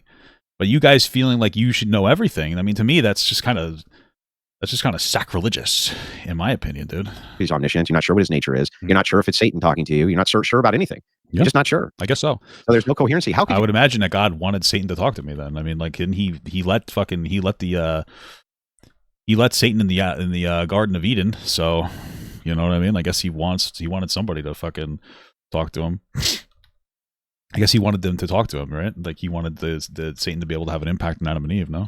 Did you not be sure in the nature of a God you profess faith in? You don't think you're saying that just because I'm not sure of something, that means that I can't have like some kind of faith in it? Maybe that's my own internal. Well, that could possibly. I think that maybe that's my relationship with God, is that my uneasiness and lack of understanding of some things. So are you sure that it's God talking to you? I don't know. I guess I'll have to think about it afterwards. I think that I guess we'll have to have a conversation about it. Fuck. Really? So you're not actually sure that God told you gays should get married? I don't know. And you're not sure I think that what the outcome you're looking for is to say, because you don't think I have like a level of objective morality, yours must be better. And I think that that's kind of the way that you operate, is that you have something you want to tell me instead of having like, instead of having like some kind of a conversation, you're trying to tell me something. But how do you know? How do you know God's not speaking through me right now to talk to you? Morality. How do you know your God's not speaking through me right now to try to communicate something to you? I'm just going to assume that he is. That would be objective morality, right? Okay, interesting. Would that be objective morality? I don't know. I wonder. I should have asked him what the message he's getting. What do you think God is trying to say? Talking to me, dude. What do you think? What if God's not concerned with like the hyper-specific debate definitions that you're trying to apply? I don't know. Yeah. Okay. Maybe we should have a conversation about it. I don't know. I think that it might be more productive if both of us just think about what happened, and maybe you think about maybe God's trying to talk to you through different people to try to get you to understand that maybe the way that you practice God. I don't know. Maybe we can have a conversation about it. I don't know. Maybe. I just don't know. Okay. I don't know anything. I don't know what I think. I don't know what I believe. I don't know what my worldview is. I don't know what my God thinks. I think that like the skepticism that I engage with is normal for people who are constantly trying to come to the correct conclusion overall by engaging with other people and hearing what they have to say and trying to figure things out, trying to move forward. It sounds like you have a worldview rooted in like a book that is very old. I would say very very the Bible rampant with abuse of different men who wanted to have an influence over to maintain power, which is why historically the Bible wasn't even in the language everybody spoke because it was about some kind of authoritarian power complex.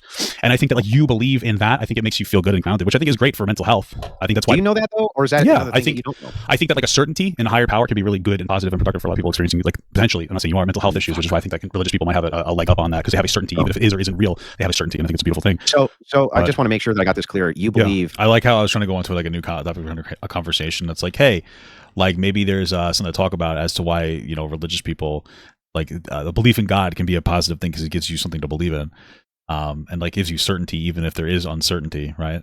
And he's like, so let me get this straight. Let's go back to the same conversation we've been having for fucking 8 hours. That is super fucking boring.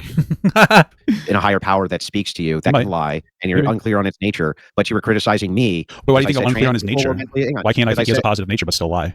What does that mean? What does a positive nature mean? What? A nature that would have a positive outcome for people. Does your God just so happen to correlate all the things that he wants with you with modern progressive values? Well, that's what happens with you. So yeah. Oh, unless Andrew's admitting that he was just groomed by the book, but maybe he was. I don't know. That's one of the things that's like difficult to understand. Is do you guys think that Andrew was groomed by religion growing up into thinking things that are obviously like illogical, or do you think that he is a piece of shit that wants to believe things like slavery are okay and like uses loaded debate terms to justify it? I wonder which one. Maybe, yeah. Hasn't the Bible made like evolution? Well, the New Testament is an entire new progressive chapter of the Bible. No, it's not. It's generally. I mean, Jesus, in and of himself, is known for being a loving, kind, preaching figure who says that even rich people sends all the people to hell. Well, God sends him to hell, right? I'm sorry. Maybe I'm misunderstanding. Is Jesus? I thought Jesus was a better representation. He was a kinder representation. There was less, I guess you say, aggression in the New Testament. No, it's a continuation. Yeah, the continuation, but it's like a shift into a more progressive atmosphere. I mean, it's just well known that like when like the New Testament is less fucking insane. What are we talking about? We'll talk about fucking debate bro shit, dude. He's just full of shit. What changed? Fuck. The New Testament. He had a kid. I think that he lightened up after he had a kid. That's pretty typical. No, there was no lightening up. So you're telling me that God created sin and then put himself into a woman to come out of that woman to die for the sin he created in all of us? Wait, I'm super confused. That makes less sense that is confusing. He's right. Than an invisible man in the sky talks to your brain. That's what you think as well. That's what you also think, Andrew. What the fuck? What? He looks fucking ridiculous there. That's what you think. An invisible man in the sky talks. That's what you think. Yeah, so I mean, it just what's the problem? We both think the same thing, right? Just a bunch of absurd stuff. It sounds like we both believe something that's impossible to 100% understand or know. That seems very outlandish, and it's people who did not grow up understanding that as well. Well, then how do we identify mental illness?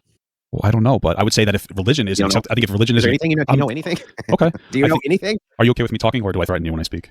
Well, I just want to know, like, every time I ask. Well, this is not true. Question, you suddenly don't know, and then. So I guess it's something that I do, but when I say sometimes I'll be like, well, I don't know, and then I'll start going on. So what I'm doing is like, you ask me a question, you'll be like, I don't know, and then I start to elaborate on like what I think, because I don't know like absolutely necessarily. And he's like, well, you keep saying you don't know, but like every single time I say I don't know, I immediately before he even starts to talk, I start explaining things. So either he has a massive delay in his microphone or he's legitimately fucking stupid. He's like actually a very stupid person. Well, I think what's interesting is I say I don't know, and then I continue to talk. So wouldn't that mean that I have something to say? Yeah, I just want to know what I would say is that if we have a society that of people who believe in a religion, in a God that is unprovable, in Jesus who's unprovable, in a situation where God apparently created all sin, put it into all of us, put it on earth as some kind of a test, made a son, put it into a woman that was actually him, just so that person could die for our sins, and then we would all go to church every week and metaphorically cannibalize his body and blood. I think if that is acceptable and not considered mental illness, we can give trans people who think they were born in the wrong body a little bit of a break. So then how do we identify what is mentally ill? I guess we have to have a conversation about it, Andrew. I guess. Like we are right now, I know. Yeah. So how would we identify what's mental illness? I mean, I guess it depends. If what you heard, if you weren't... So like, there's a reason he's not going to contend with me saying that. He's just going to like move on because like there's nothing to contend with because he knows that that it takes extraordinarily faith to believe something that is extraordinarily illogical. So, raised religious, you would think that what you just heard about the description of religion is kind of absurd. So mental illness is just relativism? To an extent, sure. Maybe. To a degree, like, yes, mental, like, there would be a level of relative, like, yes. Yeah, it depends on what it is. What is mental illness to you? Well, I think the only way to identify mental illness would be deviations from normalcy of behavior. It's not just about, that's not the only way to identify mental illness. Just because you have a deviation of normalcy. By that logic, Andrew would say that, like, football players are mentally ill because they have a deviation from normal behavior. It is not normal to be a professional athlete. So, like, just saying that on, like, it's not, and it's also not normal to engage in the type of behavior that a professional athlete needs to engage in, because, like, it is a lot of hard work and determination. So, like, what you're saying, or the training methodologies that they engage in, or taking steroids, which increases your likeliness to actually, like, you know, get cancer, or to engage in sports that actually increase your likeliness of you having, like, getting a heart attack, right? So you can say that that would be a level of mental illness. So, like, it's not just about being, it's literally not just about a lack of normalcy whatsoever. It's going to focus a lot on, you know, your ability to function within society as well. Okay. And so if something's normal, then it's okay. No. Okay. But I think that you would identify mental illness by being, or by focusing on the distinction in behaviors from the norm. Sure. And then, but if it's normal, it's okay.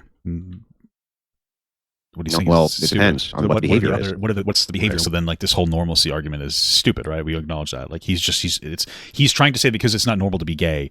It is actually normal to be gay. It's just not as common. But, like, he's just trying to, like, utilize that to bring it back to gay people. That's his whole entire thing. He's incredible. But you know what else is not normal? Constantly making comparisons, like hyperbolic comparisons to children getting molested. So, like, and that's what Andrew does constantly. He constantly brings up examples of children getting molested or, like, children getting abused as part of his, like, debate rhetoric. So, like, that's not normal. I mean, I've actually, maybe you do have a mental illness, but what makes it different?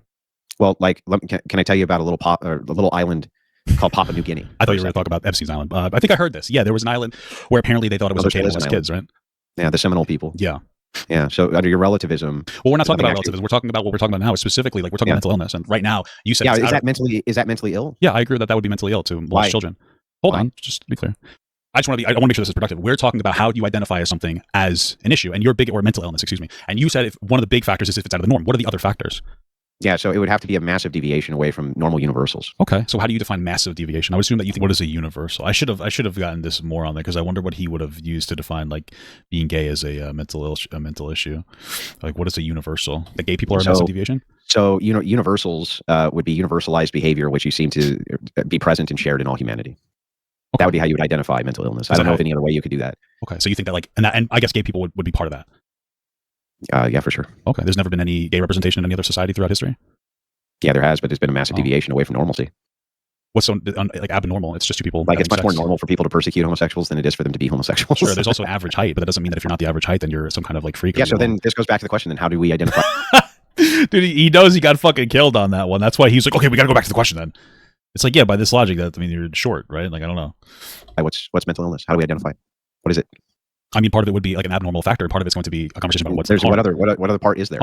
When it comes to, like, different mental illness, I mean, usually it's about somebody's inability to, like, fit into society, I guess, to some extent. Let's just, like, look it up. I think it's usually, like, an incongruency that creates a significant amount of distress associated with it, like, to the degree where you have to figure out how to fit in with society without the loss of anything from society or yourself. And, like, that would be some kind of, like, medication or behavioral protocol. So, I mean, the way that AI overviews it is a wide range of diagnosable health conditions, including disorders like depression, anxiety, blah, blah, blah, blah.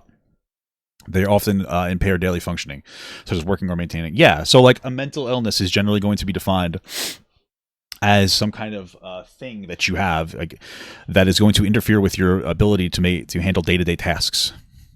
And that is obviously going to be parsed with society. Yeah, okay. Harm. Wait, harm to who? Harm generally to society and the person. And, like, you're going for harm reduction when you go for treatment for society and the person. Oh, harm reduction. So if we're just using the basis of harm reduction. I love that. It's like, hey, here's a part of it. Well, so we're just doing harm reduction? Okay. That's productive. We love that. Fuck. Yeah. If it was the case that you could give homosexuals a pill and they take it and they're no longer a homosexual, wouldn't that reduce harm in society? Yeah, if they wanted to go that option, absolutely. No, they don't want to. You just then they don't have to, because there's no harm in being gay.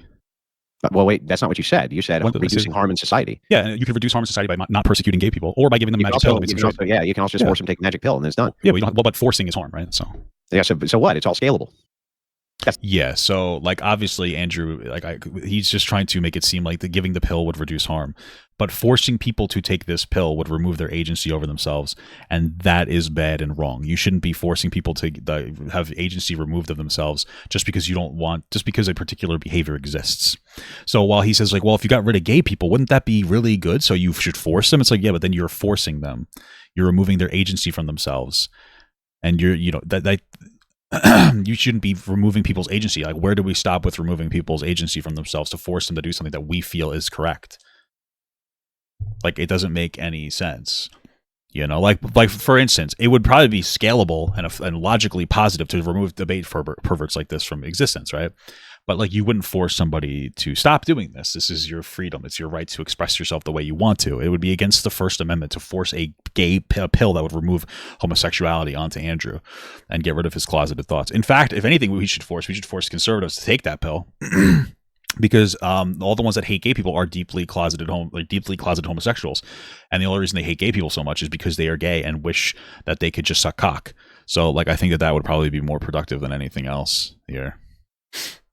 That's the harm principle. It's all scalable. So we're just using utils. X amount of positive utils versus negative. So you're saying if there's one solution, you have to go with that solution. I'm not understanding, because there's nothing wrong with being gay. But there's nothing wrong. There's no harm with being gay. Who cares? If one solution, that's the whole conversation, isn't it? Who cares? One solution negates the more amount of harm. Yeah. Why wouldn't we use that solution? Why would it be more harm being negated? Like, there's nothing harmful about a gay person because existing. It's impossible to have stigmatization against something that's not present. So you're saying we should get rid of gay people with a pill because people are so rude to gay people. Well, you're not getting rid of them. Well, yeah, you're making them straight. You'd be getting rid of them in some capacity. Yeah, how's that getting rid of them? Because he's such a baby. He gets so offended by this one. Straight now. I don't know if you're putting a negative inflection on getting rid of them. That's not getting rid of them. Oh, okay. So you'd be getting rid of the gay. So if homosexuals stopped having sex tomorrow, all of them, universally, okay? Yeah. Are they still gay? Probably, sure. So then your qualification for gay is just attraction, right?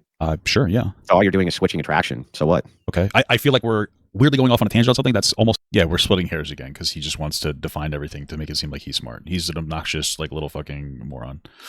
Like, it's actually annoying. But okay, sure.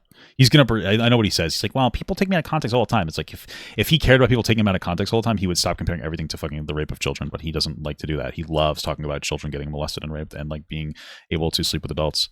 Like that's like part of his brand. I think at this point is to like make these weird comparisons as if they're like cool. I don't know if it's because he thinks that they're cool, edgy, like LOLs, or if it's because like he's trying to unveil some kind of weird fantasy, or I don't know. I think it probably just has to do more with like he thinks he's like funny and edgy or something. I don't really know, or he just doesn't really care. He's antisocial behavior. I think that's really what it comes down to. Not really. Relevant. Hold on. It does seem like there's a pattern of like we're doing very like heavy terms. Like I said, you'd be getting rid of the gay people by making them straight. Everybody understood that I just meant that they would no longer be gay because they took a pill, and you seem to be really focused for some reason on this absolute specifics that everybody already understands. That's very interesting. They don't understand, because when you say loaded things like you want to get rid of them, that could be inferred like Oliver. I don't think so at all. Clip out of context, can't it?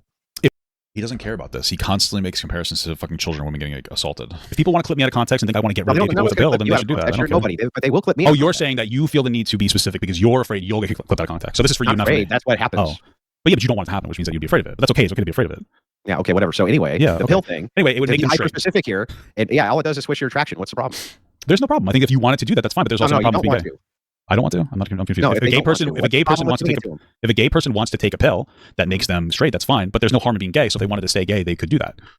Okay, so you it's just funny because like I already gave the answer, like it would remove their agency and autonomy, but like I had to keep saying the same thing over again because Andrew's being a fucking like a constant like persistent debate pervert, and I didn't do that. So what the fuck? That's pretty much what it comes down to. Like I need to respect the perversion is what's going on here. You believe in reducing societal harms, though? I thought. Yes. Isn't there a massive conflict between heterosexuals and homosexuals? No. Yes, there is. Well, so I think that you're just lying to me. No, I think that in a lot of your worldview, as somebody who very much stays on Twitter, I've seen you like consistently and constantly, like even responding to people in my comments over the clip that I put up. I think you're very online. I think that's very that outreach farms people. In the same way, we could have a very productive conversation about trans people and social, contagion and all these other interesting things. It's the same thing that you're engaging in when it comes to like different types of like LGBT, gay versus straight shit. In my world, in the real world, this doesn't really happen. Most of my family, most of my family voted MAGA. I have gay family that they love. I don't think that this is contentious as you want it to seem like it is. So no, I don't think that there's this constant at odds between gay and straight people. Do you agree that there's some tension? Sure. Yeah. Okay. Do you agree that would? I like how he didn't respond to that because he knows he's fucking terminally online. Even like right now, he won't stop debating on Twitter. This guy, he's fucking crazy. All of it. I think there's better ways to eliminate the tension. Okay, but that would eliminate all tension. Sure, absolutely. And then how about if every single person you forced the pill on said, "Oh man, this is great." That's great, but like maybe they don't want to do that before because maybe they have a loving relationship and they don't. I don't know. Like, what if they had kids and they wanted to? Like, well, how are they going to? Now they're like, what, they're not going to be able to. They have. Let's. Oh my god, what the fuck's wrong with me?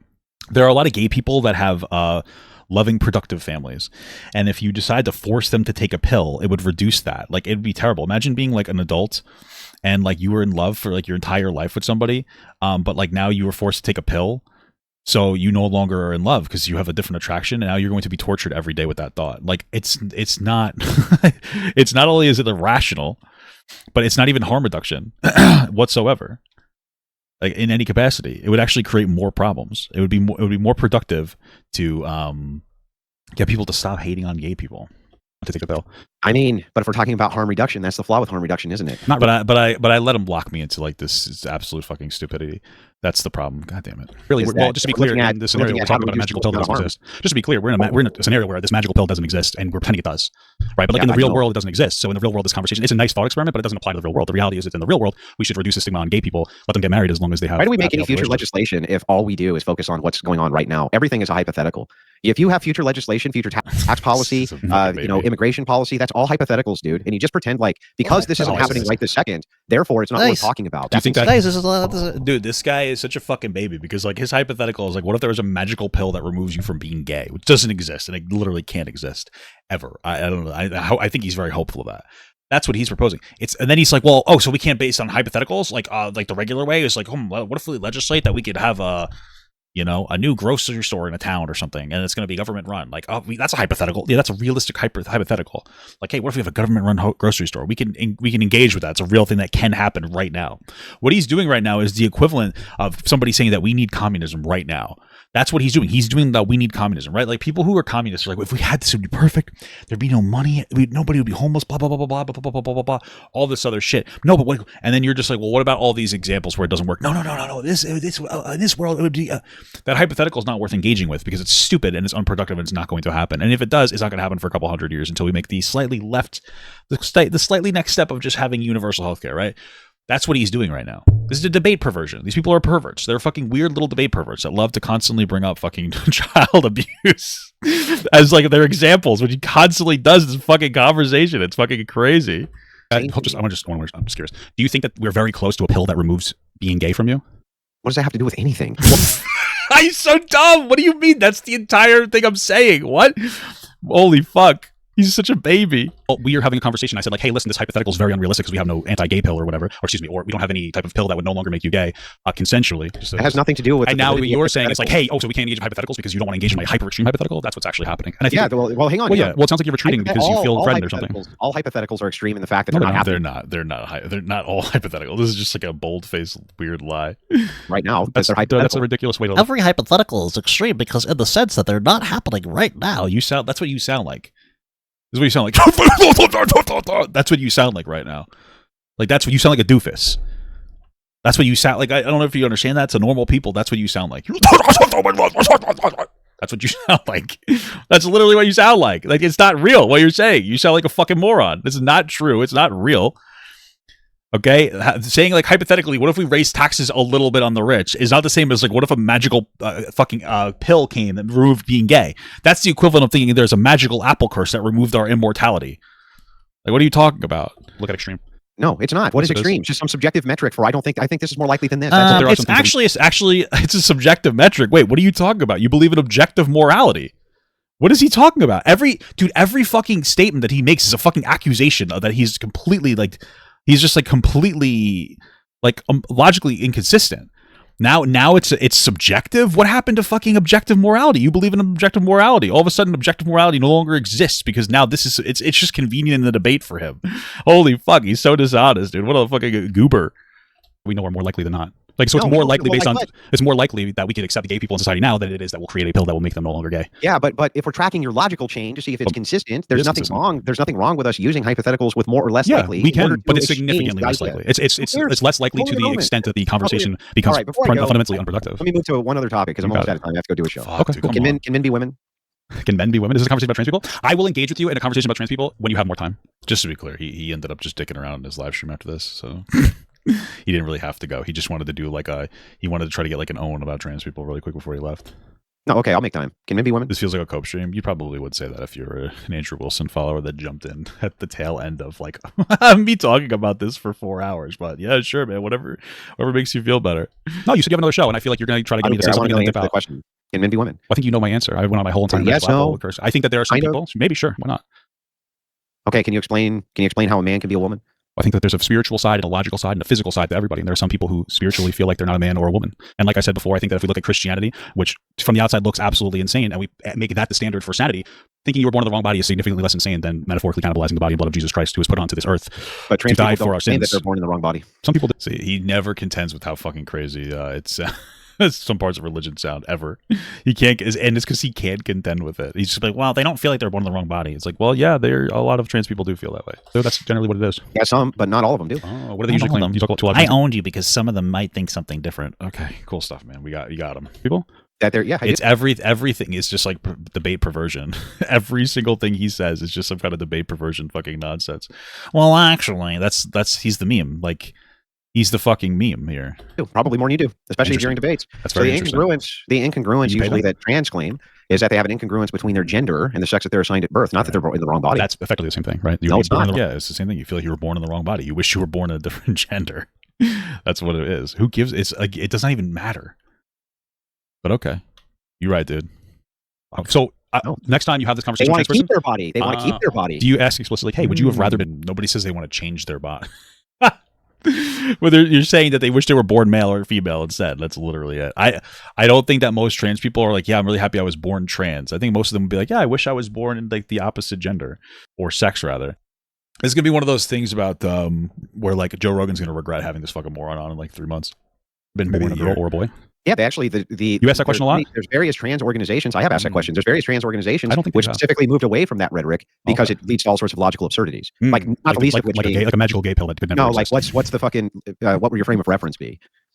You wouldn't have one, and that's the weak part of the. What do you mean argument. by frame of reference? If you feel like you're born in the wrong body, you have no frame of reference. Why? What do you mean? Because you've never been in any... Yes, you do. Just because you haven't explicitly been in another body doesn't mean that you don't have a frame of reference. You could see people around you. What he's saying is stupid. It doesn't even make sense. Like, no normal person would be like, oh, that makes sense. The other body.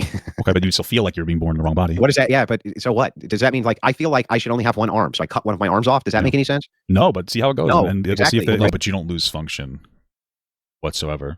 One of the answers would be like, there's no observable like thing where people want to cut their arms off. That's not an observable thing whatsoever. So it doesn't really matter, and that would physically like maim you and not be able. You wouldn't be happier in any capacity. I suppose if there was a massive amount of people who did do that, we could have a conversation about it. But there isn't. That doesn't happen. But there are a lot of people who feels like they're like maybe their brain chemistry doesn't match their biology. That's something that happens in a much more observable capacity. But there are very few people that are like, hey, I want to cut my arm off. It's not observable. So it's not something that we would need to deal with. I understand it's a hypothetical, but the hypothetical it's a nice hypothetical. We could talk about a hypothetical of what if this was like a widespread thing. Sure, I guess we'd have to deal with it. How would we deal with that? I guess as a society, we'd come up with like some kind of a mental health issue that was about cutting your arm off, but we're not there right now. So interesting thought experiment. But it has to be widespread. There's not one trans person in the world. There's a collection of quite a few of them. So the conversation gets more complicated than that. We'll see if it's valid. I'm born in the wrong body. What's your frame of reference? So that's what they claim. They claim that there's an incongruence between gender and sex. Okay, cool. But what's the frame of reference? What does that mean, dude? Spectrums of gender point at. Okay. When they point opposite of each other? Sex. They point at sex. Oh, you mean they're directly referenced with sex? They're pointing towards sex. What do you mean by that? Well, meaning when you say man or woman, and then you create a spectrum between them for gender, right? Yeah. Then at either end of that spectrum is male and female for the reference of man and woman. So all genders are pointing towards sex. What about, okay, and what's your point? What's in the middle of that? There's nothing in the sex spectrum. Like, what's in the middle of that? There is nothing in the middle of the sex spectrum. There's no like pseudo intersex. No, well, intersex does not mean not male or female. Well, there's intersex, pseudo male, and pseudo female. So there's one that leans towards one. Can you be trans without being intersex? Yeah, absolutely. But I think the conversation has nothing to do with trans. Well, it does though, right? Because if we can observe that there's an intersex of the body, then why can't there be an intersex of the mind? Oh wait, I'm sorry, I'm confused. That was the mind, or that makes sense for you to be confused on that one. Brain. I think that's the same thing, and he knows that. He's just being he's trolling at this point. You guys are the same thing, no? Maybe the brain? Well, okay, if you think they're the same thing, I'm willing to concede that, as long as you... Yeah, like the mind and the brain are like the same thing. I guess your mind is in your brain, so... Is it like the non-spiritual brain? Fuck. Okay, so you're saying that the brain is registering a different sex than the body? And yeah, in a more complicated way, probably. Sure. Yeah, that makes sense to me. I see. And so what's gender, though, pointing at still? Sex. Yeah, but that strengthens my argument because I just said if there's an intersex of the body, why can't there be an intersex of the mind? What do you think intersex is? It's when you're born between both sexes in some capacity. There is no in between both sexes. Well, yeah, you'll have. That's exactly what it is. What are you talking about? What? Of like, you'll have characteristics of both male and female. Wait a second. When you're talking about sex, you're pointing at which thing produces a viable gametes. Okay, bro. Intersex is being born in between both sexes in some capacity. He's fucking debate broing the shit out of this for like no fucking reason. It's so weird. He's such a weird little freak. He's just in no brain. Holy fuck. So there's some people that are born with like a penis and a vagina, or a penis and ovaries, or be viable for reproduction. Sure, but I don't think that you have to. But you can't. Your mind can't reproduce, right? So we're having a the point that I'm making is that if the body is capable of having an intersex, why isn't the mind capable of the same thing? Fucking with that here. Why wouldn't the mind be capable of that as well? That's literally all I'm trying to say, and I think it's an interesting thing to think about. Just about the physical body, and then like your mind, right? Something a little bit more spiritual. If your mind can decide what sex it is, why can't it decide what animal it is? Well, I think males and females are probably a little closer than me and like a dog. Well, your mind's not deciding, right? So like you really, whatever your chemistry, your makeup of your entire body and mind chemistry is going to dictate the way that like you feel about the world. This is not an observable thing that's happening where people unironically think that they're animals. Actually, it kind of is, but it's not as deep. Like, right? Like there's some people like who think that they're spiritual and like animals or something in some capacity.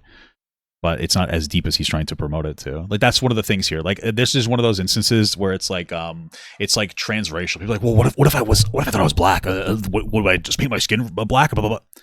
Transracial exists, right? Like transgender people exist. The way that we see it manifests in society is people who have a deep a deep dysphoria associated with being born in the wrong body in some capacity, that their gender doesn't match their sex, right? We see transracial. It's usually people who are adopted by people of different races, and they have there's a complicated, confusing dynamic there. But they don't want to paint their skin. They might pick up on some of the mannerisms or some of the cultures, etc. But that's it, right? And we see people who want to be like some kind of trans animal. They're furries. They don't manifest the same. They're not trying to go around and turn themselves into dogs, right? And so like when people bring up these stupid fucking comparisons, what if you wanted to be a dog? People do that. It's called a furry. They are doing it, but it doesn't manifest in the same intensity or way that transgender does. So you're bringing up hypotheticals that are already in existence.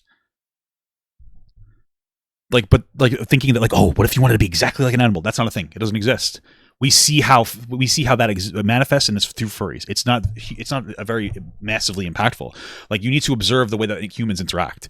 If there was a massive amount of people who genuinely wanted to transform into dogs, then like, yeah, I guess we'd have to talk about it from a mental health perspective. It doesn't exist, so we don't need to.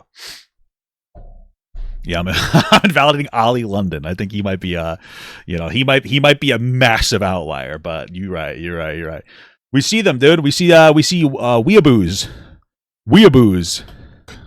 Well, I don't understand if the mind can just have the incongruence without the frame of reference. I don't know if you've heard having not ever been the thing. For instance, my mind says, if your mind says I'm female, but you have no reference because you've never been female, why can't mine say I'm monkey? Maybe I had a dream I was a female. But what I would say is that like I don't know if you've heard this before, but there's like a direct link between the gender and the sex. The gender always points to the sex, right? And so like gender doesn't point to monkeys; it points to sex. So that's why it would be a direct. Yeah. If anything, he's like owning himself because like if gender already points to sex, that means that we have a frame of reference in our mind, but we don't have a frame of reference for being a monkey, right? But you're making a conflation here because you said that your mind itself, your brain itself, can have an incongruency with with your body, with your gender.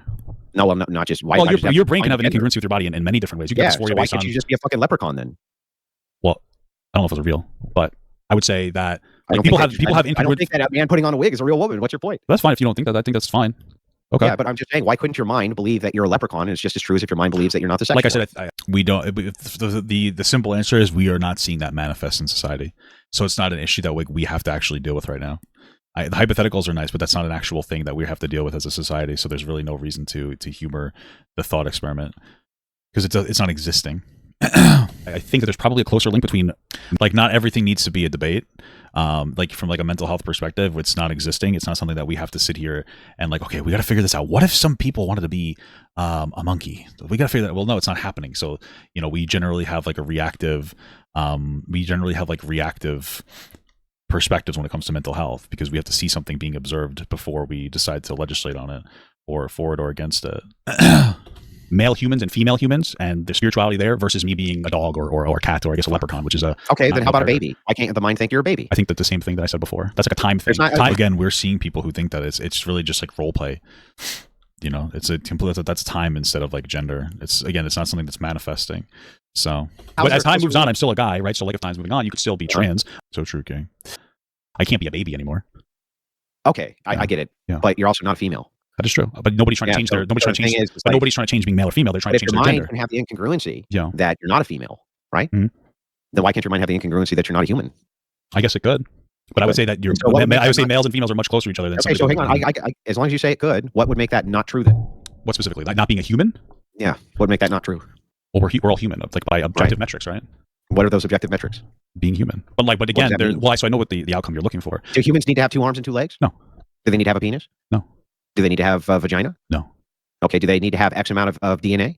No. It sounds like what you're telling me is that humans don't have to be male or female, so they can be non-binary. Well, I don't even know why that. What makes them human? That's a very interesting philosophical question. It's funny because if I concede that they need to have a certain amount of DNA, he's just going to like give that as a justifier for being pro-life. I don't know, dude. What if we put our brains inside of a robot's body, bro? What if we did that, dude? Are we still human? And you might say that that's not really something that's going to happen soon, but it's much more likely than our brains going into a. It's much more likely than us taking a pill that makes us not gay anymore. So. What the hell? So yeah. All right. Well, have a nice day, man. I appreciate the conversation. Thank you. Take care. Enjoy the next show that you have.